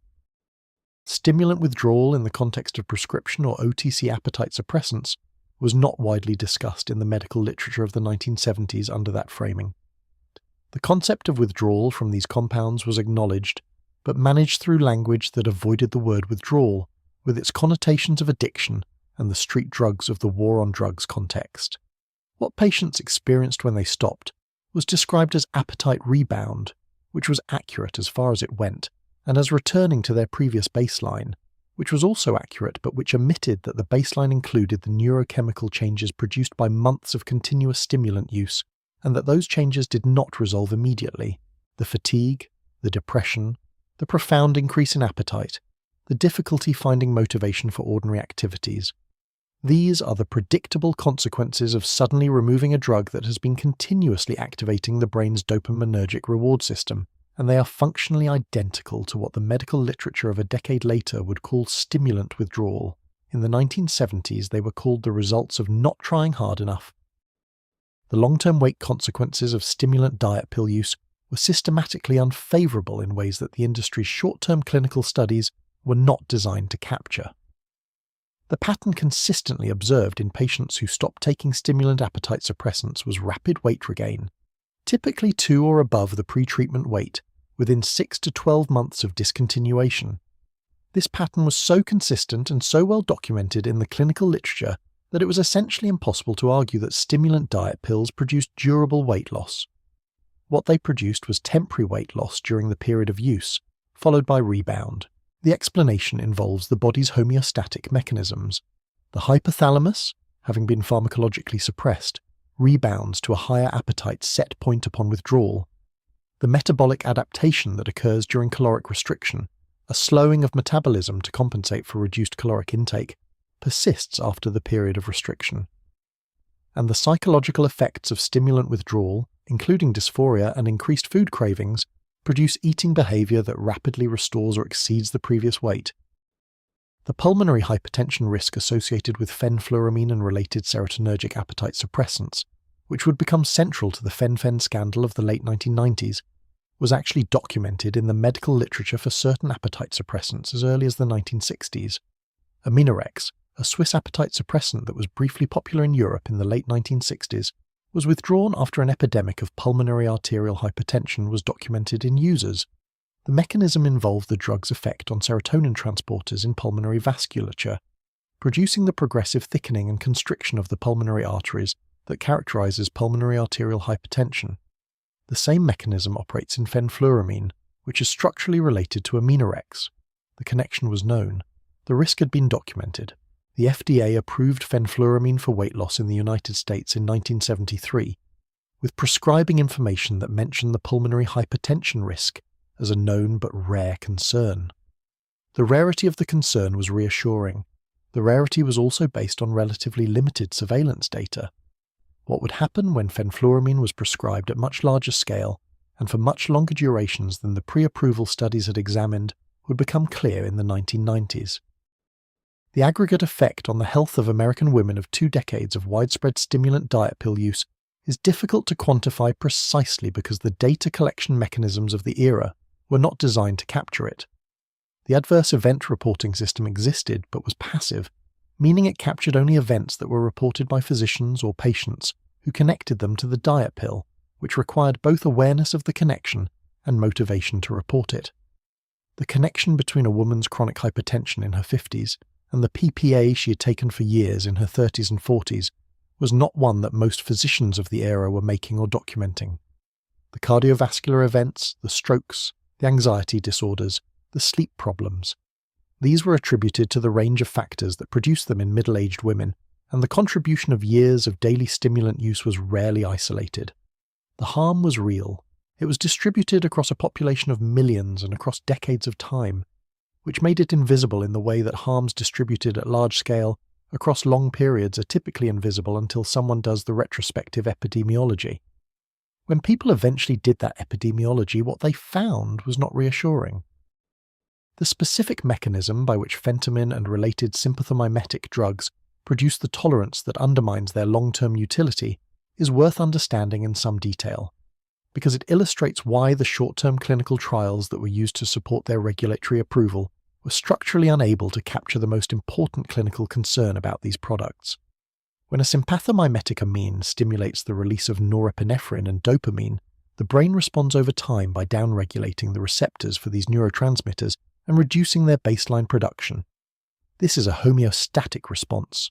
The brain is trying to return to its normal functional equilibrium in the face of a perturbation. The result is that after weeks of stimulant use, the same dose produces a smaller response because there are fewer receptors to respond to it. The user needs more drug to produce the same effect, which is tolerance. When the drug is stopped, the down-regulated receptor system is no longer receiving adequate stimulation from the now reduced baseline production of norepinephrine and dopamine, which produces the characteristic symptoms of stimulant withdrawal: fatigue, depression, hyperphagia, and anhedonia. This mechanism is pharmacological, universal, and entirely predictable. It was known to pharmacologists in the 1970s. It was not featured in the prescribing information in terms that would have communicated its clinical significance to either physicians or patients. The cardiovascular effects of chronic PPA use accumulated in a population that was largely unaware of them, because the monitoring that would have captured them was not occurring. Women taking OTC dexatrim were not being followed by physicians. Their blood pressure was not being measured regularly in the context of the product. The connection between their diet pill use and any blood pressure elevation that might have been noted at a routine appointment was not being made systematically. The FDA's adverse event reporting system for OTC products in the 1970s was passive and substantially underutilized. Consumers did not know they should report adverse events. Physicians who encountered patients with adverse events did not consistently make the connection to the OTC product or report it through formal channels when they did. The epidemiology of PPA's cardiovascular effects was being written in individual medical records across the country, in entries that did not identify the OTC product as a relevant factor, distributed across a population too large and too diffuse for the signal to be visible without the kind of structured epidemiological study that would not be conducted for another 20 years. The psychiatric dimension of long-term stimulant diet pill use has been particularly underexplored in the historical literature and deserves attention. The relationship between stimulant use and anxiety disorders in women is well established in contemporary psychopharmacology, but the connection was not being made in clinical practice in the 1970s. Women who developed anxiety while taking diet pills were often treated for the anxiety as a separate condition, frequently with benzodiazepines, without any connection being made to the stimulant compound they were taking simultaneously. The result was polypharmacy, a stimulant for the appetite, a tranquilizer for the anxiety produced by the stimulant. The interaction between these compound classes was not well characterized in the clinical literature of the era. The combined effect on sleep architecture, on hypothalamic pituitary adrenal axis function, on cortisol regulation, and on the long-term neurochemistry of the women taking both was not being studied. It would have been difficult to study because it would have required a prospective cohort design with detailed medication tracking, and no one was funding that study. The harm was speculative from the perspective of the regulatory and clinical institutions of the era. It was real from the perspective of the women experiencing it.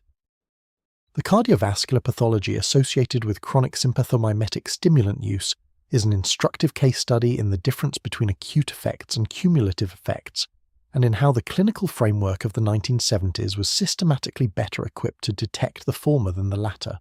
An acute adverse cardiovascular event, a hypertensive crisis, a cardiac arrhythmia, a myocardial infarction, occurring in a patient who was taking a stimulant diet pill would in principle have been attributable to the pill if the physician knew the patient was taking it and had reason to make the connection. But even in these cases, the attribution was not guaranteed. The patient might not have mentioned the OTC product during a medical emergency, might not have connected it to the event herself, and the physician might not have asked. The cumulative cardiovascular effects of years of elevated blood pressure and increased cardiac workload are not visible in any single clinical encounter. They manifest as heart disease that appears in a patient's sixth decade and is attributed to age and family history and the accumulated risk factors of a lifetime. The contribution of a decade of daily stimulant use is not separable from that aggregate without a population-level study that specifically examines the relationship. That study was not conducted in the 1970s. It was conducted much later, when the products were in the process of being withdrawn for different reasons, and when the cumulative harm had already accumulated in millions of bodies. The neural consequences of extended stimulant use on the female brain in the reproductive years are an area of particular concern that was not adequately investigated during the period of maximum exposure. Dopaminergic and norepinephrine pathways play roles in mood regulation, cognitive function, and stress response that are incompletely understood even in contemporary neuroscience. chronic perturbation of these pathways through daily stimulant use during the hormonally active years of female reproductive life, when estrogen and progesterone are themselves modulating neurotransmitter sensitivity, creates a complex pharmacological interaction that no one in the 1970s was studying. The women who were taking diet pills daily throughout their 20s and 30s were not being monitored for long-term neurological or psychiatric effects. The anxiety disorders, the mood dysregulation, the cognitive complaints that some of them experienced in later life were attributed to menopause, to stress, to aging, to the normal psychological difficulties of midlife. Whether they had also been shaped by years of stimulant-induced perturbation of neurotransmitter systems was a question that the clinical infrastructure of the era was not asking. The cardiovascular effects of stimulant diet pills were not unknown. They were known, characterized in clinical literature and described in product labeling, in language calibrated to be technically accurate while practically invisible. May cause elevated heart rate. Use with caution in patients with cardiovascular disease. These warnings were present. They were present in the same 8-point font as the ingredient list, in a regulatory idiom that most patients did not read and most physicians absorbed as background noise. The mechanism of cardiovascular risk from PPA was specific and eventually well understood. Phenylpropanolamine is an alpha-adrenergic agonist. When it acts on blood vessels, it causes vasoconstriction. The smooth muscle surrounding blood vessels contracts, narrowing the lumen, increasing the pressure required to push blood through. This is the mechanism behind its decongestant utility and its appetite-suppressing effect. It is also the mechanism behind its most dangerous side effect in susceptible individuals, hemorrhagic stroke caused by a sudden severe elevation in blood pressure. The risk was not evenly distributed.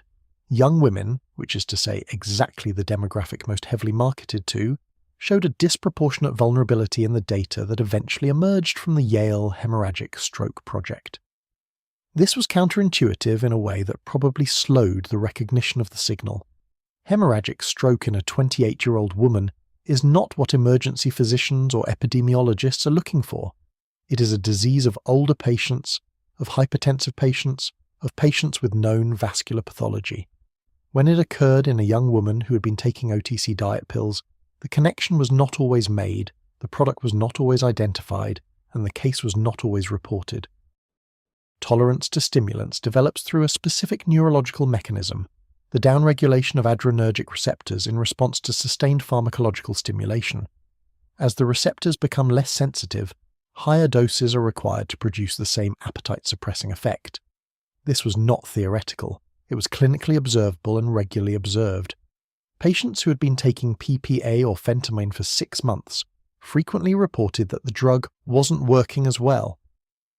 The appropriate clinical response to this observation, in the absence of structural support for it, was to increase the dose or switch to a more potent compound. The withdrawal experience from long-term stimulant diet pill use was real, but poorly characterized in the literature available to patients.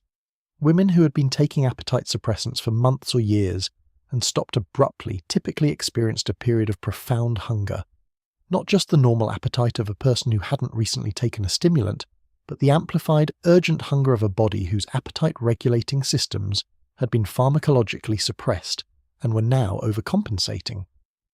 This rebound hunger was biologically intelligible. It was also, in a culture that treated hunger as a moral failure, experienced as personal weakness. Many women concluded they had failed and resumed taking the pills.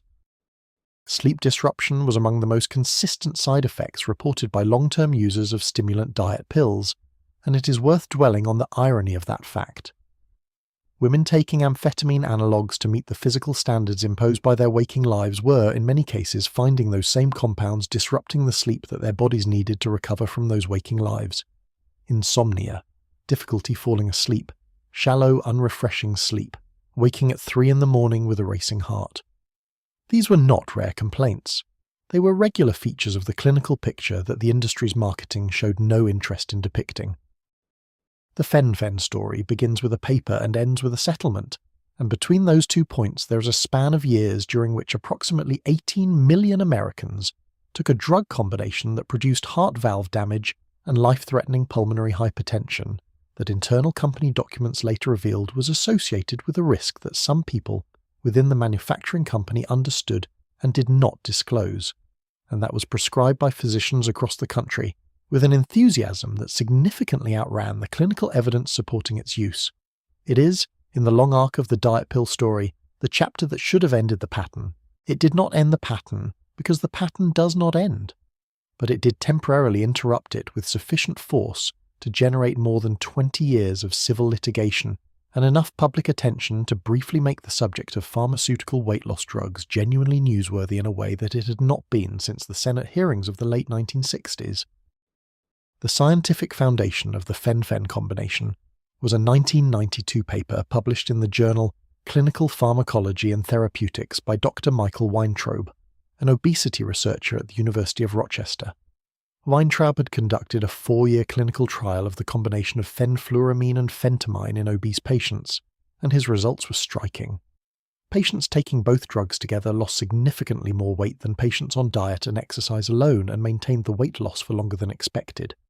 The combination made pharmacological sense.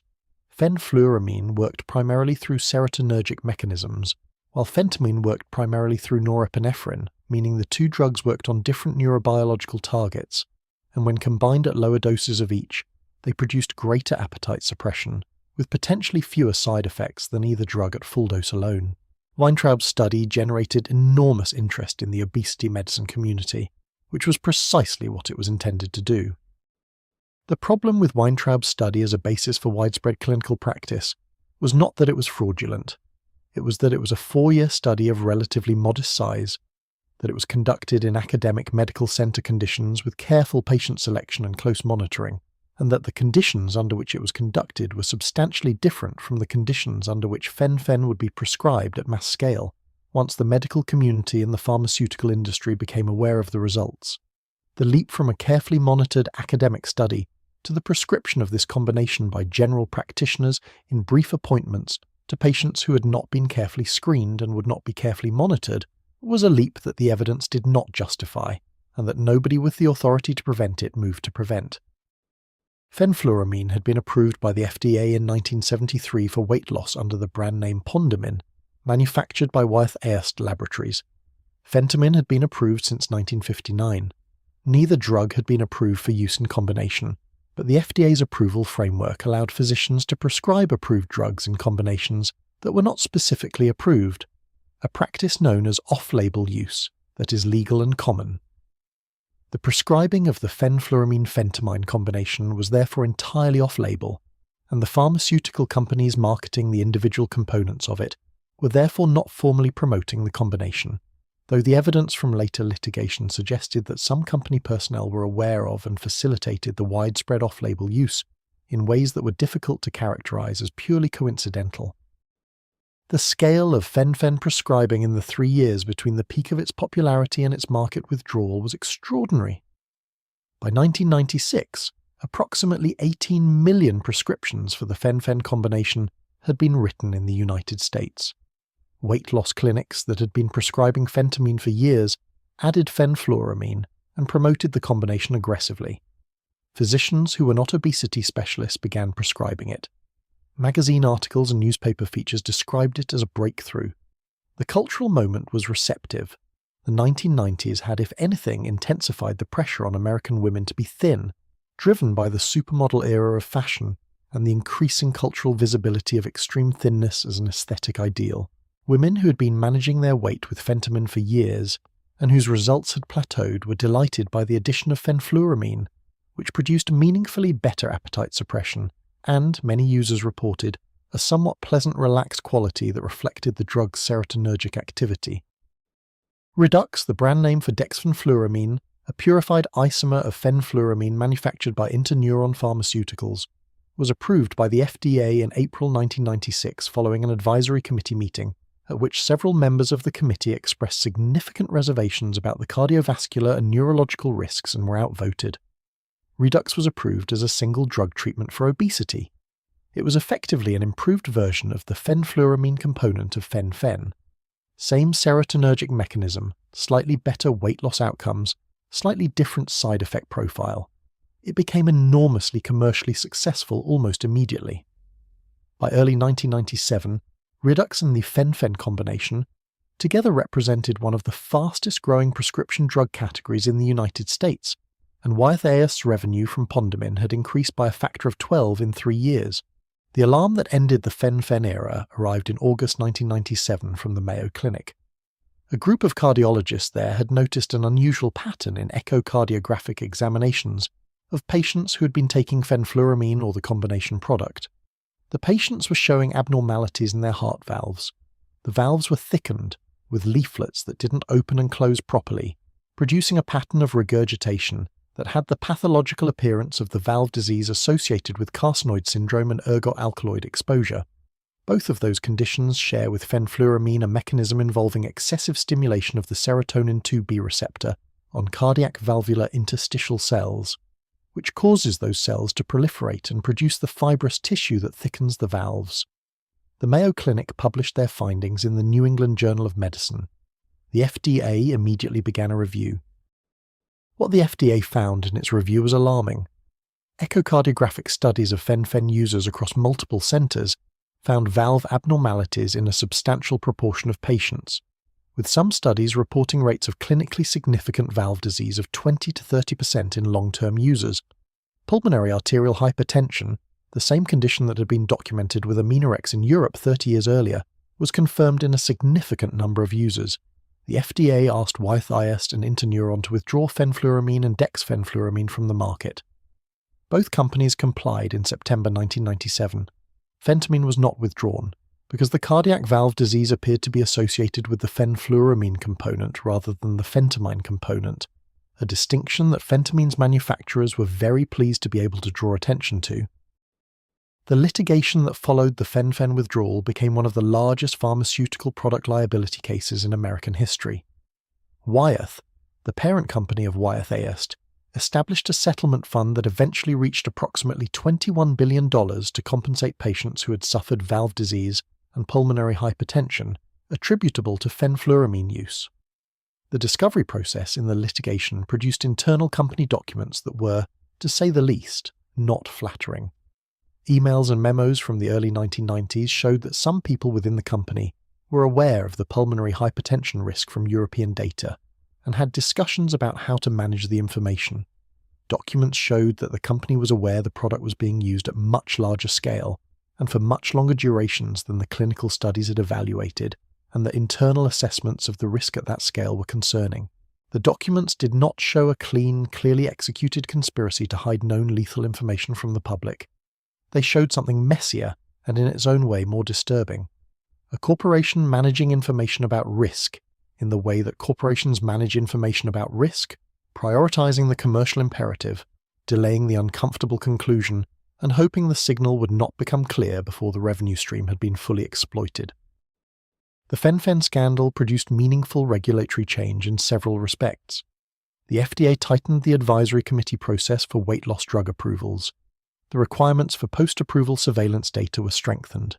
The conditions under which off-label prescribing of weight loss drug combinations would be permitted were more carefully considered in subsequent approvals. But it did not end the market for pharmaceutical weight management products, because the underlying demand had not changed. The cultural pressure on women to be thin had not changed. The medical profession's inclination to address that pressure with prescriptions had not changed. The pharmaceutical industry's understanding that there was enormous revenue available to the company that could produce an effective, safe weight loss drug had not changed. What had changed was the regulatory vigilance and the legal risk associated with inadequate safety disclosure. These were meaningful changes. They were not sufficient to end the cycle. The internal dynamics at Wyeth Ayerst in the years leading up to the 1997 fen-phen withdrawal reveal a pattern that is more complex and ultimately more troubling than a simple cover-up narrative. The company did receive information in the early 1990s suggesting that fenfluramine was associated with pulmonary hypertension in European patients at rates higher than had been seen in the pre-approval studies. This information was handled through normal risk management processes. It was reviewed by safety pharmacologists, discussed with regulatory affairs personnel, and communicated to the FDA in the periodic safety update reports that were required under the terms of Pondamin's approval.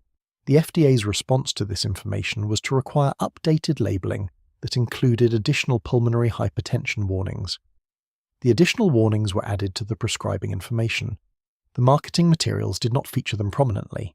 The detail men who visited physicians' offices to promote Pondamin did not lead with pulmonary hypertension. The balance between the regulatory requirements around risk communication and the commercial imperatives of marketing was struck in the way that it typically was in this era. The required disclosures were made in the format and location that minimized their commercial impact. The echocardiographic evidence of cardiac valve disease in fen-phen users, which was the specific finding that triggered the 1997 withdrawal, had actually been circulating among cardiologists for several months before the Mayo Clinic published its findings in the New England Journal of Medicine. Cardiologists at several medical centres had noted unusual valve abnormalities in patients taking the drug combination, and had discussed the findings informally among themselves. The pathway from informal clinical observation to formal publication to regulatory action took time, during which prescribing continued at the rates it had achieved in 1996, which was approximately 18 million prescriptions annually. The time between the first clinical observations of concerning valve abnormalities and the FDA's action on those observations represents a period during which preventable harm was occurring. The reasons for the delay are not simple. The clinical observations needed to be systematically investigated before they could form the basis of regulatory action, and that investigation took time, and time in the pharmaceutical context means ongoing exposure of a large population to a product that may be harmful. The plaintiff attorneys who built the fen-phen litigation discovered, through discovery of internal company documents, a series of communications that were eventually characterized in court proceedings as evidence of knowledge management rather than genuine ignorance. Among the documents that attracted the most attention were a series of internal communications from the early 1990s discussing the pulmonary hypertension signal and its implications for the product's commercial future and the legal strategy for managing liability if the signal proved to be genuine. The documents showed that risk management and legal strategy had been integrated into the response to the emerging safety signal in ways that arguably prioritized the management of liability over the transparent communication of risk to prescribing physicians and patients. The documents were not a smoking gun in the sense of showing a deliberate decision to hide a known lethal risk. They were something more common and in some ways more instructive, a record of a large organization navigating the tension between the commercial imperative and the safety imperative through processes and decisions that, individually, might have seemed defensible and that collectively produced an outcome that was not.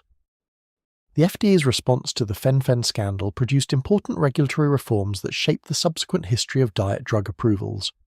The conditions under which Redux had been approved in 1996, over the objections of several advisory committee members who had cited the pulmonary hypertension data, became a case study in the risks of approving weight loss drugs under pressure from a disease advocacy community and a commercial sponsor without fully characterizing the safety profile at the anticipated scale of use. The FDA subsequently applied more rigorous pre-approval cardiovascular safety requirements to diet drug applications, requiring not merely the absence of concerning signals in pre-approval studies, but positive evidence of cardiovascular safety in adequately powered trials. Several diet drugs that would otherwise have received approval in the early 2000s were rejected or held pending additional safety data under this more stringent framework. The reform was real. It was not retrospective. The women who had taken fen-phen could not benefit from it. But the women who would have taken the next generation of inadequately evaluated diet drugs benefited from the regulatory change that the fen-phen disaster produced. The role of the FDA's advisory committee process in the fen-phen story deserves specific attention, because it illustrates how institutional processes can produce outcomes that none of the individual participants would endorse if they were able to see the full consequence of their decisions.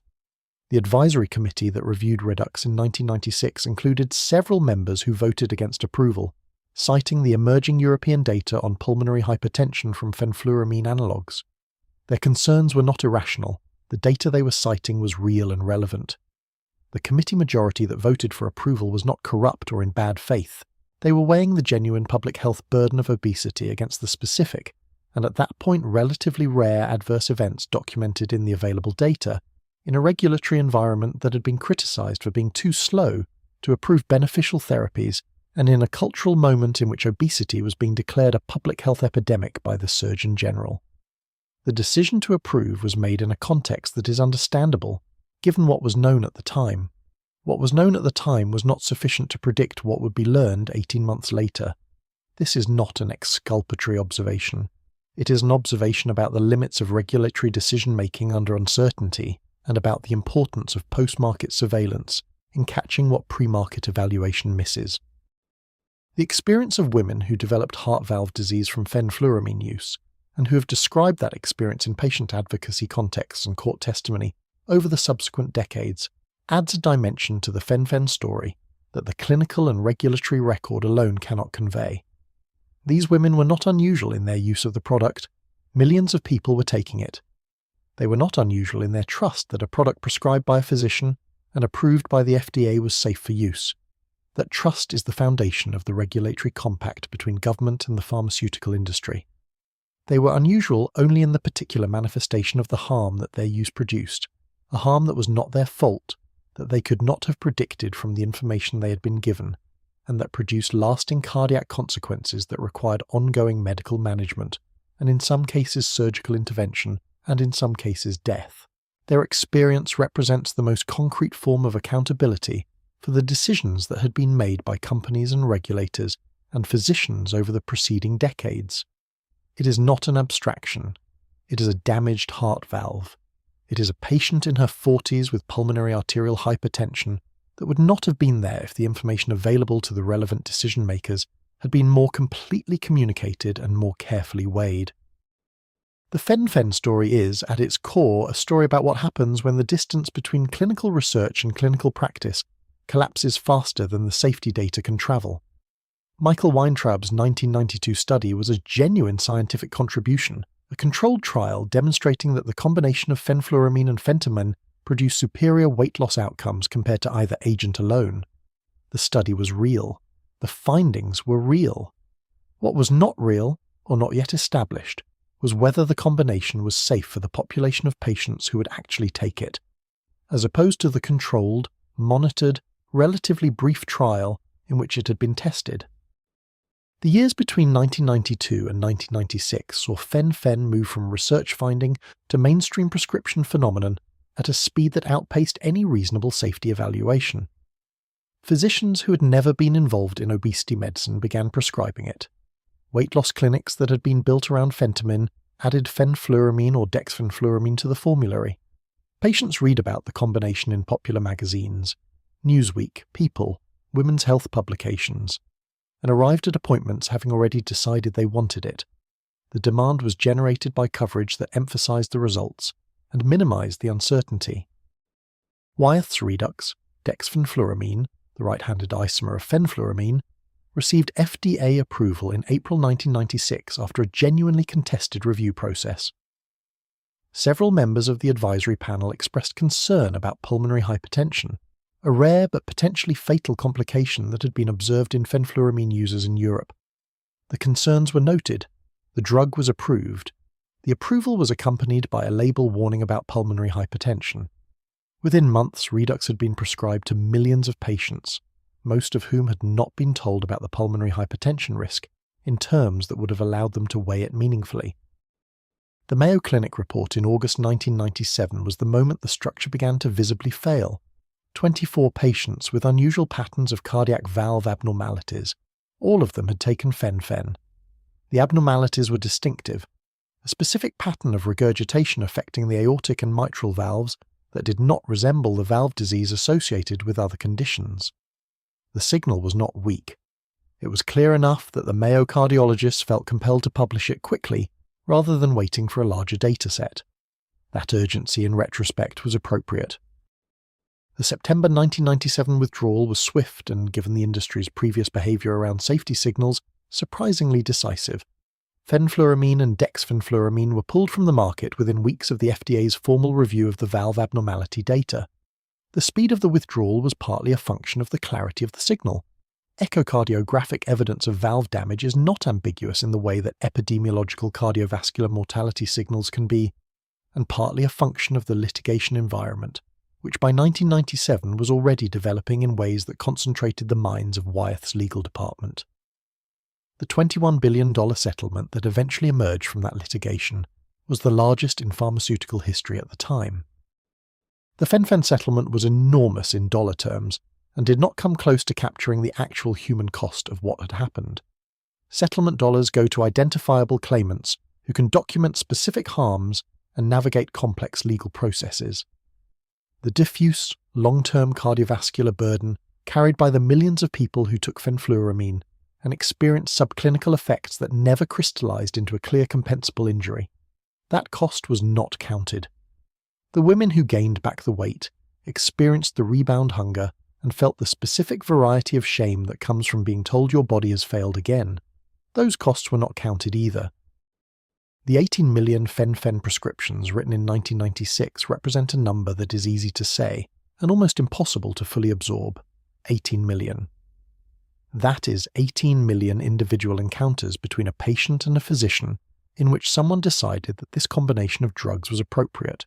It is 18 million people who took a drug combination whose long-term cardiovascular profile had not been established. It is 18 million instances of the gap between what the science supported and what the commercial and cultural demand was requesting.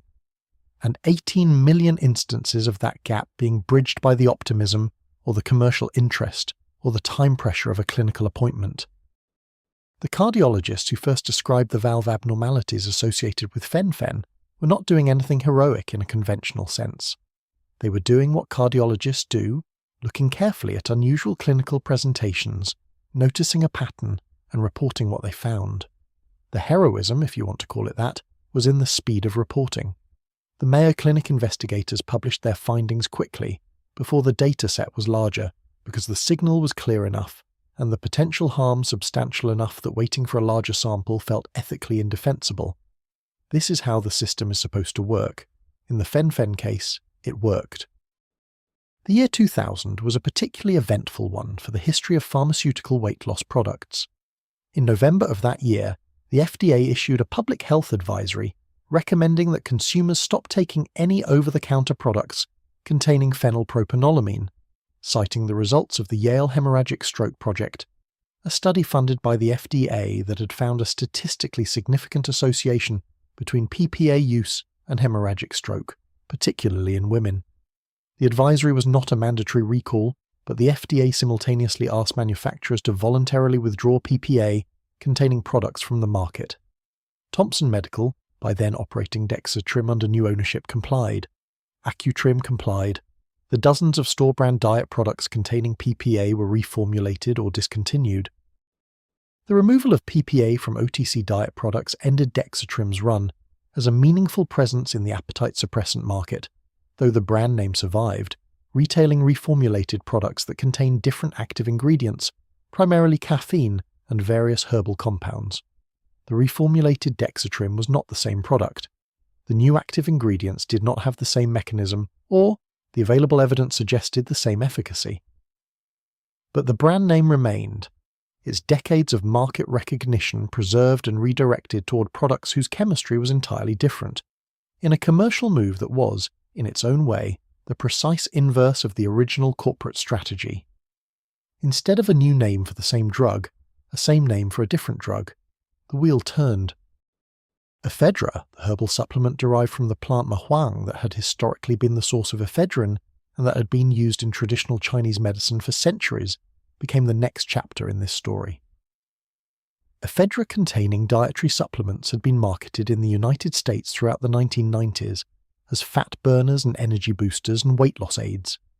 They were sold not as drugs, but as dietary supplements, which placed them under the jurisdiction of the Dietary Supplement Health and Education Act of 1994, a piece of legislation that had significantly reduced the FDA's authority over supplements by removing the pre-market approval requirement that applied to drugs. This regulatory gap meant that ephedra products could be sold without clinical trial evidence of efficacy or safety, that the FDA could act against them only after evidence of harm had accumulated, and that the harm had to be substantial and clearly documented before the agency's action would survive legal challenge. The ephedra story followed the diet pill template closely enough to be almost diagrammatic. The product worked in the specific short-term sense that it produced appetite suppression and increased energy and measurable weight loss over short periods. It was associated with cardiovascular effects, including hypertension, cardiac arrhythmias, and stroke. It was used by millions of Americans who understood it as a natural product and therefore assumed it was safe. The adverse events accumulated in the FDA's reporting system through the late 1990s. The agency's attempts to restrict ephedra were challenged by the dietary supplement industry in litigation. A series of high-profile deaths, including the 2003 death of Baltimore Orioles pitcher Steve Beckler, who died of heat stroke under conditions his medical examiner attributed partly to ephedra use, generated sufficient public attention that the FDA was ultimately able to finalize a ban on ephedra-containing dietary supplements in April 2004. The ban was challenged in court and ultimately upheld in 2006. The arc from product launch to market withdrawal was approximately a decade. The pattern was indistinguishable from the pattern of phenylpropanolamine. The pharmaceutical prescription market for weight loss drugs did not disappear with the fen-phen scandal. Phentamine, which had been not withdrawn, remained available and is still available today, making it the most enduring pharmaceutical weight loss product in American history. Approved in 1959, still prescribed in 2025, a compound that has survived 60 years of pharmaceutical scandals by virtue of being the non-phenfluramine component of a combination drug and therefore escaping the specific liability that attached to its withdrawn partner. It is still prescribed, typically for short-term use, with the same guidelines that have applied to it since the 1970s, recommending no more than 12 weeks of use, guidelines that are still not consistently followed. There are still weight loss clinics. The economics have not changed. The patients still want help. The prescriptions are still easier to write than they are to argue about. Qsymia, approved by the FDA in 2012, combines phentamine with topiramate, an anticonvulsant that independently produces weight loss through mechanisms that are not fully understood. It is available by prescription for adults with obesity for long-term use, which is a notable departure from the short-term use model that preceded it and reflects both improved understanding of obesity as a chronic condition and improved acceptance that pharmaceutical treatment of chronic conditions is generally long-term. Qsymia's approval was accompanied by a risk evaluation and mitigation strategy, a formal FDA program requiring specific safety monitoring, education, and prescribing restrictions. Phentamine, in other words, is now approved for long-term use in a combination product with mandatory safety monitoring, after 60 years of being prescribed for long-term use without mandatory safety monitoring. The distance between those two statements is the distance that required 60 years and multiple pharmaceutical scandals to travel. The GLP-1 receptor agonists, the class of drugs that include semaglutide, marketed as Wegovy for weight loss and Ozempic for diabetes, represent the most significant change in pharmaceutical weight management since the introduction of phentamine. They work through an entirely different mechanism from the stimulant appetite suppressants that dominated the 1970s and 1980s, activating receptors in the gastrointestinal system and brain that regulate hunger and satiety in a way that more closely mimics the body's own regulatory biology, rather than overriding it with a blunt sympathomimetic stimulation. The weight loss results in clinical trials are substantially larger than anything produced by prior diet drugs, with average weight losses of 15 to 20% of body weight in some studies. They are being prescribed at extraordinary scale. The cultural moment is as receptive as any in American history. Whether the GLP-1 story will follow the diet pill template or break from it is a question that cannot be answered from where we are standing. The compounds have been studied more rigorously than the 1970s diet pills. The cardiovascular safety data is more extensive, the regulatory framework is more demanding, the post-market surveillance is more systematic, but the compounds are new enough that the long-term consequences of multi-year use in large populations have not yet been fully characterized. The supply chain disruptions that have produced shortages have created a market for compounded semaglutide products that are not subject to the same quality controls as the approved pharmaceutical products. The scale of use is outrunning the infrastructure for monitoring it. The cultural pressure on women to be thin has not changed in any meaningful way. The medical establishment's willingness to medicalize that pressure into prescriptions has not changed. And the history of pharmaceutical weight loss, from Benzedrine to Dexatrim to phentamine to fen-phen to ephedra to whatever comes next, is a history that recommends a certain epistemic humility about products that work very well in the short term and are being used by millions of people whose long-term safety data is still being collected. The legacy of the 1970s diet pill era is not simply the specific harms it produced, though those harms were real and should not be minimized. the legacy is structural.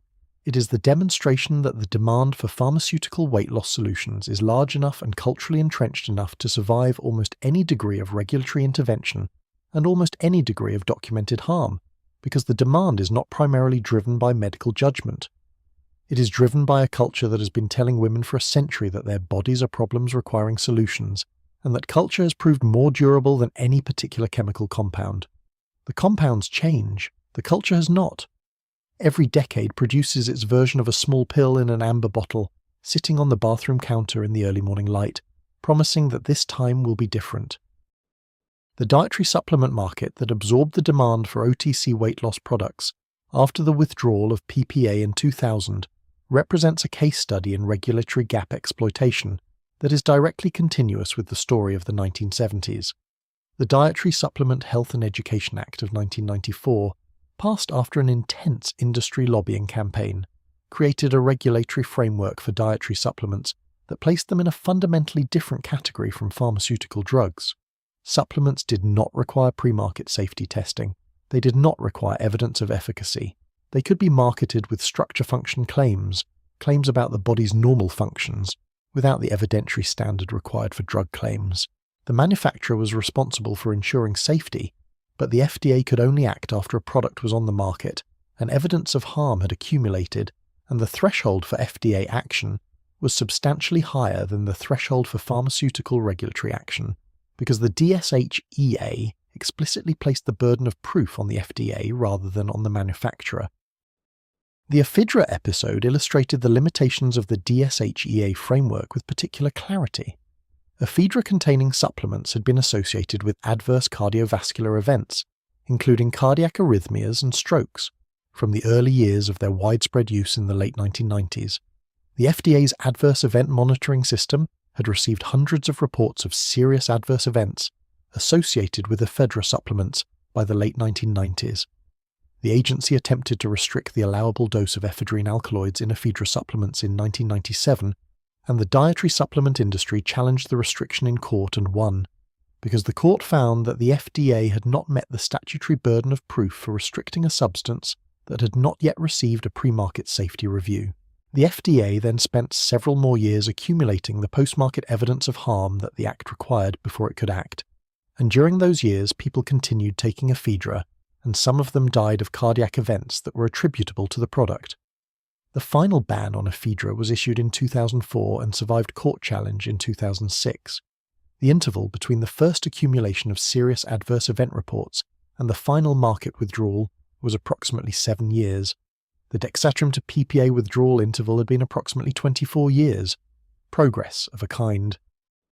The GLP-1 era that we are now entering is in some respects genuinely different from the pharmaceutical weight loss history we have examined tonight. The mechanisms are different. GLP-1 agonists work by mimicking a gut hormone that regulates insulin secretion and appetite in ways that are part of the body's normal physiology, rather than by overriding the sympathetic nervous system. The efficacy is different. Weight losses of 15 to 20% of body weight represent an effect size that no previous pharmaceutical diet product has achieved. The safety data, at the time of approval, is more extensive than anything available for the 1970s products. The regulatory oversight is more demanding. These differences are real and meaningful, but the pattern in which a pharmacological solution to a cultural problem is adopted at enormous scale, with less than complete long-term safety data, prescribed by physicians with variable expertise in the specific clinical context, in a market shaped by enormous cultural pressure on women to be thin, is a pattern that has not changed. The specific compound is new. The arc of the story has been written before. The women who opened small prescription bottles in the early morning in 2025 are not the same women who opened small amber bottles in 1973. The products are different. The information available to them is better. The regulatory framework is more protective. The physicians prescribing are more likely to have some relevant training. But they are reaching for those bottles in the morning in a culture that has not stopped telling them their bodies are problems requiring solutions, and they are reaching for them because they trust that the solutions on offer have been tested and approved, and found safe and effective in ways that will protect them. That trust has, throughout this entire history, been somewhat more than the institutions warranted. Whether it is warranted now is a question that the long-term outcome data will answer, and that data is still being written, as it always is, in the bodies of the women who are living the experiment. The regulatory history of ephedrine alkaloids in dietary supplements after the fen-phen scandal represents one of the clearest demonstrations of the regulatory gap created by the Dietary Supplement Health and Education Act of 1994. The FDA knew by the late 1990s, from its adverse event monitoring system, that ephedra supplements were associated with serious cardiovascular adverse events. The agency's initial estimate was that ephedra supplements were involved in approximately 35 deaths annually, a figure that was almost certainly an underestimate given the underreporting endemic to the passive surveillance system. The agency attempted to restrict the dose of ephedrine alkaloids in ephedra supplements in 1997, was challenged in court, lost, spent several more years accumulating evidence, and finally issued a permanent ban in 2004 after the accumulation of evidence had become sufficient to meet the statutory burden of proof under DSHEA. The interval between the initial clear safety signal and the final market withdrawal was approximately 7 years. During those 7 years, people continued buying ephedra supplements from GNC and the supplement sections of sporting goods stores, believing them to be safe because they were on the shelf at GNC. The appetite suppressant market that existed in the United States in the decade following the PPA withdrawal of 2000 and the fen-phen scandal of 1997 was substantially smaller than it had been at its peak, but it did not disappear. It reorganized. The prescription segment continued with phentamine, diethylpropion, and eventually newer agents. The OTC segment was captured by a proliferation of dietary supplement products containing caffeine, green tea extract, conjugated linoleic acid, Hoodia gordoni, Garcinia cambogia, and dozens of other ingredients that were marketed with various degrees of enthusiasm and various degrees of evidence. The supplement industry, operating under DSHEA and free from the pre-market approval requirement, was able to bring new appetite suppressant products to market far more quickly than the pharmaceutical industry.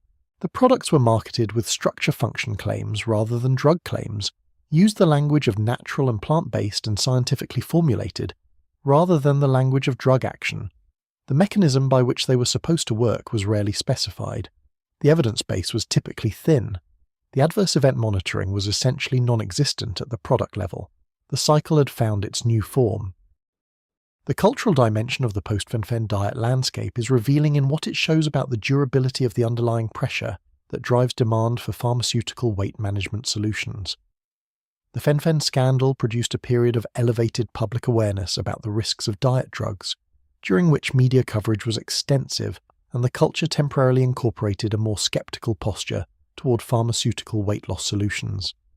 This skepticism was genuine and affected prescribing patterns and consumer behavior in the short term, but it was not durable. Within a decade, the market for prescription diet drugs had substantially recovered. Within 15 years, the GLP-1 agonists were being adopted at a scale that made the fen-phen prescribing volumes of the 1990s look modest by comparison.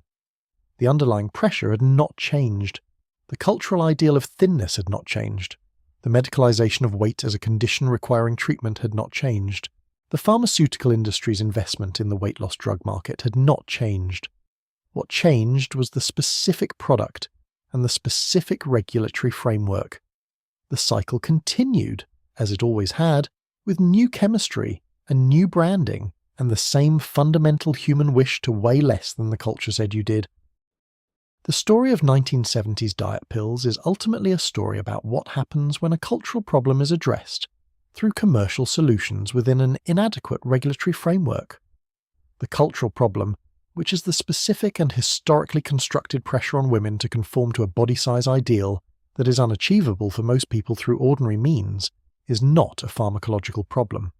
It cannot be solved by any pill, now or in the future, because it is not located in the body.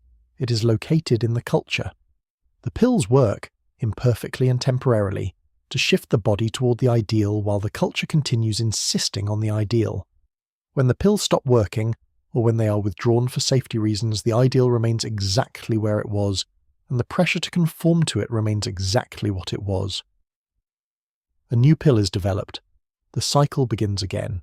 Until the cultural problem is addressed at the level of culture rather than at the level of individual bodies and their pharmacological management, the cycle will continue to find new iterations. The amber bottles will continue to sit on the bathroom counter in the early morning light. The labels will continue to be friendly and vague. The pills will continue to work imperfectly and temporarily until they do not. The November 2000 FDA Advisory Committee vote to withdraw PPA from the US market was the culmination of a process that had been building for years and that had been opposed for years by the industry that stood to lose from it. The Yale Hemorrhagic Stroke Project had been designed specifically to answer the question of whether PPA elevated hemorrhagic stroke risk in the population using it. The answer it produced, an odds ratio of 16.58 for hemorrhagic stroke in women taking appetite suppressant formulation, was not ambiguous. The FDA's decision to request voluntary market withdrawal was the appropriate institutional response. What followed was less decisive. Pharmaceutical companies producing cold and decongestant products containing PPA, which is to say virtually every major OTC cold remedy manufacturer, reformulated quickly, replacing PPA with pseudoephedrine. This was a reasonable substitution for decongestant purposes, though pseudoephedrine carried its own complications, including its role as a methamphetamine precursor that would eventually produce a separate regulatory response. The diet pill market, which had been more directly dependent on PPA, contracted significantly. Products that had been built around phenylpropanolamine scrambled to find replacement compounds. Ephedra, Mahuang, was the obvious candidate, and it had already been aggressively marketed as a natural alternative in the supplement industry, where it existed outside FDA drug regulations. The 1994 Dietary Supplement Health and Education Act had created a legal framework for supplements that was substantially less demanding than the framework for drugs. Ephedra-containing supplements could be sold without the clinical trial data, the post-market surveillance, or the manufacturing quality standards that applied to pharmaceuticals. They were sold in enormous quantities. They caused deaths. The FDA banned them in April 2004, a process that took years and required the agency to overcome legal challenges from the supplement industry. Phentamine survived all of this, Schedule 4 still prescribed, still available. The drug that was half of fen-phen, the half that didn't cause the valve damage, at least not in the same pattern, continued to be prescribed by physicians and sought by patients throughout the 2000s and 2010s. The obesity medicine specialty grew up around it, developing clinical protocols and monitoring frameworks that were more rigorous than the weight loss clinic model of the 1970s. Phentamine is still, as of the 2020s, one of the most commonly prescribed anti-obesity medications in the United States. This fact sits strangely alongside the history of how it was used.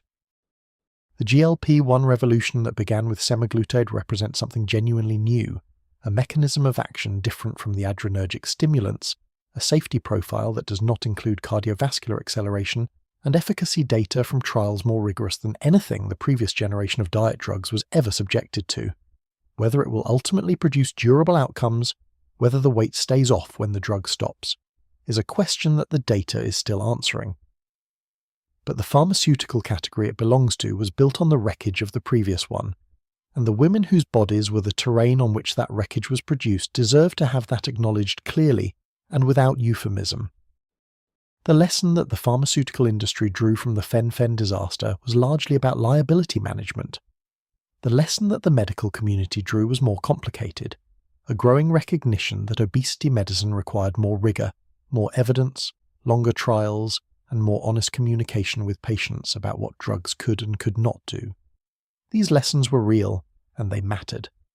But they operated in the context of a culture that had not fundamentally changed its relationship with the idea that women's bodies were problems to be solved, which meant the demand for solutions would continue regardless of what the solutions had previously cost.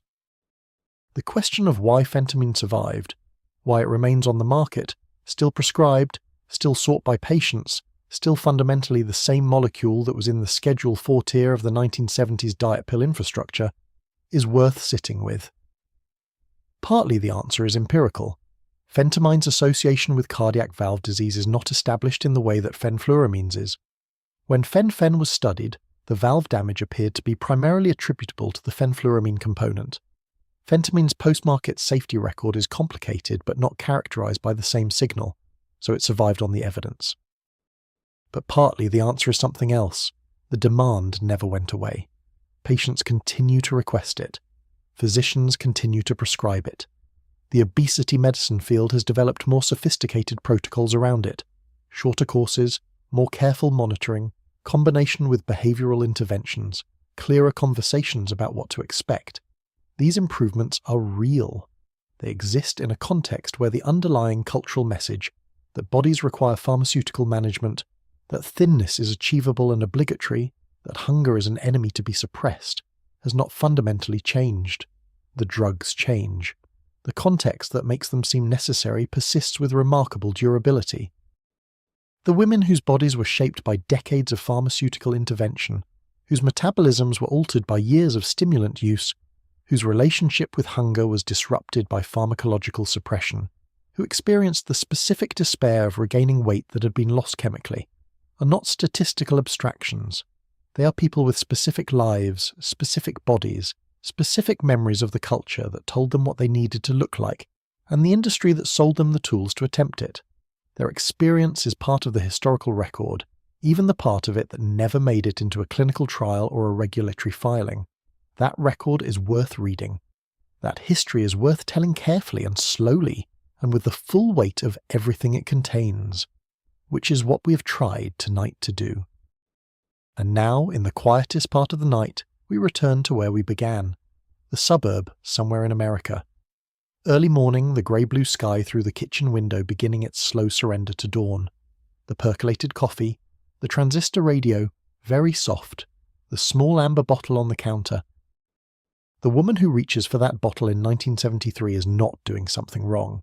She's doing something that her culture, her doctor, her magazine, and her television have all agreed she should do. The bottle looks benign. The label looks friendly. The mechanism is not on the label. The long-term cardiovascular effects are not on the label. The connection to the controlled substances in the Senate hearing is not on the label. What is on the label is a brand name and a cheerful assurance and a daily dose and a promise that this will help, and it will help for a while, in the specific and limited and ultimately unsustainable way that these products have always helped. The history of diet pills is, in the end, a story about the distance between what people are told and what is true, and about the institutions that are supposed to close that distance, and the reasons they sometimes do not. The women who took these pills were not the story. They were the market. The story belongs to the companies that made the products and the regulators who approved them, and the doctors who prescribed them, and the culture that created the demand. The women in the amber bottle mornings of the 1970s were the last link in a very long chain, and the chain is still there. It is just made of different links now. The night has grown very quiet now. The story has been told in the way it needed to be told, slowly, completely, with all its details. The women are not abstractions. The pills are not abstractions. The companies and the doctors and the regulators are not abstractions. They were real, and the decisions they made were real, and the consequences were real, distributed across decades and bodies and medicine cabinets and mornings and bottles so small and so ordinary that they barely seemed worth examining. But they were worth examining. They are always worth examining. What endures from all of this, from Benzedrine to Dexatrim to Fen-Phen to GLP-1, is not the specific molecules or the brand names or the regulatory proceedings. What endures is the underlying human story. People trying to live in bodies that the culture told them were inadequate. An industry that found ways to profit from that story without fully resolving it. A medical establishment that was sometimes complicit and sometimes genuinely trying to help, and often both at once. And women. Always women at the centre of this. Navigating a landscape that others had largely designed, trying to make the best available choices with the information they had. They deserved better information. They deserved a culture that did not manufacture the problem while selling the solution. They deserved the kind of honest accounting that we are only now, decades later, beginning to offer. And so, perhaps, do we all. Because the forces that shape this story have not stopped operating. They have simply found new names. Sleep well. The morning's a long way off yet. The coffee will be there when you wake up. The cabinet will be there. The light through the window will come eventually, as it always does, whether you have been waiting for it or not. Let the story settle in the dark. Let the names go quiet. Dexatrim, Fastin, Ionamin, Pondamin, Redux. Just words now, in the small hours. Just chapters in a story that is still being written. Thank you so much for watching. If you enjoyed tonight's journey into one of American history's more instructive pharmaceutical adventures, please consider leaving a like and subscribing to the channel. It really does help more than you might think, and there is a genuinely alarming amount of 20th century history left to cover. Anyways, see you in the next one. Before you drift off, here is a question for the comments. Did someone in your family take diet pills in the 1970s or 1980s? Did they know what was in them? And if they were still on the shelves today, under a new name, would you be able to tell the difference?